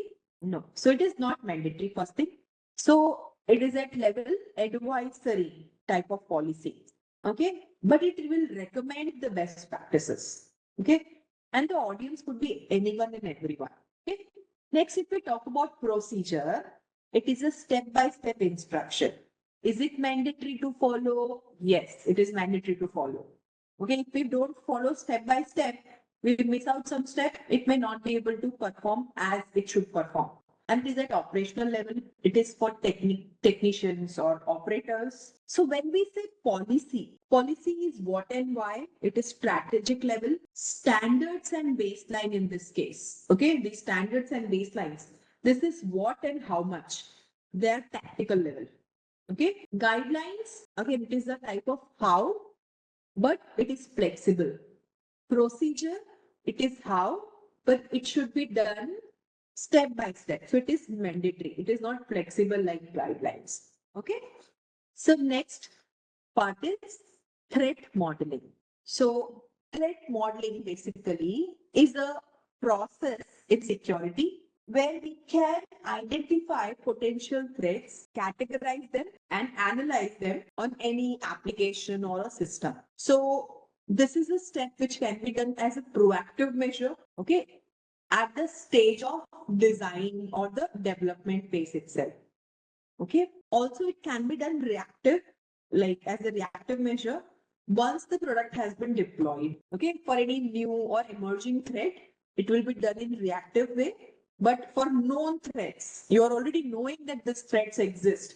You will be doing the threat modeling in a proactive way. Now, why we require to perform threat modeling, first of all? First reason is to understand the attack surface. Second, we can prioritize threats based on the risk and impact of the threat. And we can design mitigation before the threat is actually performing an attack or the threat actor is actually performing an attack. Also, it supports security by design principle. Okay, because when we are performing proactively, we are doing it at the design phase. Okay? Now we can do or identify threats based on focused on assets. So if the approach is say focused on assets, it means we will identify threats based on valuable assets and what could compromise them. So first thing that you have to do when you are doing focused on asset, you have to identify asset classification or perform asset classification.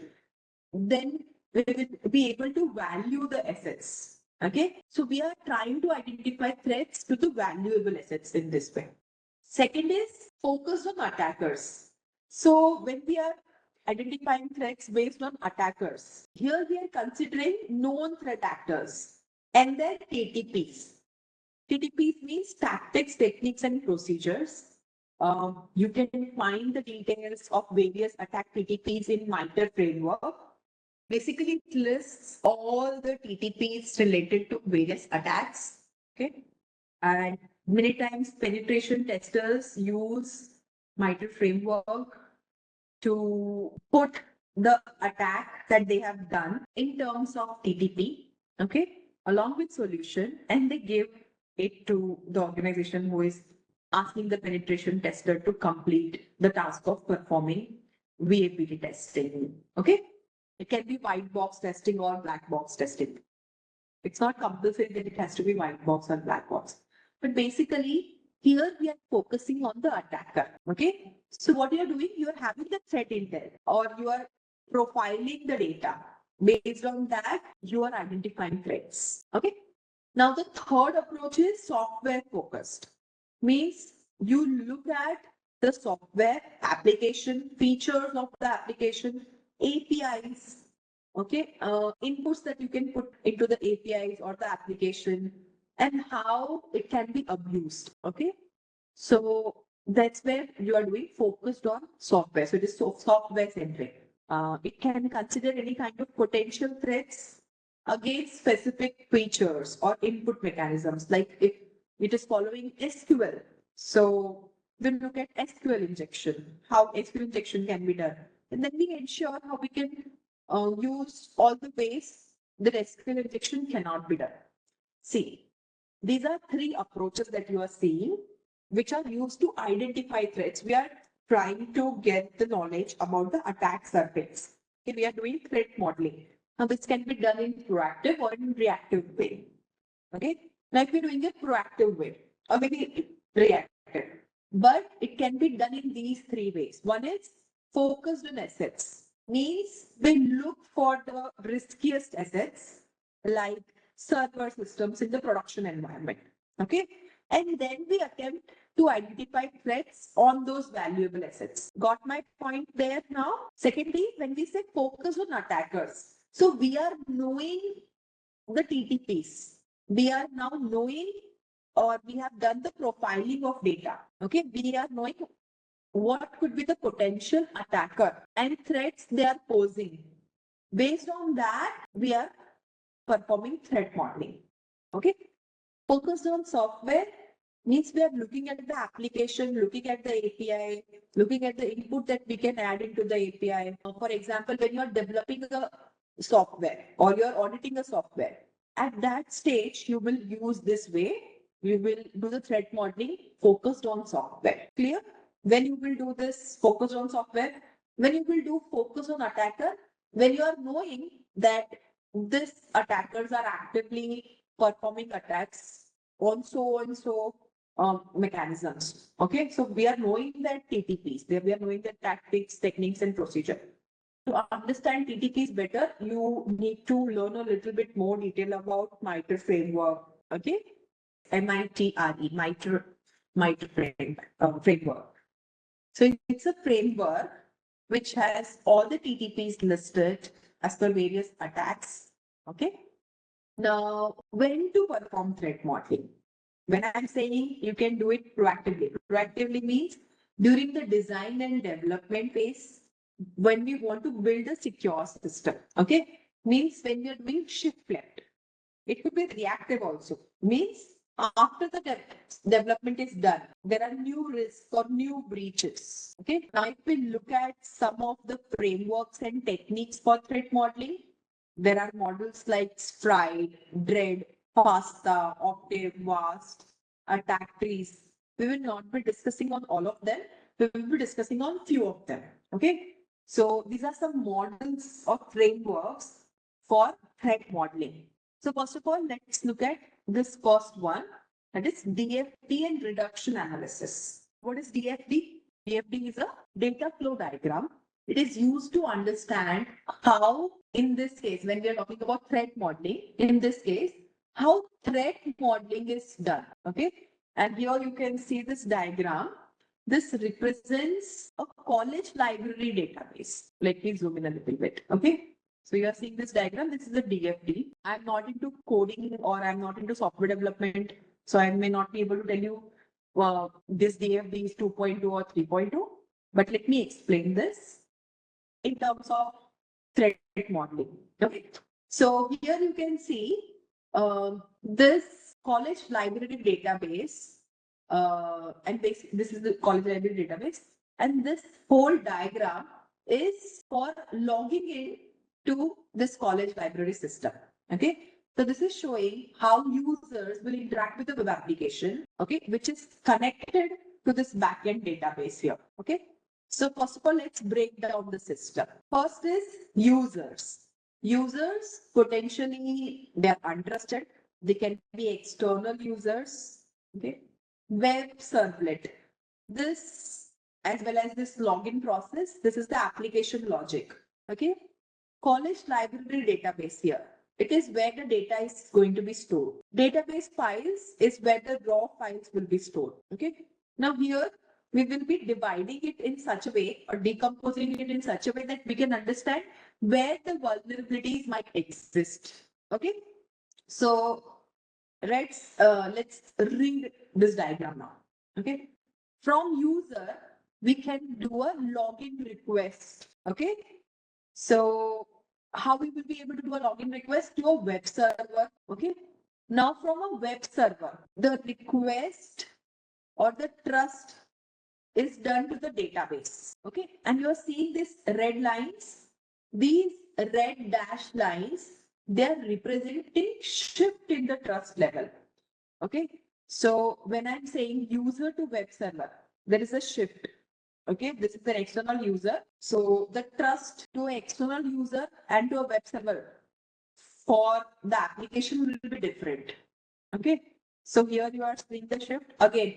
When the web server is interacting with the database, again you are seeing this red line. Okay, this red line is again representing the trust is changing. So every time the data is crossing one of these boundaries, one of these red lines, okay, it is potentially the attack point. This is where input validation, encryption, okay, access control will become critical. Okay, you're seeing all the arrows here. These are the data flow, and each one is a risk surface. Okay, so like login request, login response, authenticate user function is called authenticate user result is coming. So at every this flow or this arrow is where the attack or the risk surface is. Okay, so when I say login request is done from the user, it may contain any kind of malicious input. Okay, like an SQL injection. SQL queries to the database can be injected with malicious code if it is not handled securely. Responses to the user must not leak any kind of sensitive information. Okay, so these are all our attack surface or the risk surface where all the interactions are done. Okay, and here is when we will apply the CIA principles. Like when we are storing, when the data is at rest, like in this case, database files, what we will apply, what principles we will apply, how we will ensure CIA. Okay, with the help of encryption. When the data is in transit, how we will ensure security, how we will ensure CIA with the help of TLS, SSL. Okay, in the case of when you are sending a login request, okay, where the user can enter the data like login form, search queries, any user form. So at that time, we will be using proper input validation mechanisms or secure coding practices, input sanitization. Okay. When you are sending the request, when you're authenticating users, or when this step login process to back to server and from server back to the user, this information is coming. Here you can perform whitelisting. Okay. So this is what the threat modeling is. So basically, we need to understand trust boundaries. We need to understand data flow paths. We need to understand input points, any kind of privilege operations that's happening here. Okay, privilege operations means authentication decision. So authentication can be done with some other ways like SAML or OAuth. Okay, in that case, it is called a privilege operation. Accessing or modifying the database, reading or writing onto the files. Okay, all these operations, they will require access control, role separation, and least privilege principle to be followed. Understood? Now, here you are seeing one of the way of threat modeling is known as Triad threat model. This Triad threat model was developed by Microsoft for identifying and categorizing threats. Okay. And the threats are written like this. You are seeing spoofing. Spoofing means when can a spoofing be done in previous application? In this application, what can be spoofed? Login credentials can be spoofed. Okay. What if we talk about the previous example? Manipulation of SQL queries, repudiation. If we are not performing logging of whosoever user is logging into, okay, we are not doing any logs or generating any logs, then that comes under repudiation. Any kind of information disclosure, which can be because of leakage from the database itself, okay, The database was stored in a plain text file, and it is now open for anybody to look at. Okay. Same way, denial of service.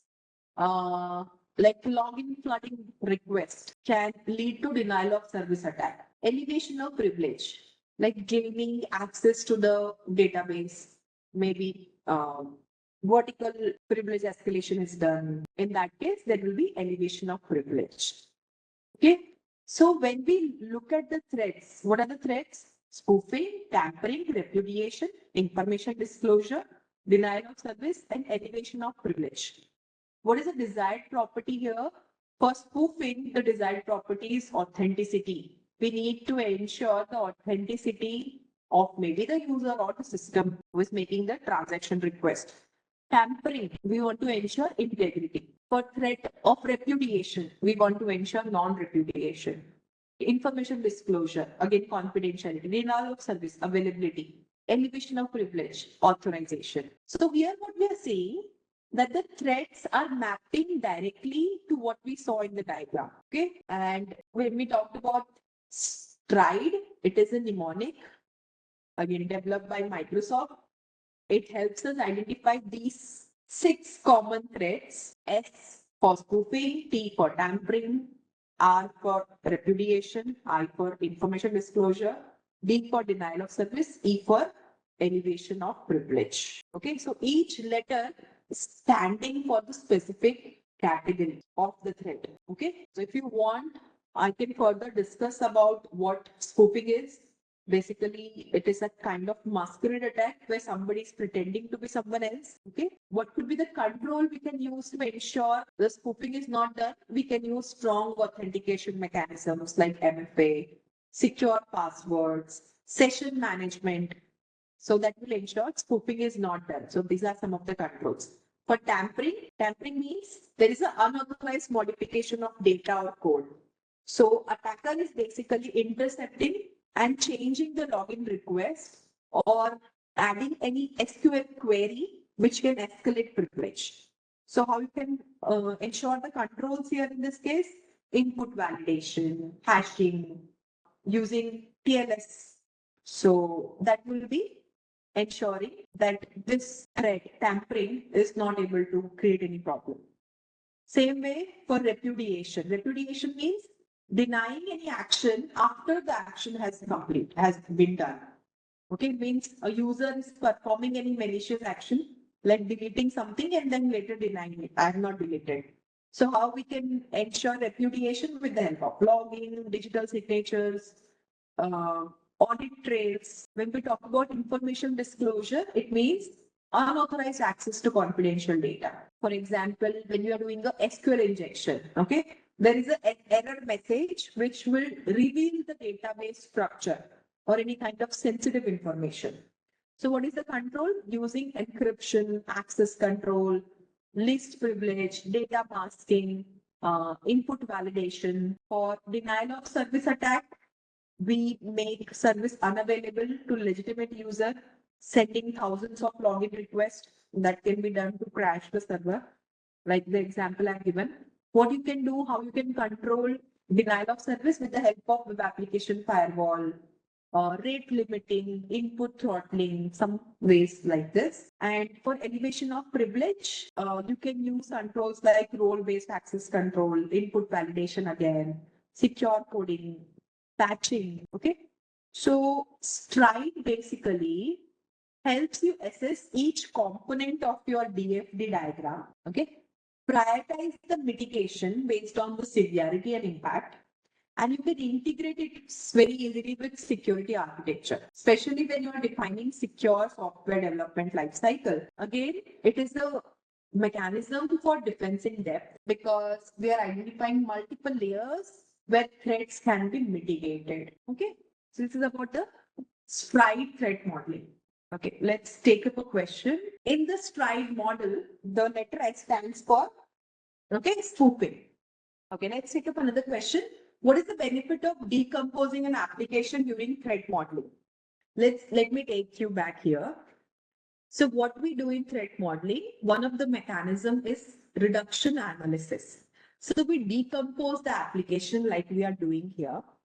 It could be the application, the system itself, or the environment, so that we understand the logic of the product and its interaction with the external elements. This will break down the system into smaller parts so that it will make it easy for us to identify each component and identify any vulnerability or any point of attack. Okay, so now that's the correct answer, to identify detailed components and data flow for potential vulnerabilities. That's why we will decompose a larger application in the threat model. Okay. Now another model of threat is DREAD model. It is used to prioritize security risk based on 5 key risk aspects. Okay. Commonly, it is used for security assessments. Specifically, it is designed to provide prioritization solution based on the answer to these 5 questions. What are these questions? First, damage potential. D for damage potential. How bad would an attack be? Okay. Or how severe the consequences will be if the attack happened. Like, can the data be wiped or stolen? The attack happens. The second in this DREAD model is reproducibility. Means how easily the attack can be reproduced or it can be repeated with different attack vectors. Can the attack be executed with minimal changes? Okay. So we look at reproducibility of the attack. Next risk aspect is exploitability. Means how easy it is to carry out the attack. Like, what are the skills required to carry out the attack? What are the tools required to carry out the attack? Okay. Can a simple script kiddie do the attack? Or they will require an expertise, or they will require a specific tool to perform the attack. Okay. Like, you would have gone through few of the tools. You would have used some tools for performing exploits like Metasploit. Okay. So that's available with Kali Linux. Many times when you start performing or start with cybersecurity, you start with tools like Metasploit. So basically, you are using some scripts to launch the attack. Okay. So this exploitability is the risk aspect when we are looking at the exploitability criteria. Okay. Next is affected users. Means how many users will be affected if the attack happens. For example, will there be only 1 or 2 people who will be affected with this user? If they are majority of users, then you require some more set of controls for ensuring security. Okay, discoverability means how easy it is to find the vulnerability. Is it publicly documented or is it buried somewhere deep? Can anybody go ahead and perform the or look for the vulnerability? Okay, that comes under discoverability. So what we are going to do, each element you will put in the score of 1 to 10. Okay, and the total score is the sum of all the 5 factors. Higher the score, higher the priority to fix the threat. Okay, so if we take about the example of SQL injection vulnerability. Okay, so now let's put SQL injection here. So what could be the damage potential if I have to rate it between 1 to 10? What is the damage potential for a SQL injection? In the range of 1 to 10. 10 is the higher end, 1 is the lower end. Okay, then we will sum up all of this. 9, why 9? It can create a full database dump. Yes, it's about database dump, exactly. So damage potential 9. Okay. Reproducibility. In case of SQL injection, what is the reproducibility? What risk aspect? How much you want to rate 1 to 10? How easy it is to reproduce the attack once the TTP is known? Will it be easy? If it is easy, we will say 10. If it won't be, then 1, 2, 3. Is it reproducible? Yes, it is reproducible. If we know how it was done previously with minimal changes, maybe if you're looking for a specific admin page, okay, you can be looking at the admin page or any other page with just making minor changes and it is reproducible attack, right? So yes, it is going to be 10. If you talk about exploitability, so how much work Is it to launch the attack? If you want to scale it 1 to 10, is it a lot of work? Let's take up another number. We have already 9 and 10 here. Let's take up 8. Okay. With some basic SQL knowledge, and if we know some basic ways to perform SQL injection, where to look at, what places we can put SQL injection, maybe it's easier to launch the attack, right? So I'm putting at 8. Let's take affected users. How many people will be impacted? If less number of people impacted, 1. If more number of people impacted, 10. I'm saying more people impacted. Okay, so we will put as 10 here in this case. If you talk about discoverability, how easy it is to discover the threat. Is it very easy? Is it little difficult? Is it very difficult? Somewhere average? Let's put up 5, or maybe put up 6 in this case. Let me make it to 6. Okay, so this is 6. Very bad handwriting though, but it is 6. Now if we total this, what is this? Total of this is, okay. So yes, we are getting 43. 43 is a high number.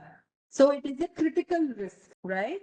So if we have to mitigate this risk, we will do it on priority basis. Is it understood how threat modeling, this threat model works?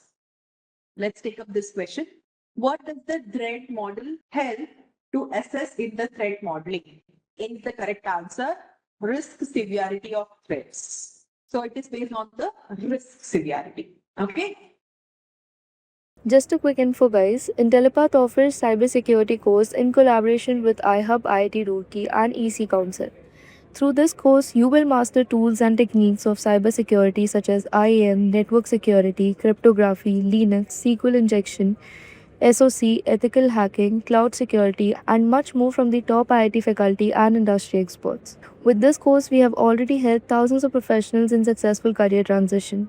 You can check out their testimonials on our Achievers channel, whose link is given in the description below. Without a doubt, this course can set your career to new heights. So visit the course page link given below in the description and take the first step towards career growth in the field of cybersecurity.